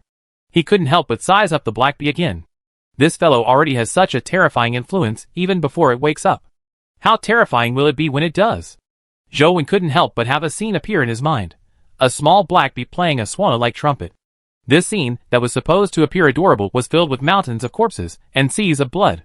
Countless creatures committed suicide as corpses were strewn across the land. Blood flowed like a river, and there was a hellish scene everywhere. Should I think of a way to kill it before it wakes up? Joe already had such a thought. Once such a terrifying creature appeared, it would probably be no different from the apocalypse. As he was thinking, Joe realized that something was amiss. After a round of suicidal attacks by cosmic creatures, the glacier rift no longer made a sound, but the tiny trumpet in the bee's claw was still emitting bubbles. Could it be that all of this wasn't caused by the bee and the trumpet? Joe was slightly taken aback. After paying attention for a while, there was indeed no sound from the glacier rift. The bee's trumpet was still blowing bubbles normally without any changes. This raised a new question for Joe. In space, the cosmic creatures rushed into the planet again. The 5 calamity creatures rushed in from different directions. This time, they didn't commit suicide. They headed for the glacier rift. However, they only arrived near the glacier rift and didn't rush in directly. They each occupied a spot near the glacier rift and seemed to be on guard against each other. Soon, through his scanning, Joe detected 2 figures rushing into the atmosphere. They were Xiao and Jiuyang. Why are they here? Joe was slightly taken aback. The universe was boundless, and there were many planets. Although there was a huge commotion here, it was insignificant to the universe. This place was extremely far from Earth. Unless one had interstellar teleportation abilities, even a calamity-grade creature would take countless years to rush here from Earth. It was definitely not a coincidence that Xiao and Jiuyang had appeared here. The Holy Land can't be that resourceful, right? They know which planet's companion beast is about to be born in the universe? Joe was alarmed. We came in time, thankfully. That companion beast hasn't appeared.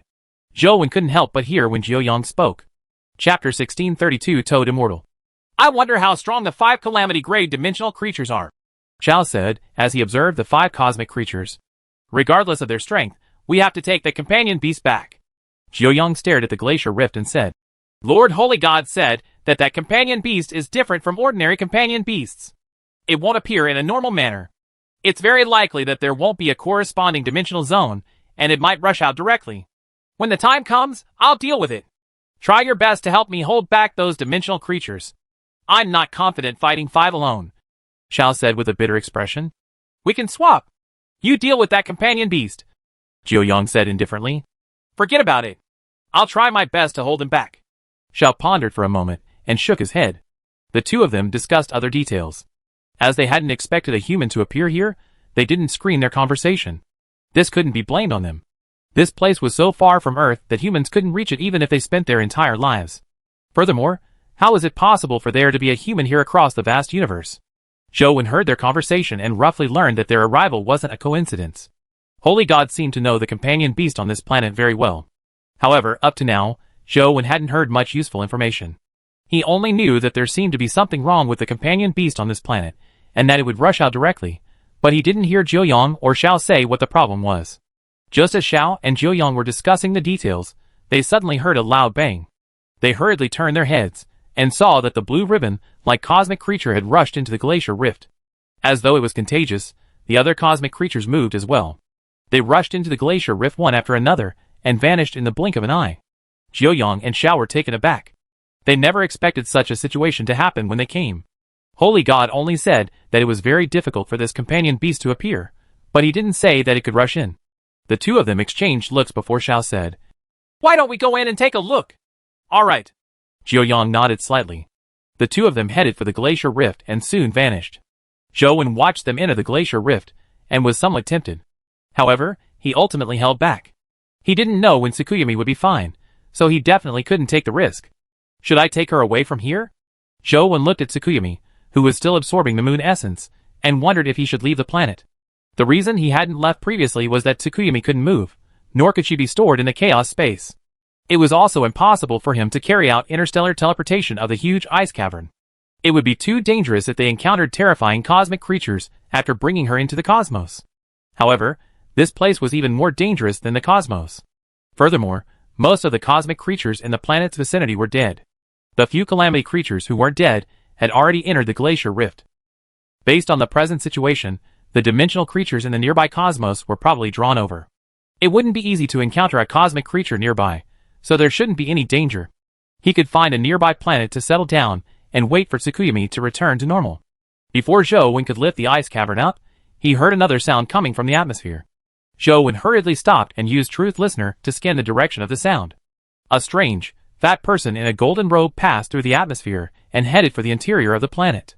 Furthermore, the person was rushing in the direction of Zhou Wen and Tsukuyomi. Zhou Wen carefully sized up the strange person. The robe on his body looked golden, but it wasn't completely golden. Golden square whole coins were embroidered with golden thread over black cloth. They even overlapped, revealing very little of the base fabric. Therefore, it looked like he was wearing a golden robe that covered his rotund figure. His face was very fat, narrow at the top and wide at the bottom. His cheeks were like two meatballs with standard dead fish eyes. Is this a human? Zhou Wen felt that this guy's aura was odd, as though he wasn't human. Seeing that the strange person was about to reach them, and was still heading straight for their location instead of the glacier rift, Zhou Wen's heart skipped a beat. Could this be Toad Immortal? Zhou Wen thought to himself. His aura was indeed similar to the toad, but it was somewhat different. Hand over the moon essence basin, and I'll let you die a quick death. The person in the coin robe came above the ice hole where Zhou Wen was and shouted hoarsely. His throat seemed to have been ground by sandpaper, making his voice sound extremely unpleasant, like fingernails scratching the surface of metal. It gave one a headache. It's indeed him. Why did this fellow take human form? He really came at the worst possible time. Zhou Wen's mind raced as he thought about how to deal with the present situation. Swan Immortal was with him, and Moon Essence Basin was with Tsukuyomi. With these two things, Toad Immortal could find them no matter where they went. Furthermore, Zhou Wen didn't know what Toad Immortal valued more. If Toad Immortal thought more highly of the Moon Essence Basin, it would be impossible for him to lure Toad Immortal away. From the looks of it, I can only fend him off head-on. Zhou Wen didn't hesitate when he saw that Toad Immortal seemed to have the intention to charge down. He used instant transmission and appeared outside the ice cavern to confront Toad Immortal. You finally dared to show yourself. You killed my body and snatched my Moon Essence Basin. Dying 10,000 times isn't even enough. Toad Immortal stared at Zhou Wen with his dead fish eyes, as his golden pupils shimmered with killing intent. Without giving Zhou Wen a chance to speak, Toad Immortal's cheeks swelled up like two balloons. It made one worry that they would explode at any moment. However, in the end, his cheeks reached the size of gym balls without exploding. Then, he spat at Zhou Wen, instantly forming a terrifying storm. Everything that stood in front of the storm was swept up. Banana Fairy was originally the best choice to deal with wind elemental powers, but unfortunately, her level was a little low. No matter how strong her resistance against wind elemental powers was, she couldn't fight something that spanned so many levels. After all, Toad Immortal was in existence at the heaven level. The storm was just too powerful. Under the high-speed airflow, everything was torn apart. Furthermore, it enveloped a large area with almost no end in sight. With a thought from Zhou Wen, a sword domain appeared out of thin air. Countless sword pills appeared around him, as they faced the terrifying storm. Chapter 1633 Contest of Taboo Powers. The sword domain produced sword pills without end, but in the storm, they were quickly reduced to een. A large number of sword pills vanished, unable to block the storm's attack. The heaven-level wind is so powerful. Zhou Wen couldn't retreat. At the very least, he couldn't let the battle affect Tsukuyomi in the glacier below. The Dragon King armor appeared, as the 8 companion beasts' powers augmented Zhou Wen at the same time, raising his strength greatly, as his sword domain appeared again. The galaxy-like sword pills reappeared in the storm, and charged forward. With the augmentation of the 8 companion beasts, Zhou Wen's strength was still inferior to Toad Immortal, but the effects of sword pill particles had something to show. After the sword pills in front of him vanished from the storm, they quickly changed from yin to yang and appeared again. The endless sword pills constantly struck the storm. Although the storm was stronger than the sword domain, as long as it couldn't destroy the sword domain in one fell swoop, it would be blocked by the constantly reborn sword pills. The sword pill particles could constantly be rejuvenated, but the storm couldn't. After a period of time, the power of the storm weakened, and the power of the sword domain gained the upper hand. Toad Immortal looked at Zhou in surprise. He clearly felt that Zhou's strength was only at the human realm, but he had suddenly raised it to a level infinitely close to the heaven level. This leap was somewhat exaggerated. Furthermore, the characteristics of the sword domain surprised him. It was virtually an undying power that was very rare even among heaven-level creatures. The torrent formed by sword pills tore through the storm and charged at Toad Immortal like a galaxy. Toad Immortal sneered and opened his mouth again. However, this time, he wasn't exhaling but sucking. He opened his mouth, and countless sword pill particles flew uncontrollably into it. The small mouth seemed to be able to devour everything. After the sword pill particles were sucked in, they immediately lost contact with Zhou. This fellow still has his void-devouring ability. It's much stronger than the toad body from before. Zhou had no choice but to stop attacking when he saw that it was useless, no matter how many sword pill particles he had. How dare a mere human compete with the likes of an immortal? Toad Immortal said disdainfully, as a golden beam seemed to flash from his mouth. Zhou didn't see what it was, but he immediately summoned the Chaos Egg. Paw! The Chaos Egg was sent flying by something as solid essence energy crystals appeared in large numbers. Many of the compressed and stacked numbers appeared. He's actually not dead? Toad Immortal was slightly taken aback. In the next second, golden light flashed from his mouth again. Zhou failed to see what it was again. He condensed the sword domain to protect himself when the sword pill particles were suddenly pulled away. A force tore through the sword domain and struck the Chaos Egg, sending it flying again. Paw! Paw! Paw! Paw! The golden light shimmered as it struck the Chaos Egg from different directions, sending it flying. The golden light was so fast that Zhou could only see a shadow flash. He had no time to block it as he staggered from the strike. His reaction couldn't keep up. Thankfully, the Chaos Egg was powerful enough to withstand the continuous attacks of the golden light without shattering. This Toad Immortal seems even stronger than the Void Salamander. Zhou thought about how he could defeat him. At the very least, he had to stall for time. He hoped that if Toad Immortal continued attacking, he could accumulate a large number of high-level solid crystals and transfer them to foodie companion beasts like Tyrant Behemoth. Unfortunately, Toad Immortal didn't give him such a chance. After striking a few times, he realized that he couldn't shatter the Chaos Egg. The golden light revealed its form and wrapped around the Chaos Egg. It was a golden tongue that extended out of Toad Immortal's mouth. After wrapping around the Chaos Egg, it suddenly retracted and pulled the Chaos Egg towards his mouth. Thankfully, Zhou reacted quickly. Just as he was about to be swallowed, he used instant transmission to rush out. You also know spatial instant transmission. Let's see how fast you can instant transmit. Toad Immortal snorted coldly as his golden tongue flicked again, transforming into a golden beam that flashed. Zhou had no choice but to use the Chaos Egg to block the golden tongue's attack. At the same time, he activated the Teacher Domain. The golden tongue wrapped around the Chaos Egg again. As it pulled it into its mouth, it also used Void Absorption's power to imprison Zhou, preventing him from using spatial instant transmission to escape. However, as he absorbed, he suddenly realized that Void Absorption's power had decreased significantly. Unable to hold on to Zhou, it allowed Zhou to escape again, using instant transmission. After escaping again, Zhou unsummoned Chaos Egg and used Transcendent Flying Immortal to raise his speed to its limits, leaving elegant arcs in the air. Toad Immortal's tongue attacked several times, but it failed to touch Zhou. The Teacher Domain allowed Zhou to know the trajectory of the tongue attacks. Transcendent Flying Immortal's speed gave him the possibility of dodging. Toad Immortal was somewhat surprised. His Void Devouring and Storm powers had clearly been weakened. Taboo power? Toad Immortal rolled his eyes and sized up Zhou with a frown. Zhou had almost shown everything he had. Apart from the Immortal Culling Sword, he didn't have any other means. All he hoped for was to last a little longer. During the battle, Zhou unconsciously led the battlefield into the cosmos, but he couldn't make it too obvious to prevent himself from being seen through by Toad Immortal. That would lead to him rushing straight for Tsukuyami. You are still far from being able to use taboo powers against me. As though confirming what power Zhou was using, Toad Immortal snorted coldly and trembled. Thousands of golden beams shot out from his body. The golden beams transformed into golden square hole coins that flew in different directions. Like nails, they nailed into the void, turning the area into a money space. Zhou immediately felt his essence energy rapidly vanish. He couldn't maintain the power of the Sword Domain and the Chaos Egg, and could only barely maintain the Teacher Domain. The Teacher Domain has met its match. Zhou immediately realized the problem. Toad Immortal actually had powers similar to the Teacher Domain. Furthermore, the other party's strength had already reached the level of a perfect domain. The Teacher Domain was ultimately at the human realm. Due to the power of the 8 companion beasts, the power of the Teacher Domain was very close to the heaven level, but it was only close. It was still much weaker than the true heaven level. Now, Zhou found it difficult to even use spatial instant transmission.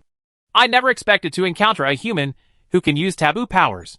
However, I'm a progenitor when it comes to using taboo powers. Yours remain wanting, Toad Immortal said with a sneer. Chapter 1634 each with their own scheme. If it were an ordinary person, they probably wouldn't be able to use companion beasts in Toad Immortal's money domain. However, Zhou could still maintain a portion of his abilities and the use of his companion beasts. He still maintained the connection between the Demon Dragon King armor and the 8 companion beasts. This was all thanks to the teacher domain. Although the teacher domain wasn't as powerful as the money domain, it wasn't completely suppressed. It even had a certain effect on Toad Immortal. Despite both being at the heaven level, the Void Salamander was only good at the power of Void Lightning, but Toad Immortal's power was more varied and difficult to deal with. As for Zhou, Xiao, and company, they were actually about the same as Zhou. They were all at a pseudo-heaven level.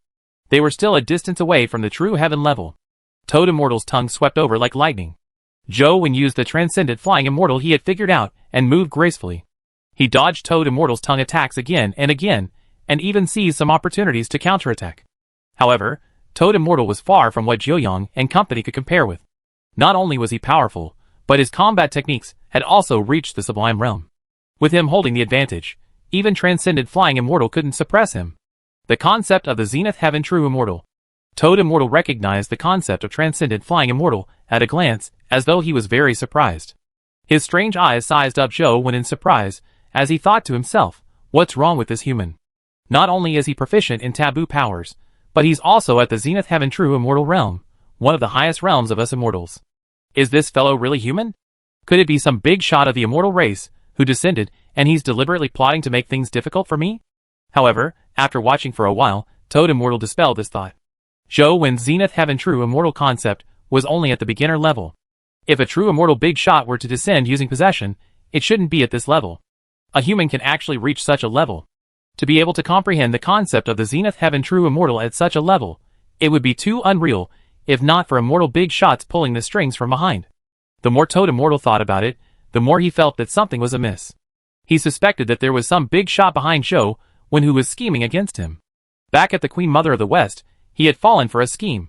As the saying went, once bitten, twice shy. The more Toad Immortal thought about it, the more he felt that something was amiss. With this in mind, Toad Immortal hesitated.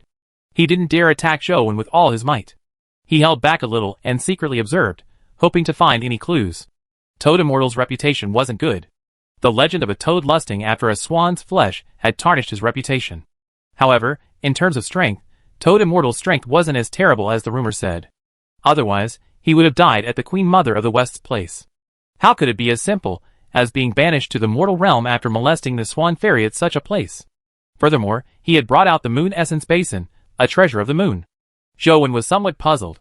He could clearly sense that the pressure Toad Immortal exerted on him had weakened significantly.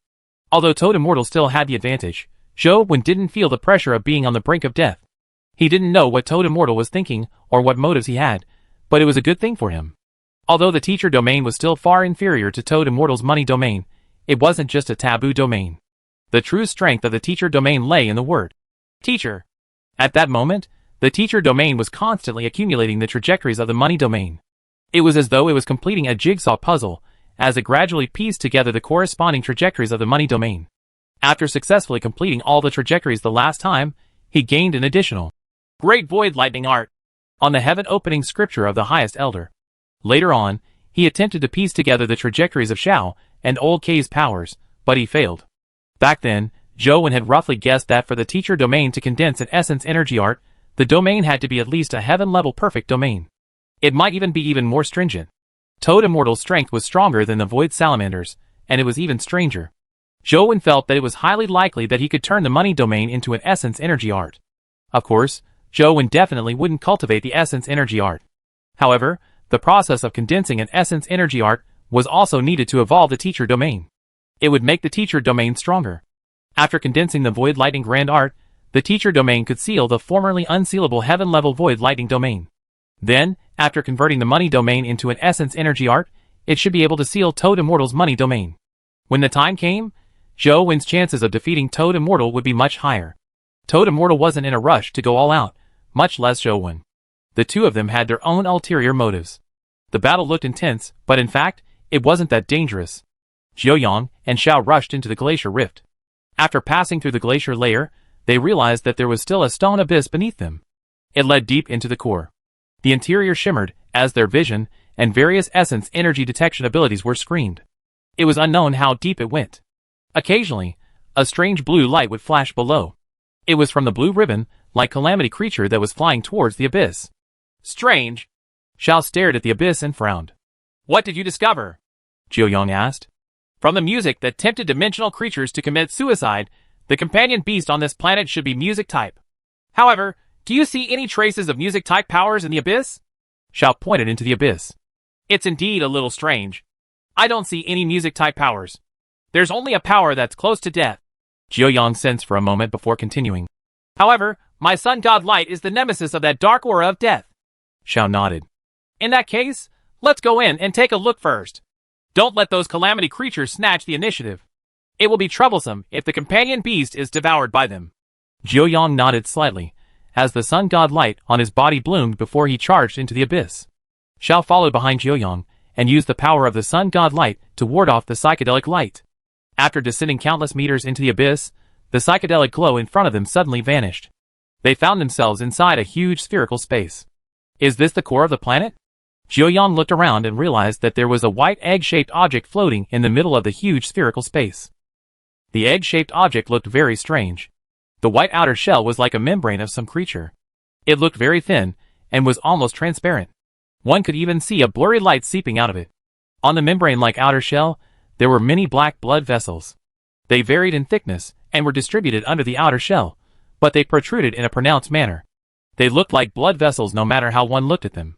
Furthermore, the entire egg was like a heart as it shrank and expanded. As this continued, the blood vessels became thicker and thinner.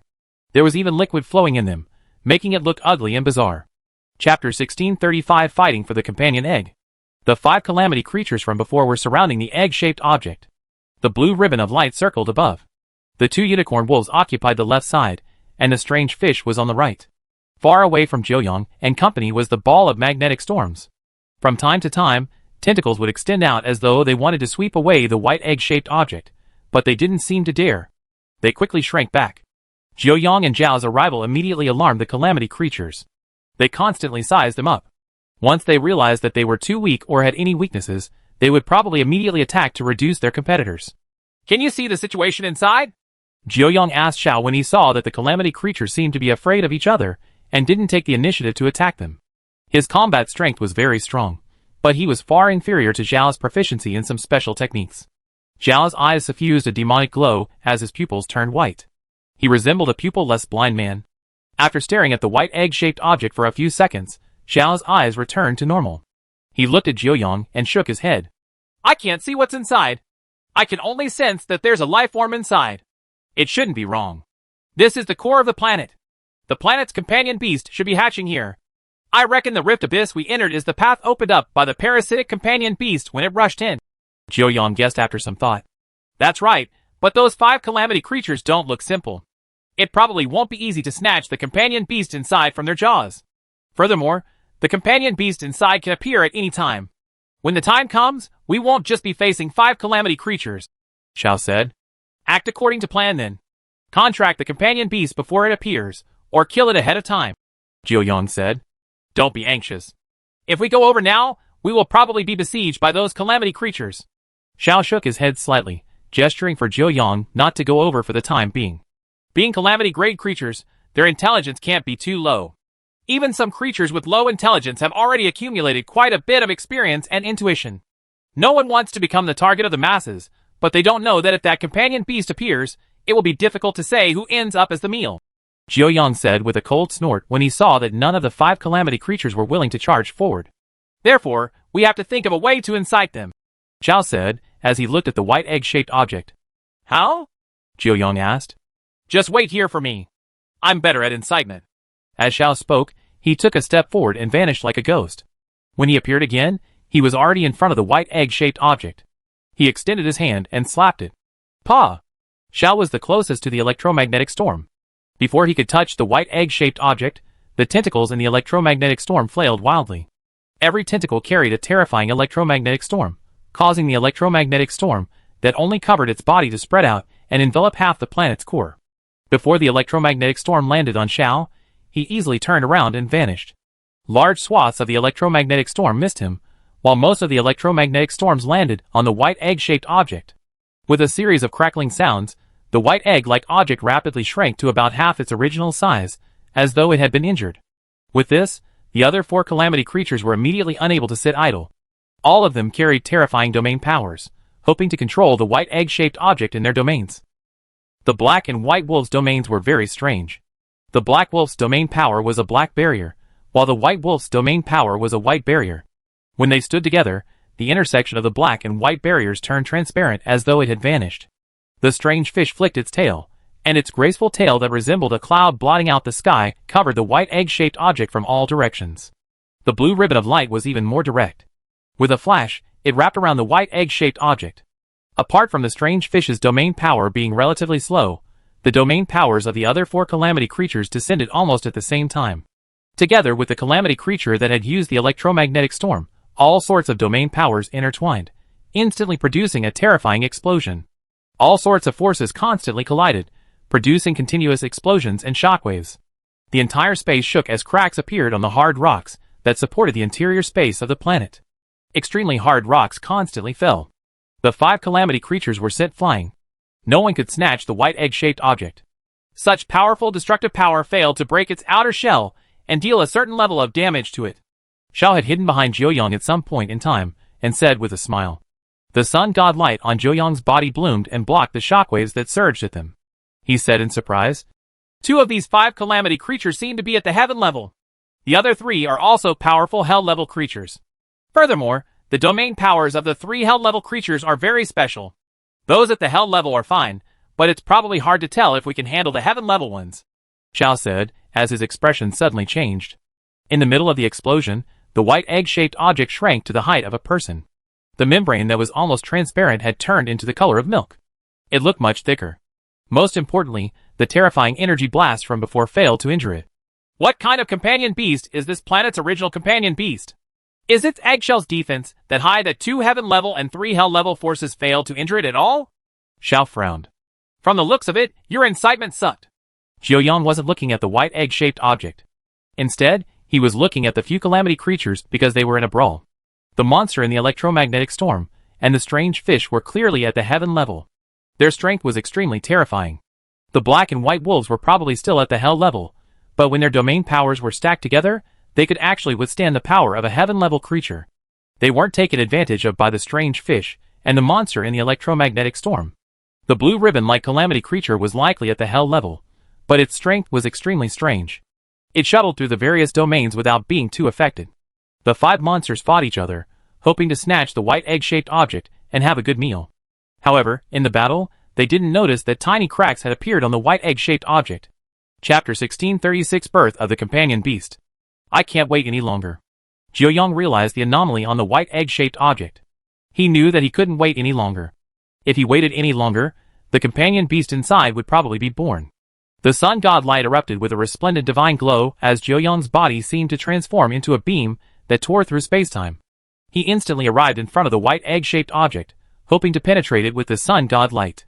However, before his sun god light could touch the white egg-shaped object, he saw several huge tentacles extend out from behind and block it. The sun god light collided with the tentacles, and forcefully severed the tentacles that were wrapped in electromagnetic force, reducing them to pieces. However, in the next second, electromagnetic light flashed as the tentacles that had been sliced into pieces gathered together again and swept towards Jiuyang. While Jiuyang was fighting the tentacle monster, Xiao secretly instant transmitted to the back of the white egg-shaped object and extended his fingers to slice it apart. A blue light instantly swept over at an unbelievable speed. Xiao had no choice but to retract his finger. Otherwise, his finger would have been severed by the blue light before it touched the white egg. The other calamity creatures rushed over as well, plummeting the scene into further chaos. Xiao dodged the blue light and the strange fish's attacks several times, but he failed to get close to the white egg-shaped object. Help me open up a path! The sun god light on Jiuyang's body became even more resplendent. His entire body seemed to turn into light as every strike was like a hydrogen bomb exploding. However, when such a powerful force struck the transparent barrier formed by the combination of the black and white wolves, it failed to break through. He ultimately failed to charge over. It's better if you help me open up a path. Zhao's figure flashed past like a phantom, luring the strange fish and the blue light to Jiuyang's vicinity. Jiuyang's whole body emitted divine light that nearly enveloped the entire planet's interior space. The few calamity creatures were attacked, and they couldn't focus on Zhao's whereabouts.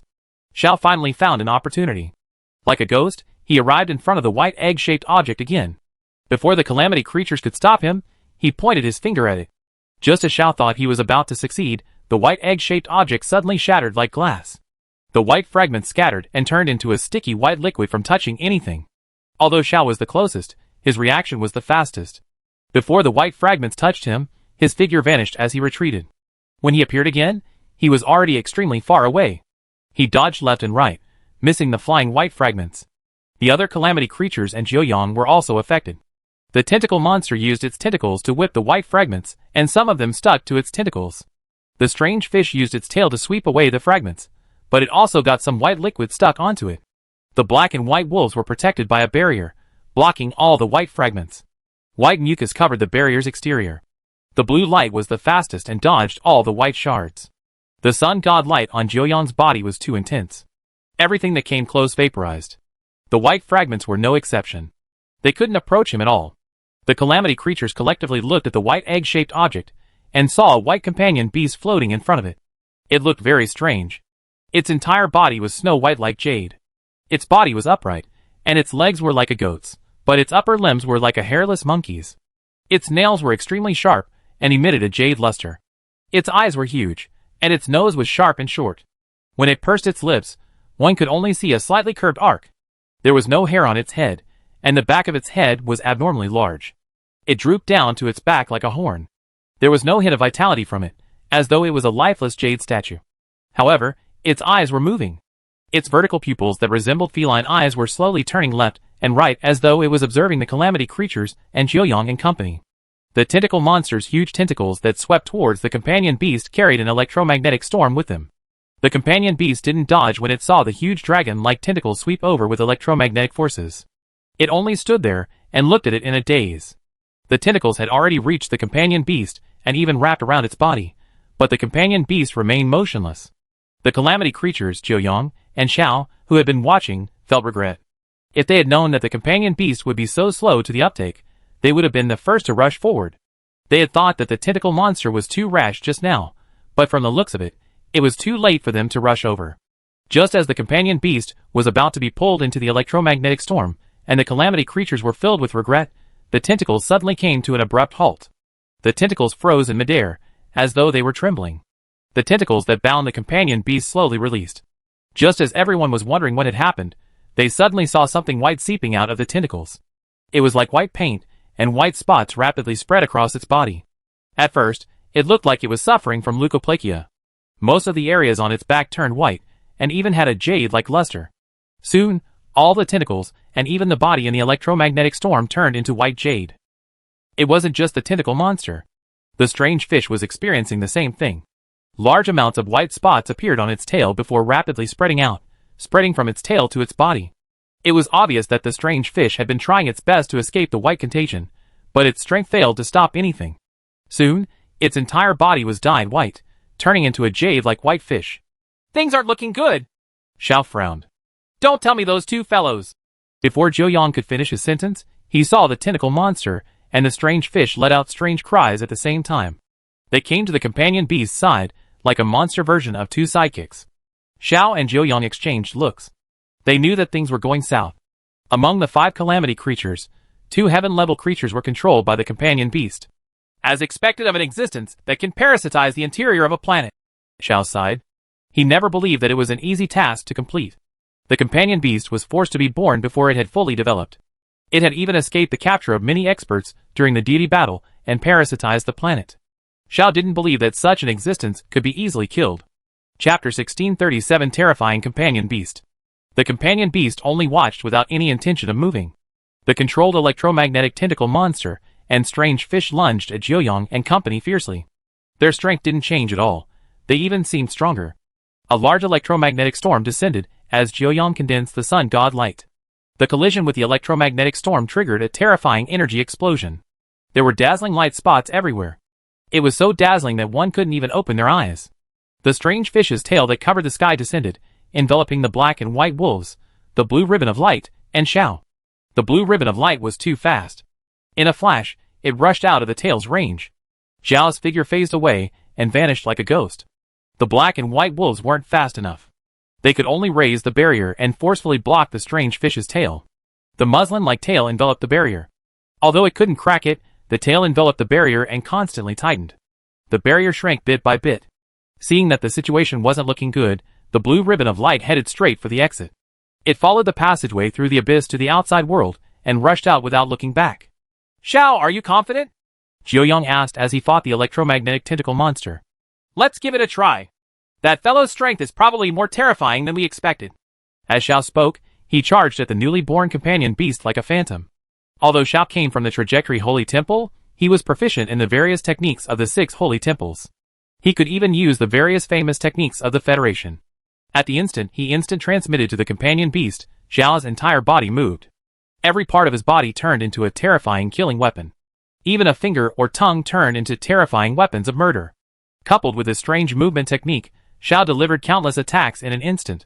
Fingers, palms, fists, elbow, shoulder, knees, legs, and feet. All sorts of attacks rained down on the companion beast's white jade-like body like a storm. It struck every inch of its body countless times. Every strike carried terrifying power that penetrated its body.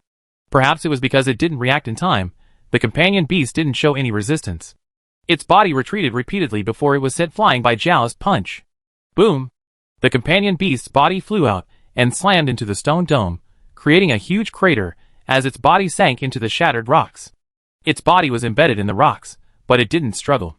Its feline-like eyes stared straight ahead, as though it wasn't focused. It was unknown what it was looking at. Xiao had no intention of stopping. He instantly appeared in front of the companion beast and threw a barrage of punches at its face. Just as the phantom-like fist was about to land on the companion beast's face, the fist shadows that filled the sky suddenly vanished.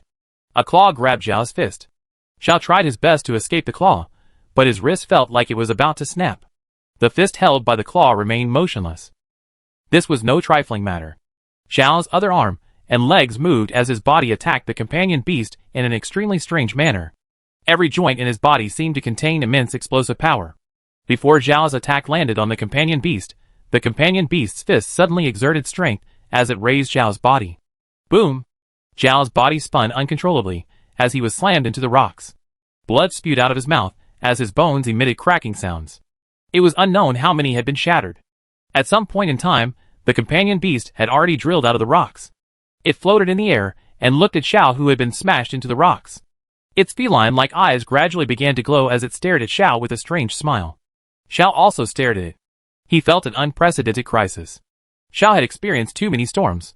He knew when things only looked dangerous, and when it was really dangerous. Even when he entered Lake Frustration, he didn't feel that he was in such grave danger. "Xiao, be careful!" Jiuyang wanted to rush over to help, but the electromagnetic tentacle monster held him back fearlessly. No matter how Jiuyang struck, the electromagnetic tentacle monster's body would gather together again before fusing into one. It was as if it wasn't a living creature at all, but a collection of countless iron sand particles. Due to the existence of electromagnetism, no matter how its body was destroyed, it could be sucked back and reformed as a whole. They were both at the heaven level. Although Jiuyang's offensive strength was far stronger than the electromagnetic tentacle monster, after absorbing the holy artifact, one didn't need to defend at all and attack with all its might. The other had to take into account many things. Even though he had the advantage, he couldn't escape the entanglement of the electromagnetic monster anytime soon. Xiao heard Jiuyang's warning, but it was too late. In fact, he had already begun moving his body, hoping to use the power of the trajectory to traverse the void and pull away from the companion beast. However, just as his body was about to enter the void, a claw grabbed his neck. His body, that had already turned into an illusion, seemed to have no corporeal body. One of his feet had now stepped into the void and was pulled out. Bang! The claw that grabbed Zhao's neck pressed him into the rocks. Zhao's entire body sank into the rocks again, causing the hard rocks to splatter everywhere. Following that, the companion beast's entire body seemed to turn into a killing weapon. Fingers, palms, fists, feet, legs, knees, elbow, etc. landed on Xiao like a storm. Just like a replica of Zhao's bombardment of the companion beast, every inch of Zhao's body crackled from the companion beast's attacks. All his bones were fractured. What was even more terrifying was that Gao's trajectory power was unable to free him from his present predicament. He was crushed there, and could only bear the brunt of the dense barrage of attacks. Wah! Blood spewed out of Zhao's mouth as his body distorted and deformed. He sank into the rocks and no longer looked like a human. Xiao! Jiuyang was alarmed. Although they had already expected the companion beast's abilities to be very high, they never expected them to be this high. After fusing with the holy artifact, Xiao was already a true heaven-level existence. Furthermore, with Gao's abilities, he was top-notch among heaven-level existences. It was unimaginable that he would be thrashed like this. Don't come over! Jiuyang was just about to rush over and attract the companion beast's attention when he heard Zhao's voice. Zhao's voice was definitely not a result of pessimistic self-sacrifice. His voice didn't have the down-and-out feeling of a loser, nor did it have the weakness it should have. In any case, it had a terrifying madness.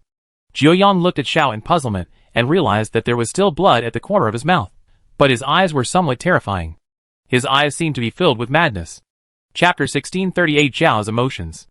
Jiuyang was slightly stunned. He had always thought that Xiao was the kind of person who wouldn't reveal any of his emotions no matter what situation he faced.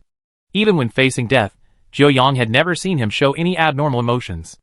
It was as if death to Xiao was as casual as heading home for a nap. Saints underwent a cruel period of cultivation. Every saint was very strong, but that didn't mean that every saint had astonishing talent. Instead, the untalented and unaccomplished saints would have long been eliminated. Therefore, to outsiders, as long as they were saints who stepped out of the Holy Lands, they appeared very strong. However, they didn't know how cruel this was. Jiuyang clearly remembered seeing Xiao when they were young. Back then, Xiao was a backup saint of the Trajectory Holy Temple, and he was a backup saint of the Sun Holy Temple. They rarely had the chance to meet, but the 6 temples would carry out a joint test every once in a while. All the reserve saints in the 6 temples would participate in the test together.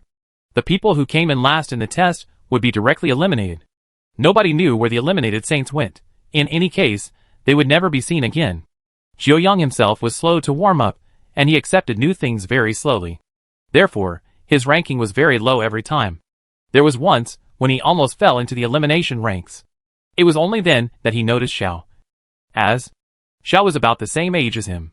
Back then, he was still a child, only a little more than 10 years old. In the past, Jiuyang didn't notice Xiao because the better a candidate's grade was, the closer they would stand to the front during the 6 temples joint test. Jiuyang had always been at the back, and Xiao used to stand in front. However, Xiao was standing behind Jiuyang this time. This was the first time that Jiuyang had seriously paid attention to Xiao. It was very dangerous back then. Xiao was only one spot away from being eliminated. All the backup saints after Xiao were eliminated, and were never seen again. Back then, a child, who was also ranked at the back, and was relatively familiar with Xiao asked, Xiao, your combat abilities are so impressive that you can at least rank in the top 3. Why did you lose? Because I'm not good at using my left hand. Zhao's answer puzzled Jiuyang, who was standing beside him. The child from before was also very puzzled.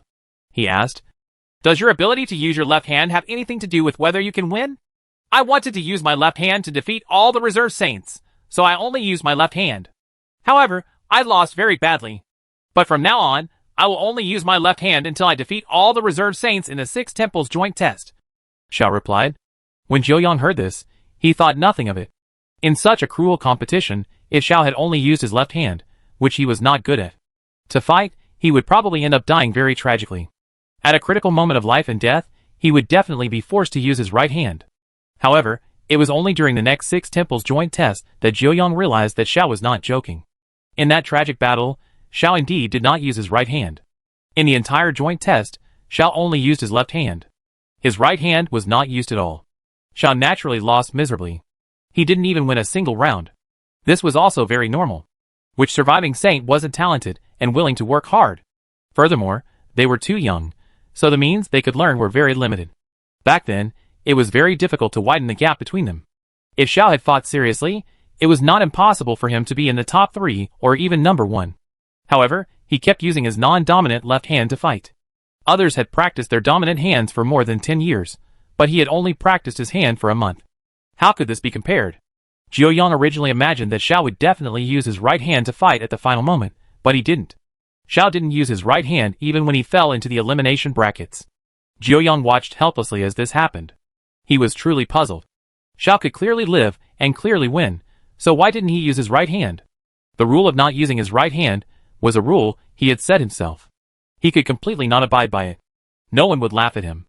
In fact, few people knew about this matter. Why don't you use your right hand? Jiuyang secretly asked Xiao before Xiao was taken away. I said I'd only use my left hand, so I'll only use my left hand.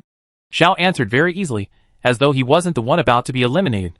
If Holy God hadn't appeared to protect Xiao back then, Xiao's skeleton would have probably turned to ashes by now. From then on, Jiuyang would pay attention to Xiao from time to time. However, no matter when it was, no matter how dangerous the situation was, he didn't see Xiao flare up. It was as if he was a robot that was following a program without any emotions.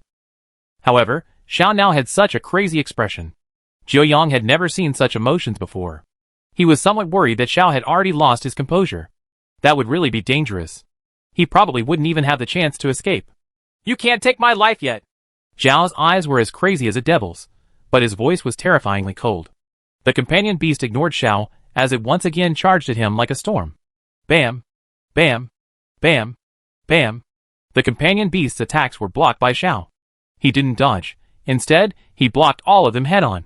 At such a close distance, and with such unpredictable and lightning-like attacks, Xiao blocked all of them. His reaction speed seemed to have reached an unbelievable level. Even the attack near his face was blocked by Xiao. No. It's not just fast. It's more like Xiao has long sealed off all possibilities. No matter how the companion beast attacks, it will ultimately result in one path being blocked by Xiao. Amazing. Jiuyang's eyes flickered as though he found it unbelievable.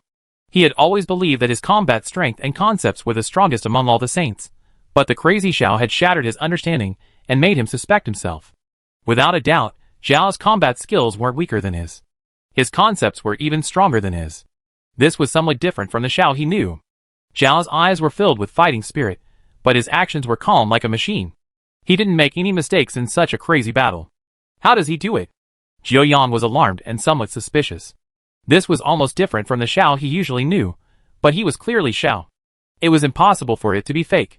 What puzzled Jiuyang even more was that if this was Zhao's true strength, why hadn't Xiao used such an ability when they attacked Zhou 1?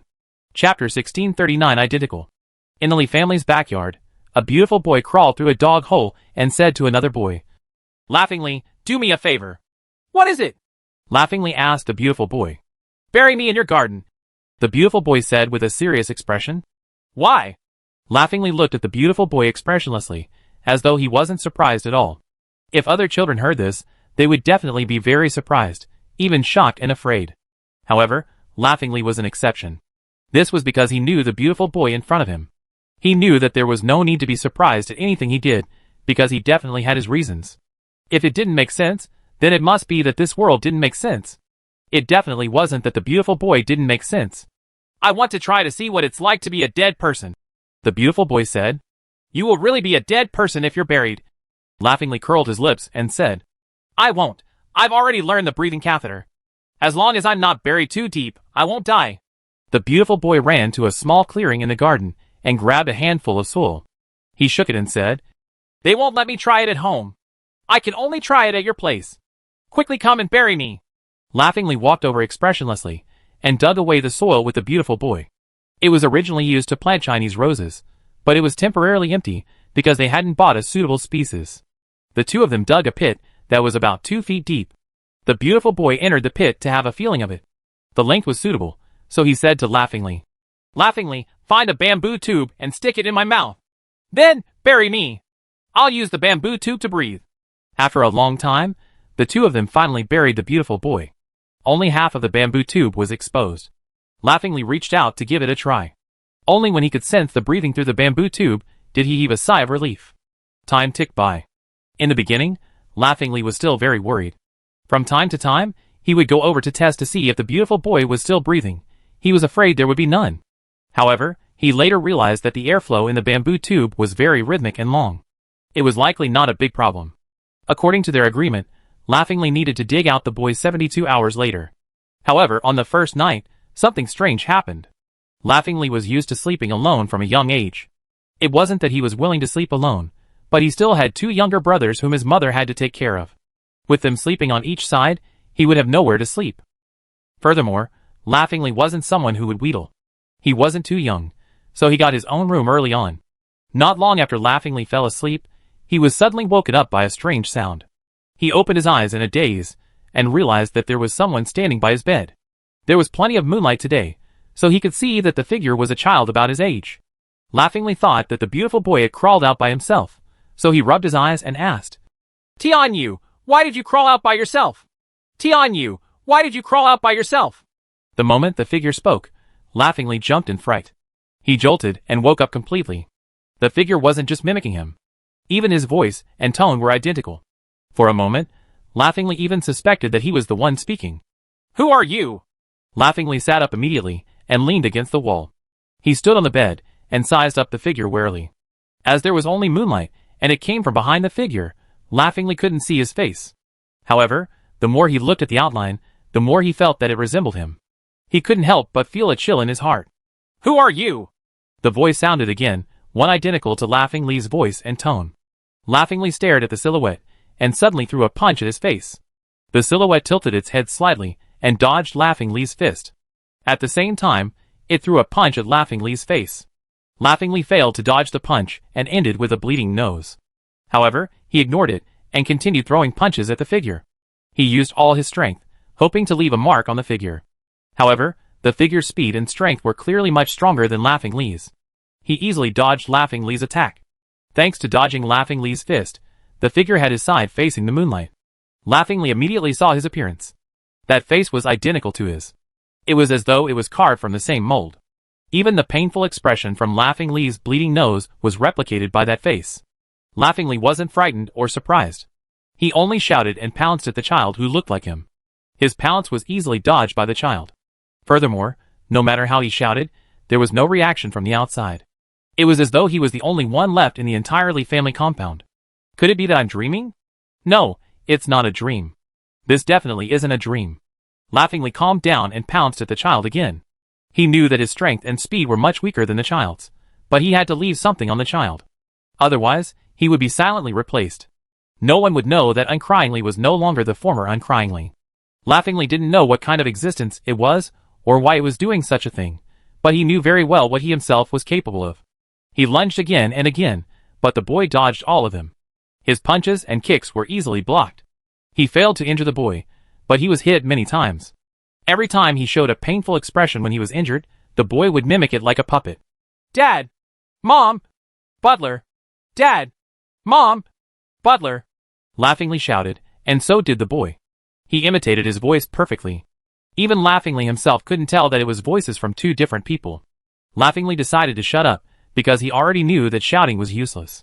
If it was useful, his family would have long come to save him. Why aren't you shouting? The boy finally spoke when he saw Laughingly hold back his words. Furthermore, there was no expression on his face. Laughingly remained silent as he pounced at the boy with all his might. Even if it was just a scratch, he wanted to leave something on the boy. Aren't you going to scream? Then I'll do it for you, the boy said coldly as he suddenly raised his leg and kicked Laughingly's chest.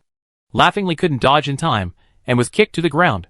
However, he gritted his teeth and didn't say a word. He even tried his best to control the expression on his face to prevent the muscles on his face from changing. Chapter 1640. You're a fool. Can you endure the pain? I want to see how much you can tolerate. The boy kicked Laughingly again and again. He even stepped on Laughingly's fingers and crushed them bit by bit. Yet, as a 10-year-old boy, he didn't even grunt under such torture. His face twitched unnaturally, as his forehead was covered in cold sweat. His eyes were bloodshot and his eyeballs were about to pop out.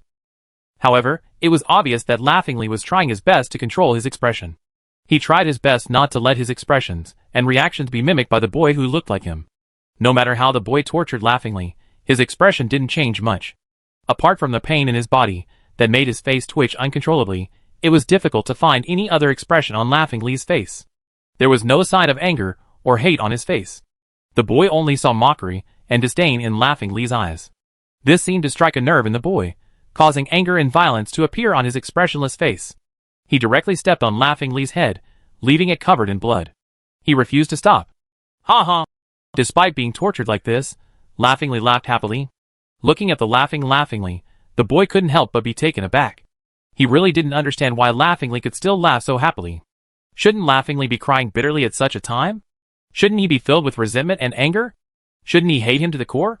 Shouldn't he be horrified and uneasy? None of this happened. Laughingly was only laughing. Furthermore, he was laughing very happily. It was a joy that came from the bottom of his heart, not an act. There was even a hint of smugness in his smile. For some reason, when he saw Laughingly laughing, the boy's heart burned with anger. As he stomped on Laughingly's face, he asked through gritted teeth, "What are you laughing at?" "I'm laughing at you. Laughing at how you don't get it at all." Laughingly's mouth was covered in blood as he spoke intermittently. As there was too much blood, his words were hardly discernible. "What don't I get?" The boy lowered his head and approached Laughingly, hoping to hear what he was saying. "That you're a fool." However, the moment the boy approached Laughingly, Laughingly suddenly opened his mouth and spat a mouthful of blood on the boy's face. The boy subconsciously closed his eyes. Bang! Just as his eyes closed, Laughingly's head butt him in the chin, causing the boy's chin to distort as he leaned his head back. At that moment, Laughingly seemed to go mental. He didn't care about his injuries, or if his bones were broken. His bloody palm slammed into the boy's face. Laughingly's palm deformed from the impact. His already fractured fingers were distorted beyond recognition. However, Laughingly ignored all of that. Like a lunatic, he rushed forward and punched and kicked the boy. He even bit him with his teeth. In the beginning, the boy managed to resist, but it was unknown if he was frightened by Laughingly or if he was punch drunk. The boy, who was clearly stronger than Laughingly in terms of strength, speed, and technique, was beaten until he screamed repeatedly. He even wanted to escape, but how could he? His body was covered in blood. It was impossible to tell if it was his or Laughingly's. Bang!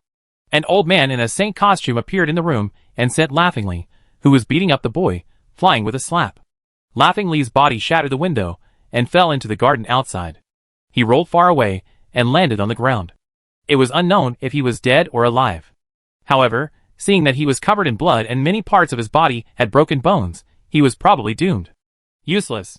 The old man glared at the boy on the ground and cursed coldly. The boy jolted in fright. He immediately got up and kowtowed to the old man. "Your Excellency! No! Don't kill me! Don't! The Holy Land spent so much time, energy, and resources to nurture you, but you are inferior to a child from an ordinary family clan. What's the point of having you?" The old man said with a cold expression. "Your Excellency! I can do it! I was just careless! I definitely won't make the same mistake again." The boy kowtowed in horror. "Forget it! It's troublesome to do another round of nurturing. Continue your mission. You should know what to do next, right?" As the old man spoke, he looked at Laughingly, whose fate was unknown. "For you to be incapable of killing the boy you are to replace, and to require my help, it's a disgrace to the Holy Land. There definitely won't be a next time," the boy hurriedly said with his head lowered. "Quickly dispose of his corpse," the old man said coldly. Yes, yes. I'll do it right away." The boy hurriedly rushed into the garden and took out a small bottle. He poured the liquid in the small bottle onto Laughingly. Laughingly's clothes were immediately corroded by the liquid as his flesh and bones began to melt. "A terrifying figure is approaching. Hide the corpse until he completely disintegrates. I'll hold back that person," the old man suddenly said with a heavy expression as he looked out into the darkness. The boy hurriedly picked up Laughingly's corpse and looked around. Finally, he pushed it into the grass and hid the corpse there. When the boy turned around to take a look again, he realized that the old man had already vanished. He looked around uneasily for a while before the old man finally returned. "Who was it?" the boy hurriedly asked. "Humph, it's none of your business. Has the corpse disintegrated?" the old man said coldly. The boy hurriedly pulled away the grass and looked again. He realized that there was only some foul liquid in the grass. Apart from that, there was nothing else. "It's done," the boy said. The old man took a look and nodded when he saw the liquid. "From today onwards, you are the eldest young master of the Lee family, uncryingly, understand?" "Yes, your excellency. I'm uncryingly," the boy hurriedly said. The old man reached out his hand and did a swipe, lifting up the smelly liquid along with the vegetation and soil. He sucked it into a huge cloth bag before turning to leave. "Your excellency, how should I contact you?" the boy hurriedly asked. "There's no need to contact me. You are uncryingly as you. Only when the Holy Land needs you will you be a saint. When you are needed, a saint will naturally summon you." With that said, the man left the Lee family compound. Strangely enough, after the old man left, the Lee family, which was like a land of the dead, suddenly seemed to return to normal. There were sounds of night insects everywhere, and even the sound of people getting up at night to go to the bathroom. I'm uncryingly, the boy muttered to himself a few times before treating his wounds and cleaning up the glass window shards. After he returned to his room, in a pool not far from the grass, a beautiful boy secretly surfaced with the heavily injured Laughingly. Looking at Laughingly's room, the beautiful boy hesitated for a moment before leaving the Lee family's residence with the dying Laughingly on his back. Chapter 1641 Mental Mutation State. It's been a long time since I felt like this. Xiao recalled the past. Ever since he impersonated Xiao, he had never revealed this side of himself. He had been acting as his impersonator. There were even times when Xiao questioned who the real Laughingly was. Only when he completely let go of himself did Xiao truly feel that he was still Laughingly, the elite who could match in Tianzhua. His eyes were bloodshot and his hair and beard were disheveled, but his eyes were extremely cold. He was like a devil that had escaped from the hell of Abysaraka. Having suffered hundreds of lifetimes of torture, he was filled with boundless anger, but his heart was already dead. Bam! Bam! Bam! Bam! Zhao's strength and speed gradually exceeded his limits. He fought the companion beast crazily without being at a disadvantage. His attacks were even more ferocious than the companion beasts. Bang! Amidst countless punches and kicks, Xiao managed to be slightly faster than the companion beast. He punched the companion beast in the face, sending it flying. It slammed into the rocks, causing a large area to collapse. Zhao's figure instant transmitted in front of the companion beast as his fists and feet bombarded it, constantly blasting its body into the rocks. It was unknown how many attacks landed on the companion beast. When Xiao threw his final punch, the companion beast's body slammed through the rocks, penetrated the ground, and flew into the air. Xiao rushed out as well. He hovered in midair and looked at the companion beast lying in midair, as though all its bones had been broken. Just as Xiao was about to charge forward again, he realized that there were two people fighting in the air not far away. Why is he here? Xiao was taken aback when he saw Zhou Wen. He never expected to see Zhou Wen here. Zhou Wen was fighting Toad Immortal when he saw two things spew out from the ground. He was given a fright. On careful look, he saw that one of them was Xiao. The other creature looked very strange. He didn't know what it was, but it was clearly a companion beast with a pure energy body. Alright, there's indeed an ambush. You want to scheme against me? Dream on. Seeing Xiao and the companion beast rush out, Toad Immortal confirmed his thoughts. He retreated at high speeds as the money that filled the sky returned to his robe. Toad Immortal looked down at the situation below and determined what to do next. Zhou Wen didn't chase after Toad Immortal. He also observed Xiao and the companion beast as he guessed what was going on. Zhou Wen had always believed that the bee in the plant was the companion beast born from this planet. However, from the looks of it, that wasn't the case. The companion beast that rushed out of the ground with Xiao was likely the companion beast born from this planet. Crack! Crack! As the few of them had their own thoughts, the companion beast slowly moved. It cracked its neck as its distorted body gradually returned to normal. It stood up again, its body still as perfect as before as though it had never been injured. Xiao frowned slightly. He had indeed used all his strength. Even the secret he had hidden had been exposed. Every strike's offensive strength was enough to kill a heaven-level expert. The companion beast in front of him had recovered so quickly despite suffering so many attacks. Such a recovery ability was unbelievable. However, what happened next surprised Xiao even more. The companion beast's body tensed up as its muscles showed. Its entire body seemed to be filled with explosive strength. Its eyes turned red, but it didn't seem to have any emotions. This is... Xiao looked at the changes in the companion beast's body and revealed a look of horror. The companion beast's present state was identical to his. This left Xiao very surprised. After all, this state of his wasn't a type of talent or essence energy skill, but an effect on his body through a mental mutation. This ability was the result of a mutation in the psyche. It couldn't be cultivated, so it didn't expend essence energy when used. It was Zhao's unique ability. Even Tianzhua hadn't mastered this ability. Although Xiao had already told him everything about how to enter this state, Tianzhua just couldn't do it. Later, according to Tianzhua's analysis, Zhao's mental state was related to his experience and thoughts. It wasn't something others could imitate. However, the companion beast had also entered such a state. It left Xiao in disbelief. The companion beast's figure flashed as it charged at Xiao. Its strength, speed, constitution, and essence energy had entered a special mental state like Xiao's. Its various abilities had increased again. Although Xiao remained in the same state, he was once again suppressed. He was surpassed by companion beasts in every aspect. An independent heaven-level companion beast? After Toad Immortal saw the situation below, his eyes immediately revealed a look of greed. The companion beasts produced by planets were somewhat different from the companion beasts on Earth. Only humans could use the companion beasts on Earth.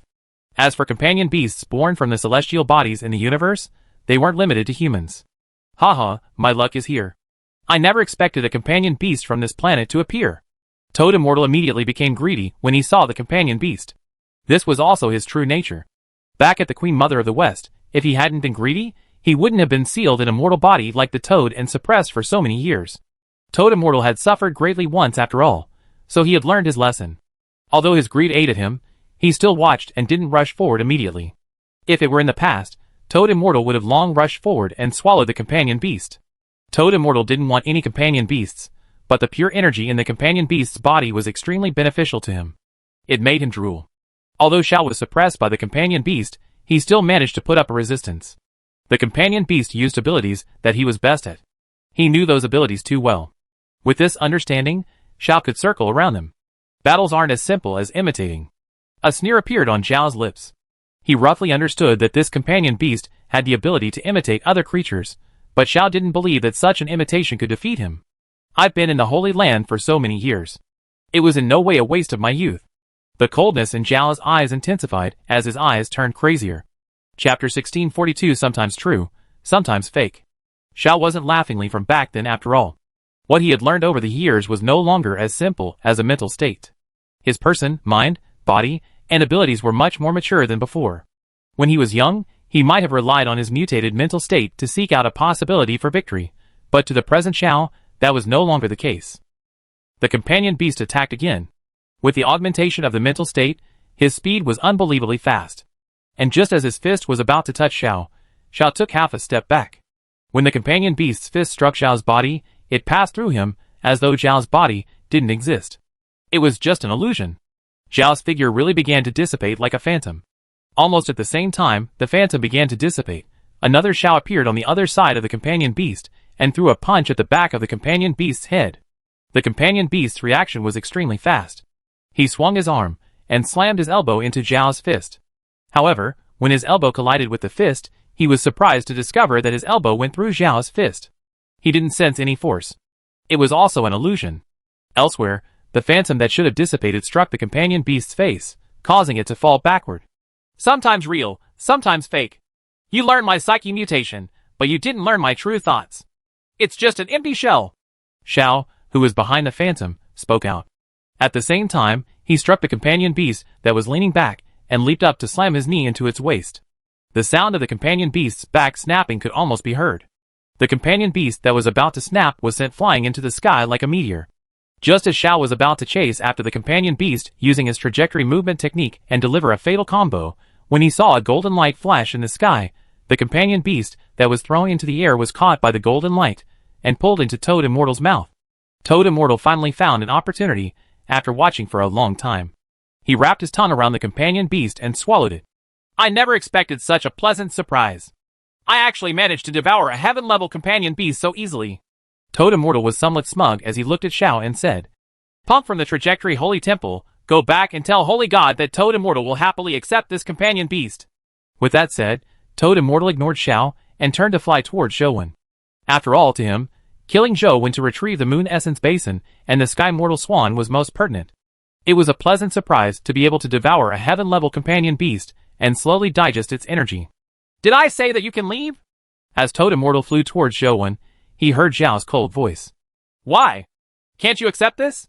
Toad Immortal turned around and rolled his strange eyes as he looked at Xiao. It's not that I can't accept it, but I want to kill you. You shouldn't have taken something that belongs to the holy temples. As Xiao spoke, his figure flashed in front of Toad Immortal. His sharp fingers slashed at Toad Immortal's throat. A golden light flashed from Toad Immortal's mouth as his tongue wrapped around Xiao's arm. However, he realized that it was only an illusion. As for Xiao, he had already appeared behind him.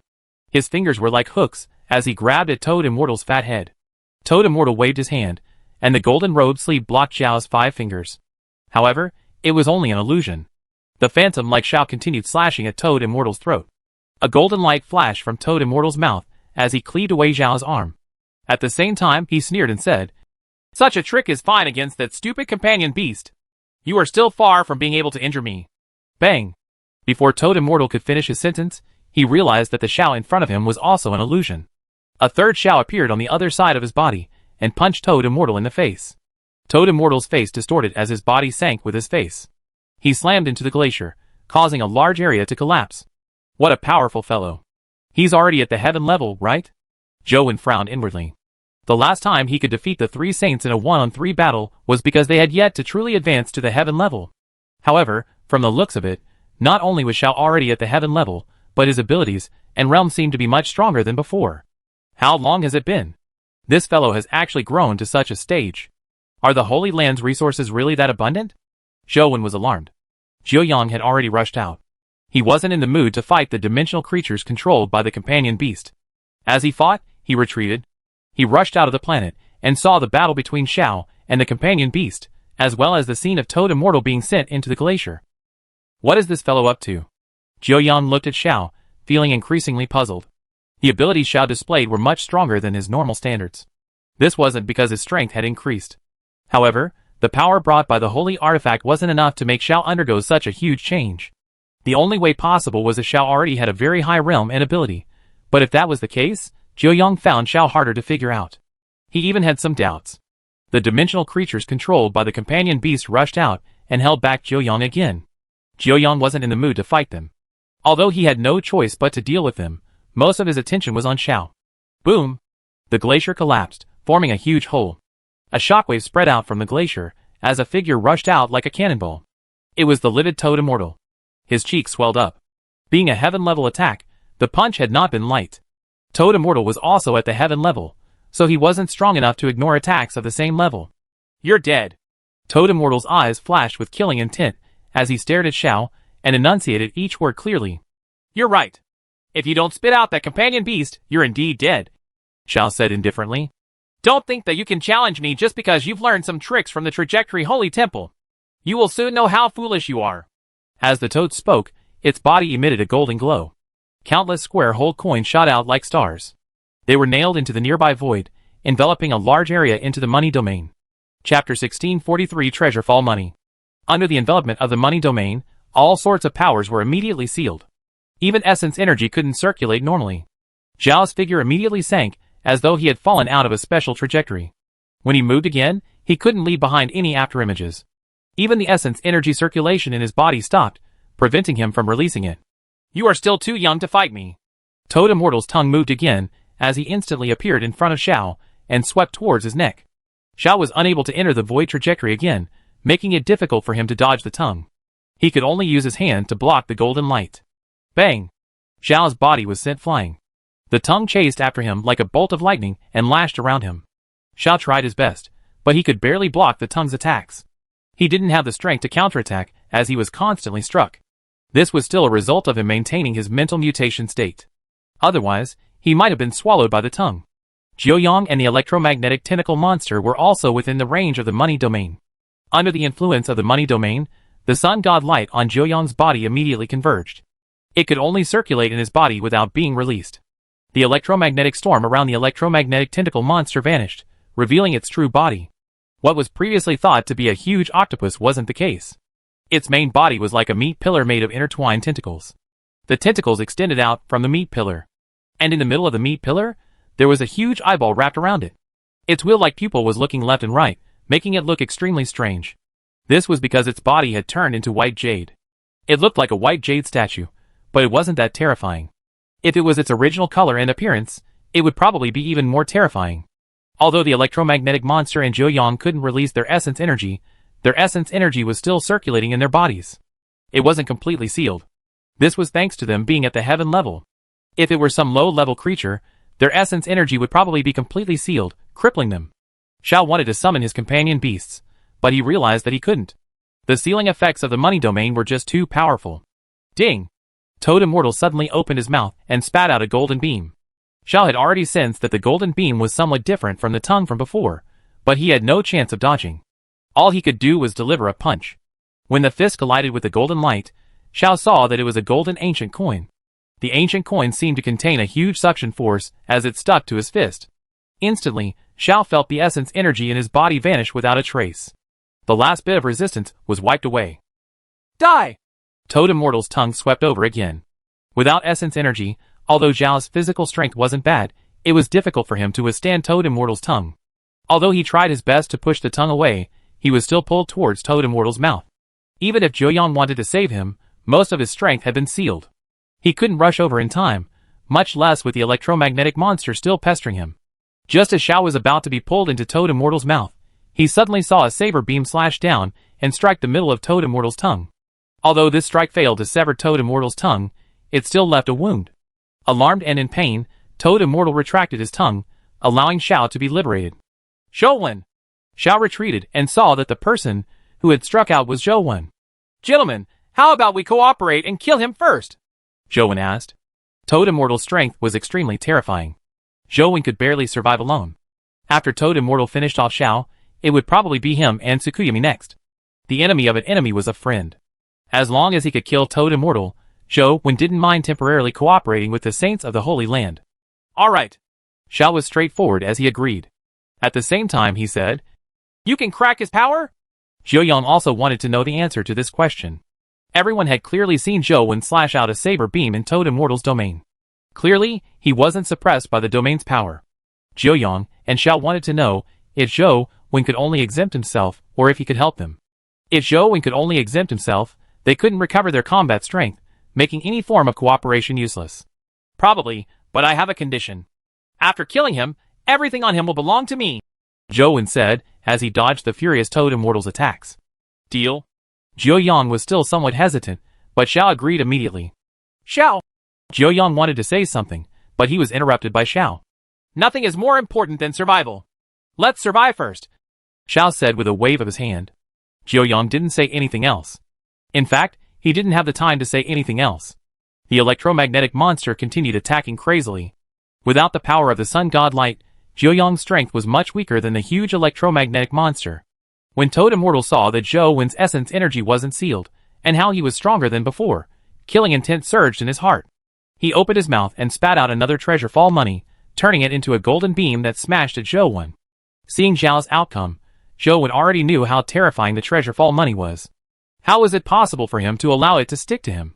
He used instant transmission to dodge the treasure fall money's attack. As the teacher domain simulated more and more trajectories of the money domain, it almost reached completion. Although he couldn't condense an essence energy art, it had a faint restraining effect on the money domain, allowing Zhou to obtain more power over it. However, at the instant Zhou phased into existence, the treasure fall money slammed into his forehead. Zhou immediately felt the essence energy in his body vanish as he fell from the sky. Thankfully, Zhou's physical strength and reaction were still present. He somersaulted and landed on the ground, preventing his head from hitting the ground. Zhou wanted to gather his essence energy, but he couldn't control them. Apart from the heaven-opening scripture of the highest elder circulating, the other essence energy arts were completely sealed. The Dragon King armor on his body was sealed as it transformed into a tattoo that returned to Zhou. Zhou's connection with the other 8 companion beasts was instantly severed, greatly weakening Zhou's strength. Zhou reached out to remove the ancient coin on his forehead, but it seemed to be stuck to his bones. Unless Zhou chopped off his head, it was impossible for him to remove the ancient coin. I was once invincible in the mythical era. To think a few mere humans have the delusion of fighting me, Toad Immortal said disdainfully as he brandished his tongue again and swept it at Zhou, who had lost his essence energy. Toad Immortal felt that Zhou was the greatest threat. Although Zhou's strength was the weakest, he was also proficient in taboo powers. He likely posed the greatest threat to him. Chapter 1644 cover. Zhou's strength was at best at the human realm. Without the help of the Dragon King armor and 8 companion beasts, he was far from being capable of fighting Toad Immortal. A golden beam flashed as Zhou retreated with all his might, but he failed to dodge in time. Bang! A figure rushed over and slammed into the golden light from the side, causing it to deviate from its trajectory, allowing Zhou to escape the calamity. Toad Immortal's tongue stabbed into the glacier to the side, piercing a huge hole in it. The ice shattered and splattered. Zhou retreated and avoided the ice shards. He swept his gaze and realized that the person who had struck the tongue was surprisingly Xiao. I won't be able to stall for long. You have to make the best use of time. With that said, Xiao charged to the other side without waiting for Zhou to answer. He raised a huge block of ice and smashed it at Toad Immortal in midair. Make the best use of time? What the hell can I make it into? My teacher domain is affected by the ancient coin, so its effects are nearly zero. There's no point in making the best use of time. Zhou thought to himself, but Xiao was crazily grabbing ice blocks and throwing them at Toad Immortal. He was clearly buying time for him. Meanwhile, Zhou had also lured the electromagnetic monster elsewhere. At the same time, he was creating space for himself. Toad Immortal faced the ice blocks and opened his mouth to suck at them. All the ice was swallowed by him, unable to pose any threat to him. Toad Immortal's tongue flicked over. Xiao couldn't withstand the blow with his strength, and was sent flying. He slammed into the rocks, cracking them. The bones in his body emitted a cracking sound, as blood seeped out of his mouth uncontrollably. Zhou continued retreating rapidly, hoping to distance himself from Toad Immortal, but Toad Immortal was just too fast. Without the augmentation of the 8 pets, Zhou was far inferior. Before he could retreat, Toad Immortal's tongue wrapped around him again. Zhou pushed Transcendent Flying Immortal to its limits, but he only managed to circle around it twice. He couldn't circle around it a third time. Just as the tongue was about to entangle Zhou, a huge boulder suddenly flew over and smashed into him, sending him tumbling away. Although the smash wasn't light, Zhou ultimately dodged the tongue's attack. In the distance, Jiuyang held a stone in his hand as he smashed it at Toad Immortal's tongue. Although it was instantly shattered by the tongue and failed to be of any use, it gave Zhou some time. Jiuyang himself was swept up by the electromagnetic monster's tentacles and smashed into the ground. Large rock shattered as his body bounced up with the rubble. Blood bloomed like a flower. It's useless even if you protect me. Zhou immediately broke out into a cold sweat when he saw that they wanted to protect him. Before he was hit by the Treasurefall money, he could indeed be of use. Now, he was truly useless. The power of the teacher domain was suppressed to the point of it being unable to leave his body. Ignoring the fact that he couldn't help Jiuyang and Xiao escape the influence of the money domain, even Zhou couldn't escape it. The only way to escape the present predicament was for the teacher domain to turn the power of the money domain into an essence energy art. However, Zhou had tried for quite some time and had nearly pieced together all the trajectories of the money domain, but he was just short of completing it. He failed to piece it together despite having so much time. He didn't have the confidence to do it in such a short period of time and in such a difficult environment. However, Jiuyang and Xiao seemed to place all their hopes on Zhou. Even though they suffered injuries, they constantly protected him. Zhou was somewhat dumbfounded. He was between laughter and tears.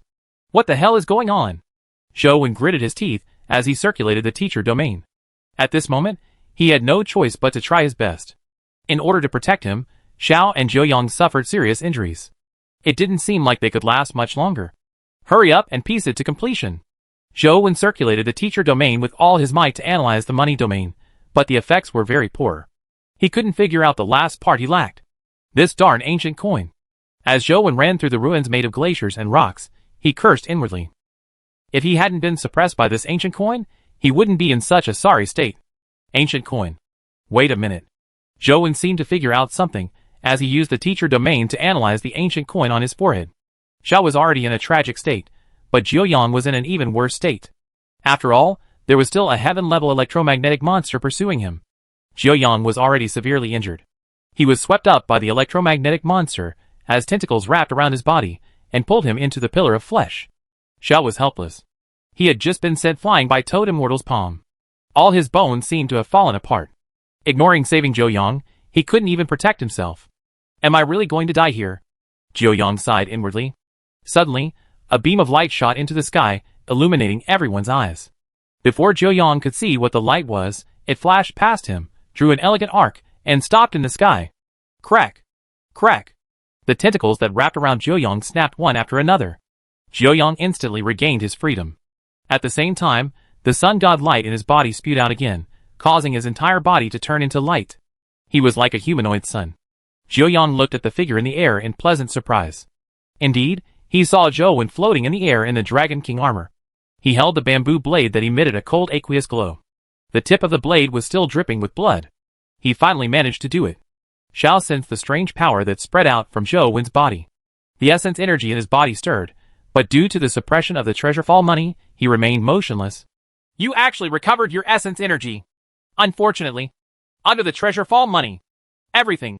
Before Toad Immortal could finish his sentence, his fish-like eyes suddenly narrowed. Zhou reached out and plucked the Treasurefall money from his forehead. Treasurefall money? Are you talking about this? Zhou pinched the Treasurefall money with his fingers and suddenly crushed it. The money fragments scattered down from his fingers like gravel. How? How is this possible? Toad Immortal's eyes nearly popped out. He found it unbelievable. Even in the mythical era, he had once been invincible using the Treasurefall money. He had defeated countless terrifying bigwigs. However, he had never imagined that the Treasurefall money would be crushed by a human. After Zhou crushed the Treasurefall money, his figure flashed in front of Xiao. He pressed down on the Treasurefall money on Zhao's body and exerted some strength, shattering it to crumbling pieces. Chapter 16 45 Source of all evil.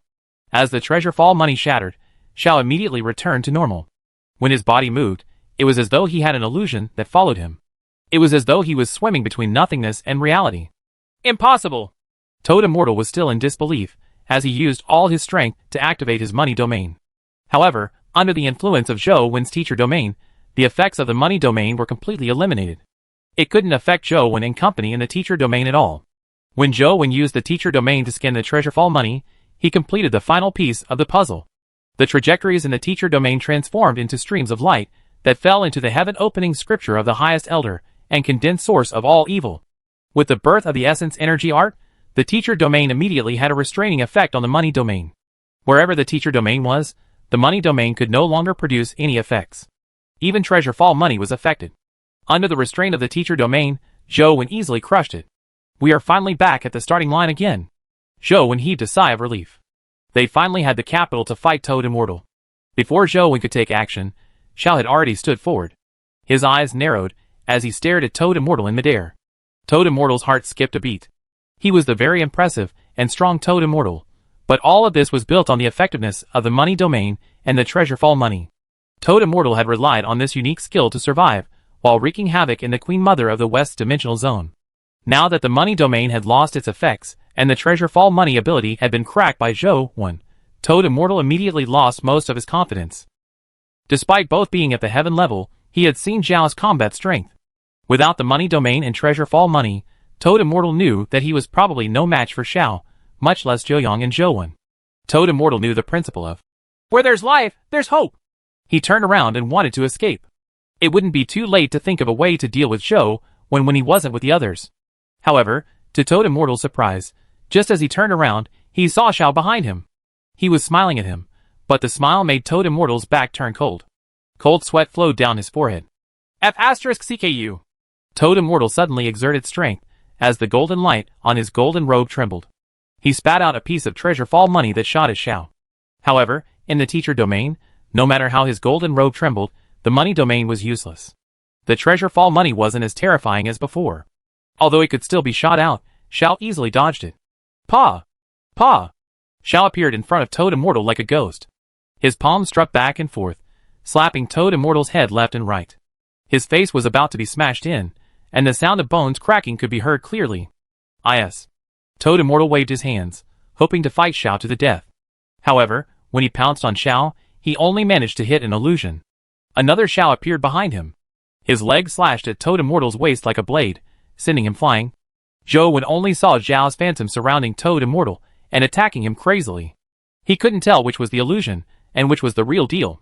Both seemed capable of swapping between themselves at any time, causing Toad Immortal to cry out in pain from the lashing.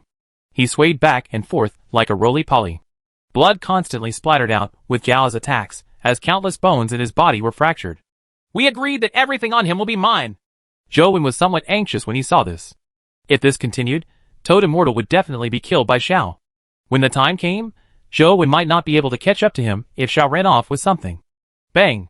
Zhao's final kick struck Toad Immortal's head, smashing it right into his chest.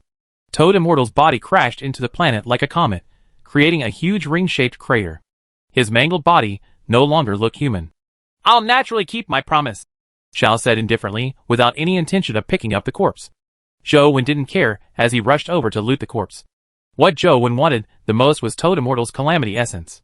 This was because Toad Immortal's domain power was the power of Taboo.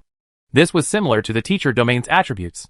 Perhaps Toad Immortal's Calamity Essence could raise the teacher domain to the hell level, or even the heaven level.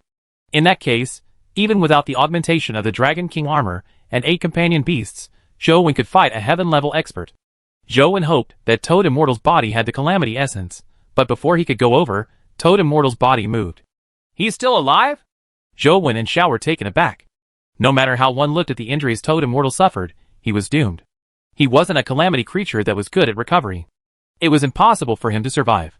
Just as the two of them were feeling puzzled, Toad Immortal's body staggered as he stood up. His actions were very strange, his body jerking like a zombie.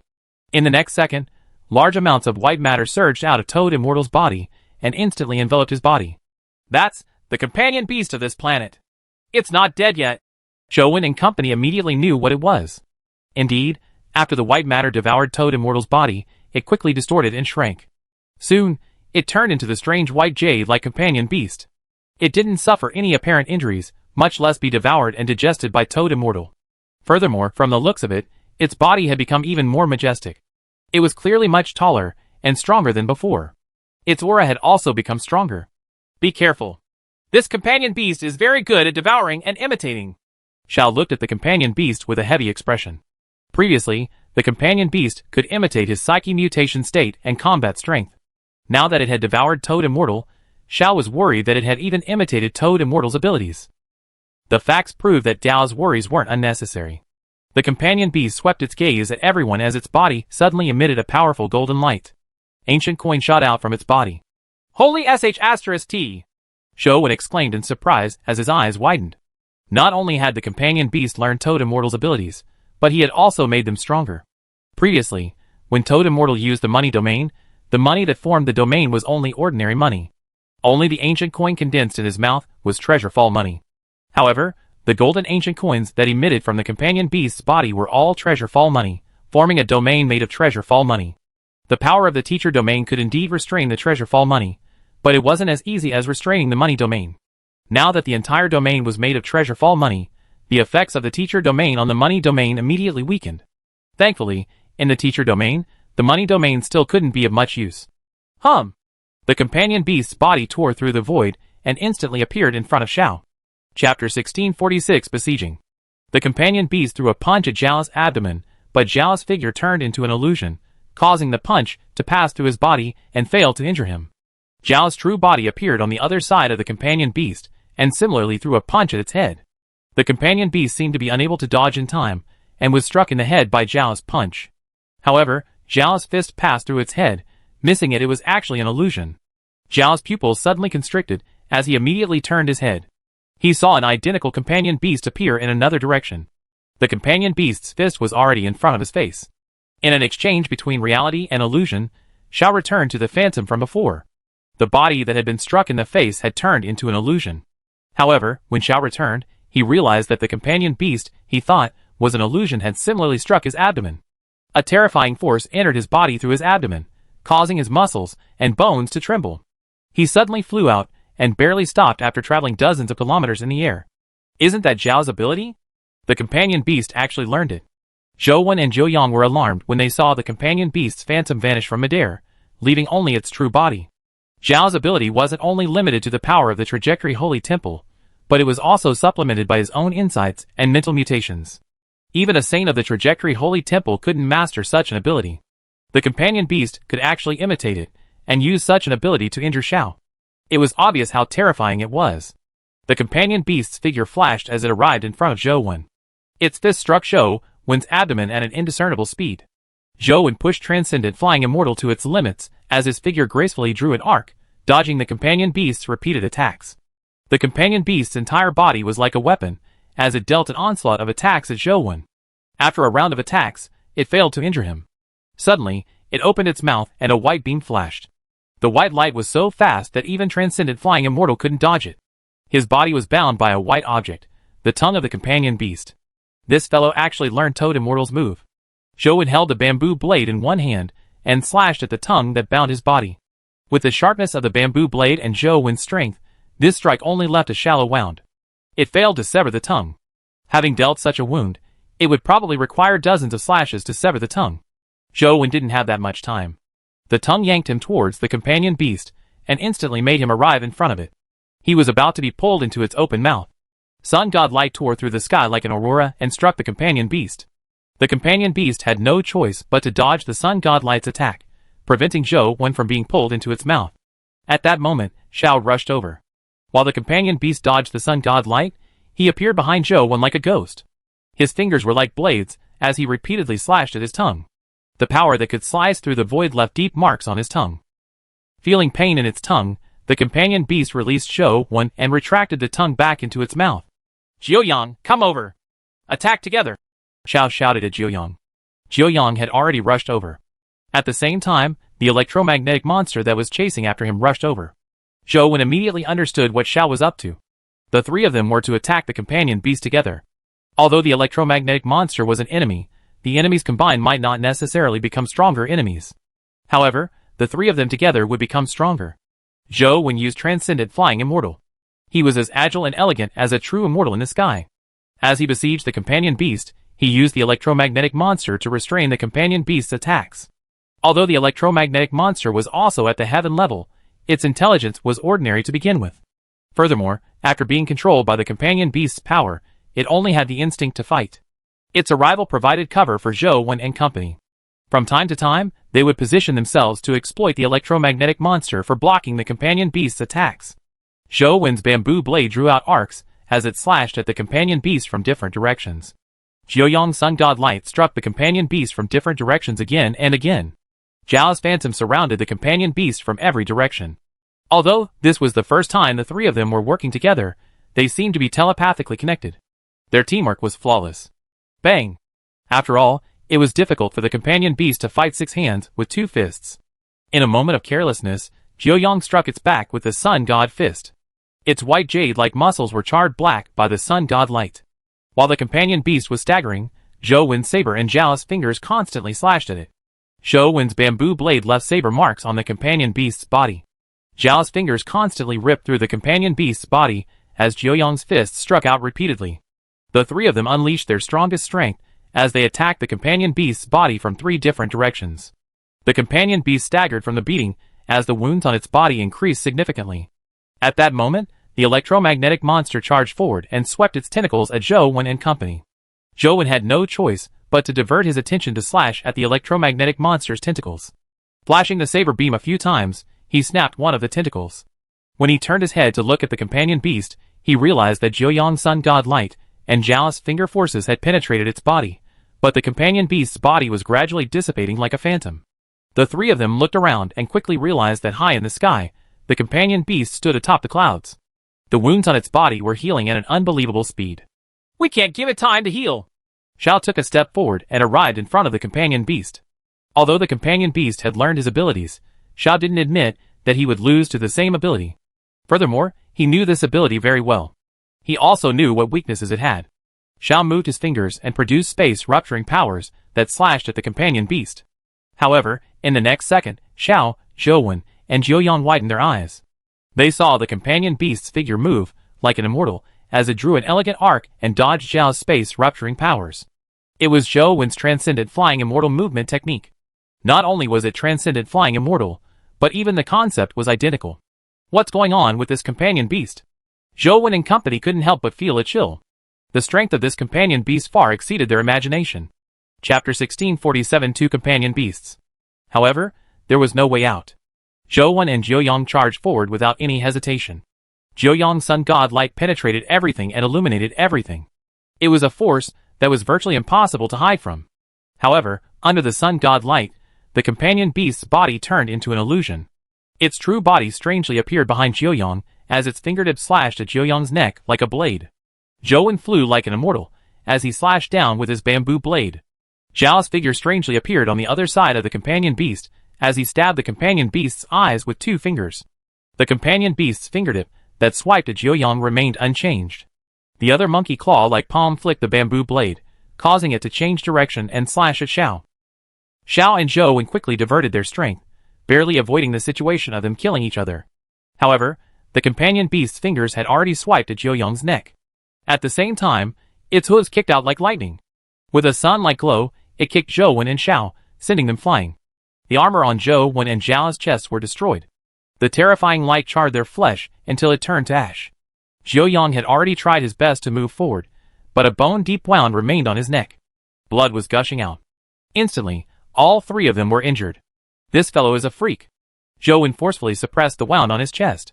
When he saw the companion beast approaching him, he hurriedly dodged in the direction of the electromagnetic monster and used it to block the companion beast's attack. Just as Zhou Wen circled behind the electromagnetic monster, he saw a white light flash from the companion beast's mouth. Its tongue wrapped around the electromagnetic monster and pulled its huge body towards its open mouth. The electromagnetic monster's body was extremely huge, but when it was pulled to the companion beast's mouth, it strangely shrank and was swallowed.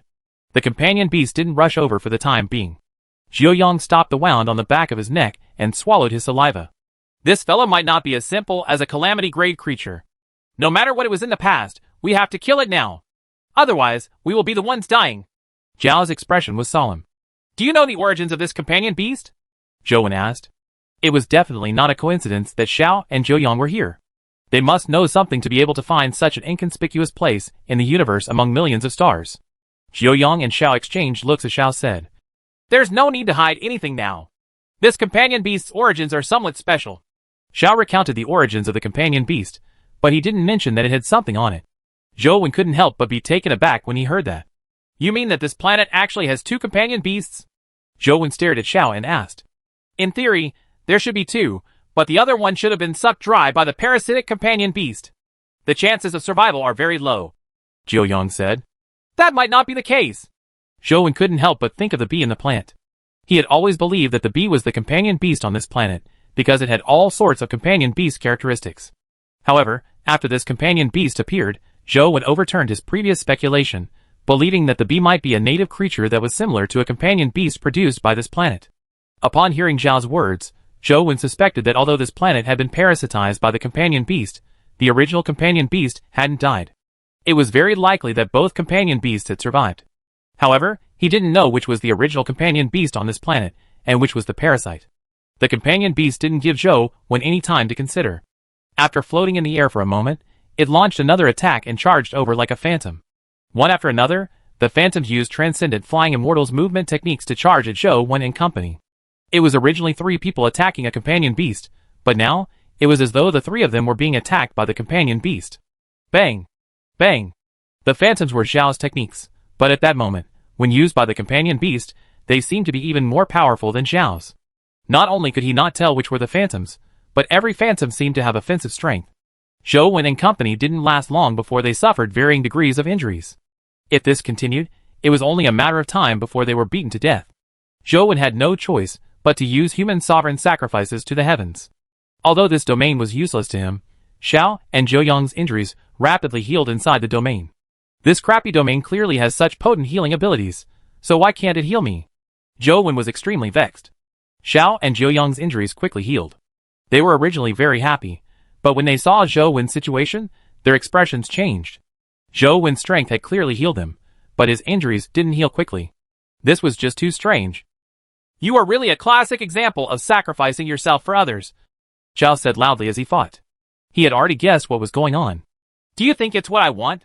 I can treat anyone in this crappy domain of mine but myself, Zhou Wen said gloomily. He had already used Transcendent Flying Immortal with all his might, but the concepts of the Transcendent Flying Immortal movement techniques of the Phantoms weren't inferior to his. They were faster than him, making him suffer more and more injuries as he fought. Although Zhou Yang and Zhao's situation was much better thanks to human sovereign sacrifices to the heavens, they were also unable to fend for themselves. They didn't have the strength to help Zhou Wen. They also knew very well that a large part of the reason they could survive this long was because of Zhou Wen's double domains. One domain helped them block the money domain's seal, while the other helped them rapidly recover. Without these 2 domains to save their lives, it was impossible for them to last until now. Zhou Wen also knew that he couldn't last much longer. He kept thinking about how he could escape his present predicament. With his teacher domain and interstellar teleportation abilities, he might be able to escape.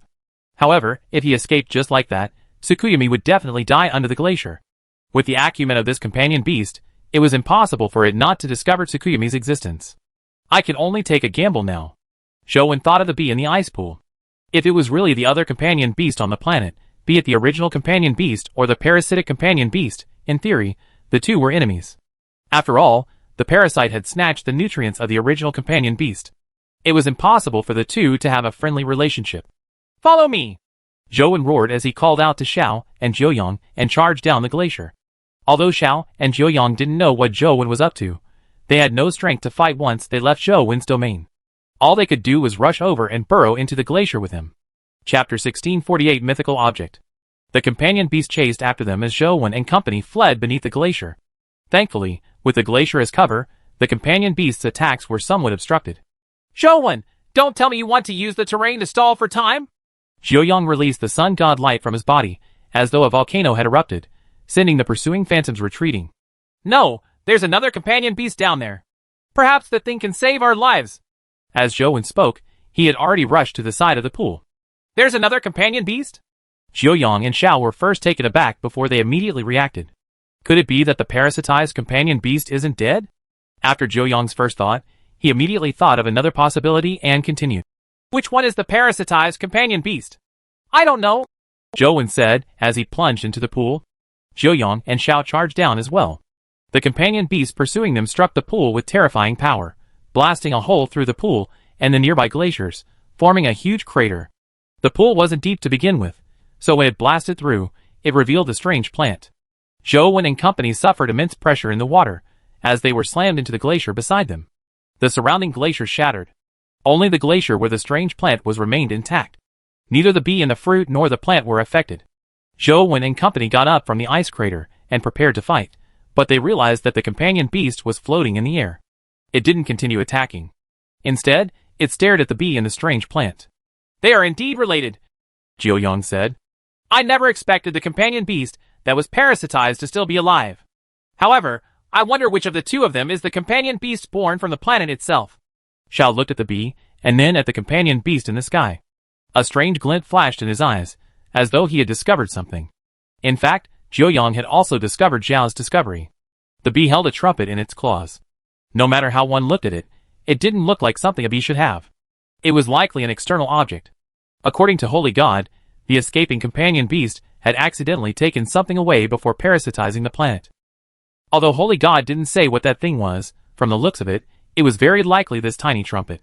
Of course, this was only their guess. It might not be accurate. The companion beast that chased after them seemed to be afraid of the bee. It floated in the air without coming down. It kept staring at the bee, its gaze focused on the tiny trumpet. It didn't move, nor did Zhou Wen. Zhou Yang and Xiao didn't dare move either, hoping to wait for an opportunity.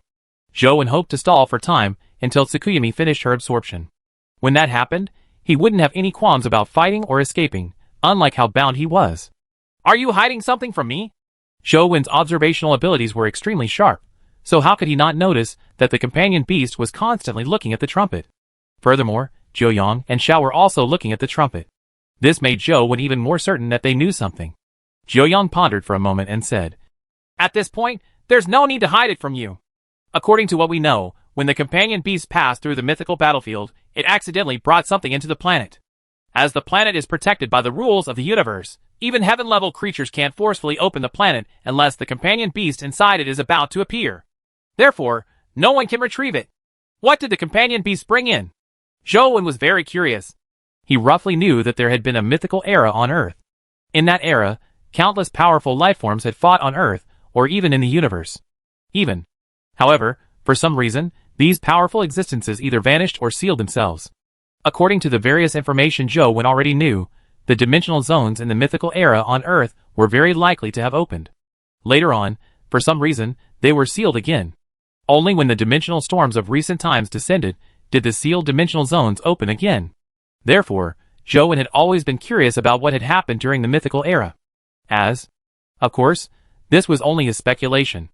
Only lifeforms who had experienced that era knew if this was the case.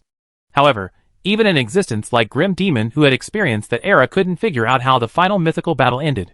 Perhaps only an existence like the Dharch will truly know what happened in the mythical era. Zhou Wen had always felt that the Dharch definitely knew many things. Zhou Wen still found the Dharch unfathomable like a bottomless abyss. In the past, when Zhou Wen was young, he felt that the Dharch was very strong. Now, he could fight calamity-grade creatures, but that didn't change his former views. In fact, the stronger he was, the more he found the Thearch's strength unbelievable. The power of which was heaven-defying. Even a heaven-level domain was inferior to it. I don't know. Zhou Yang shook his head and said, The information we obtained was only that the companion beast brought in something very important, but we don't know what it is. Now, we are very suspicious that it's the trumpet in the bee's claw. If it's really the trumpet, doesn't that mean that the bee is the companion beast's parasite? The fellow we fought is a native of this planet? Zhou Wen frowned. If the trumpet is really that thing, that guess is very likely. Xiao had been observing the companion beast in the air.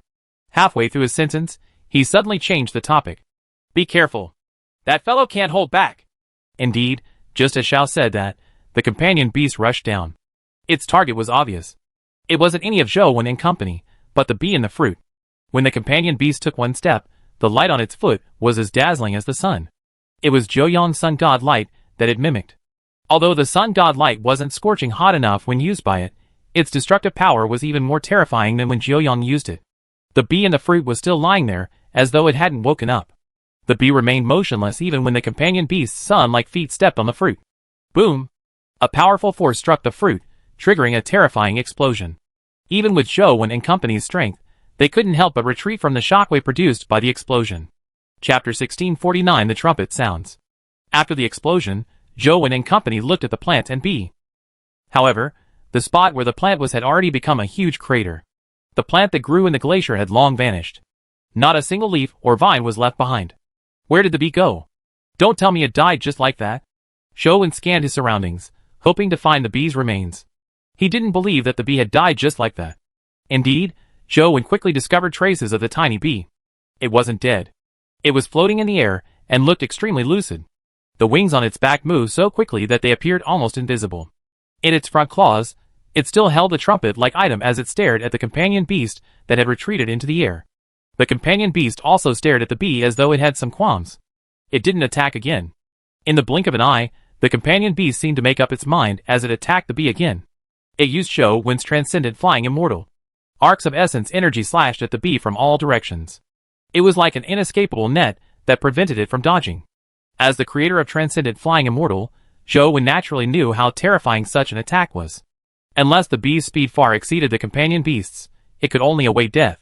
Just as Zhou Wen thought that the bee was about to suffer, he saw it finally wake up. It placed the trumpet in its mouth, puffed up its cheeks, and blew hard. A high and sharp sound blared from the trumpet.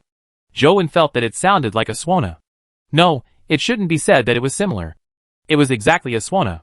The high-pitched voice was something that no other musical instrument could simulate. It was music that penetrated straight to the soul. Under the protection of the teacher domain, Zhou Wen couldn't help but vomit a mouthful of blood when he heard the swana sound. Jiuyang and Zhao's situation was even worse. Although they were also within the teacher domain's range and were protected by it, the teacher domain wasn't their own strength after all. The injuries they suffered were worse than Zhou Wen's.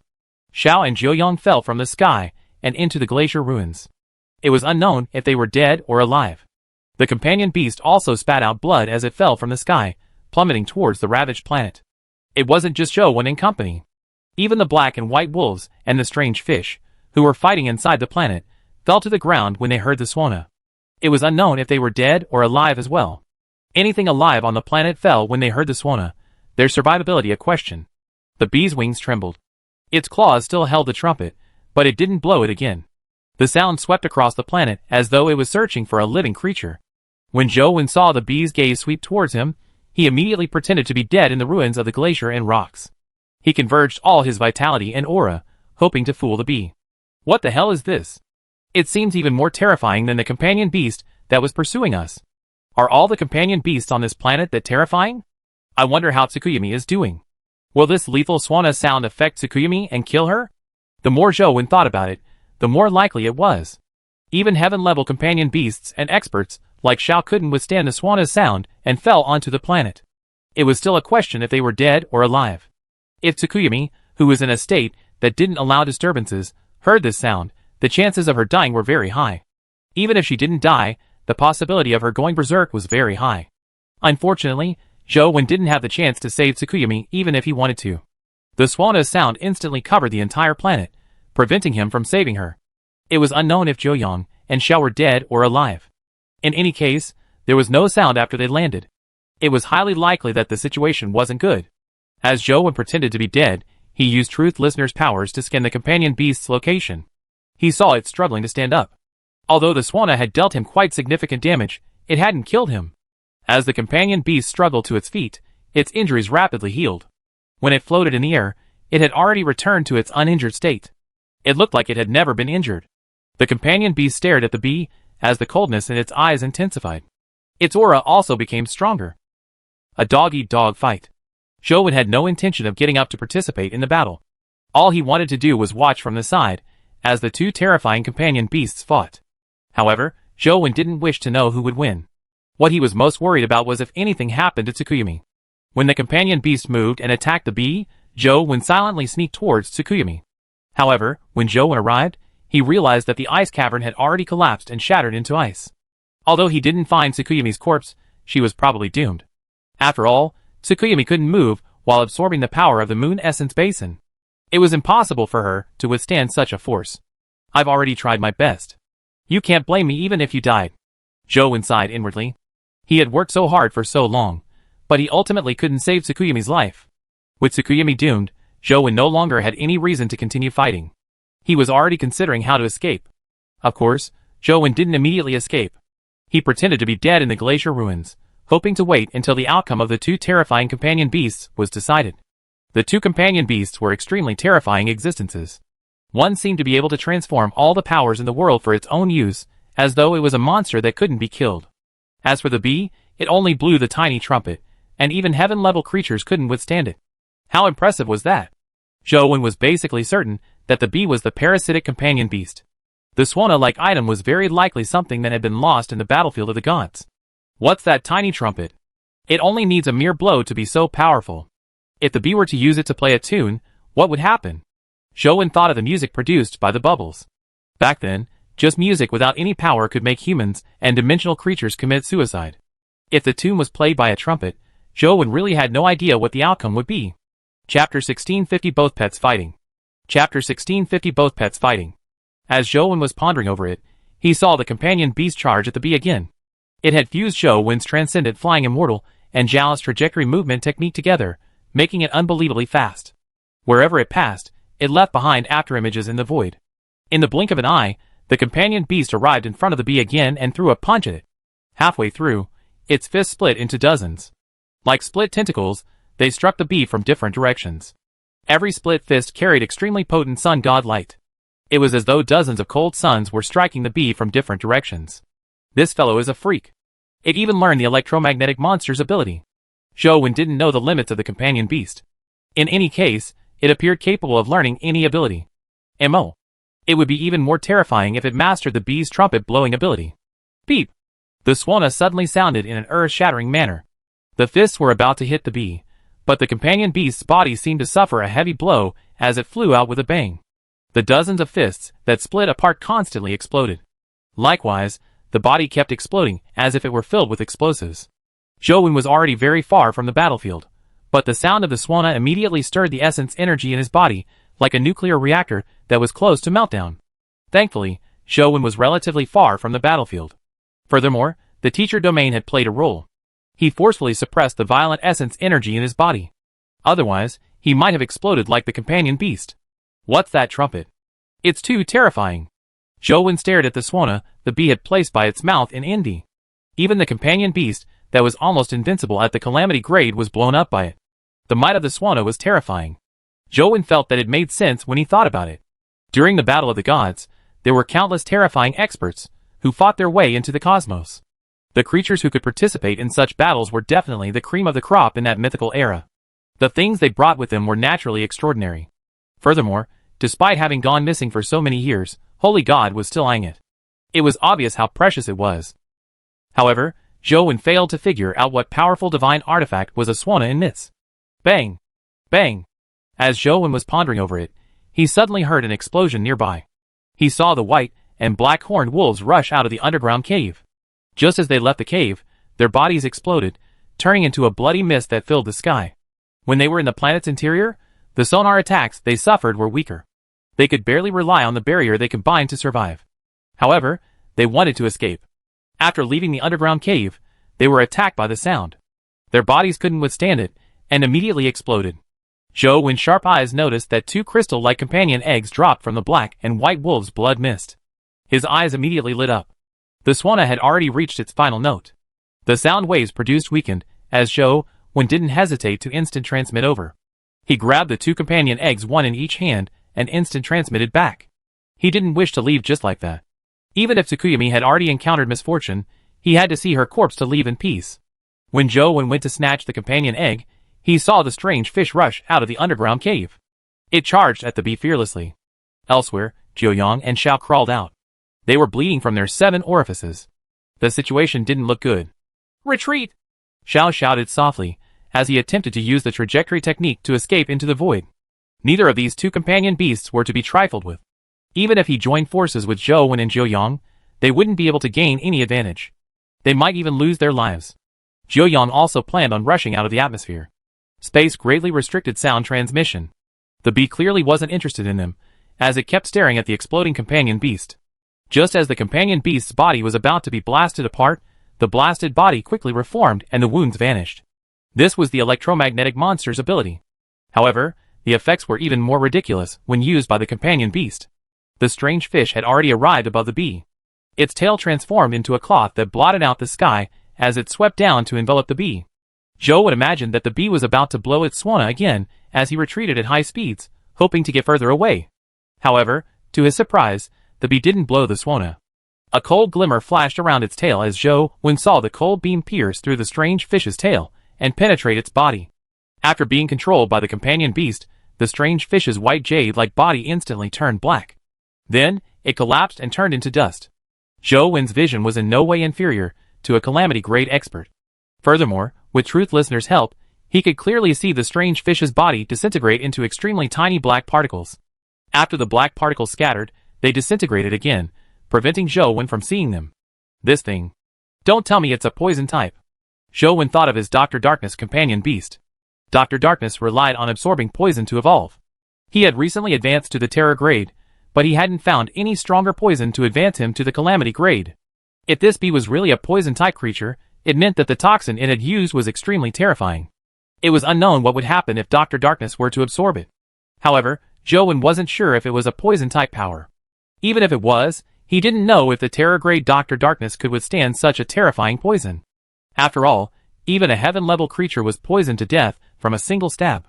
The Terror grade Dr. Darkness might disintegrate before advancing to the Calamity grade.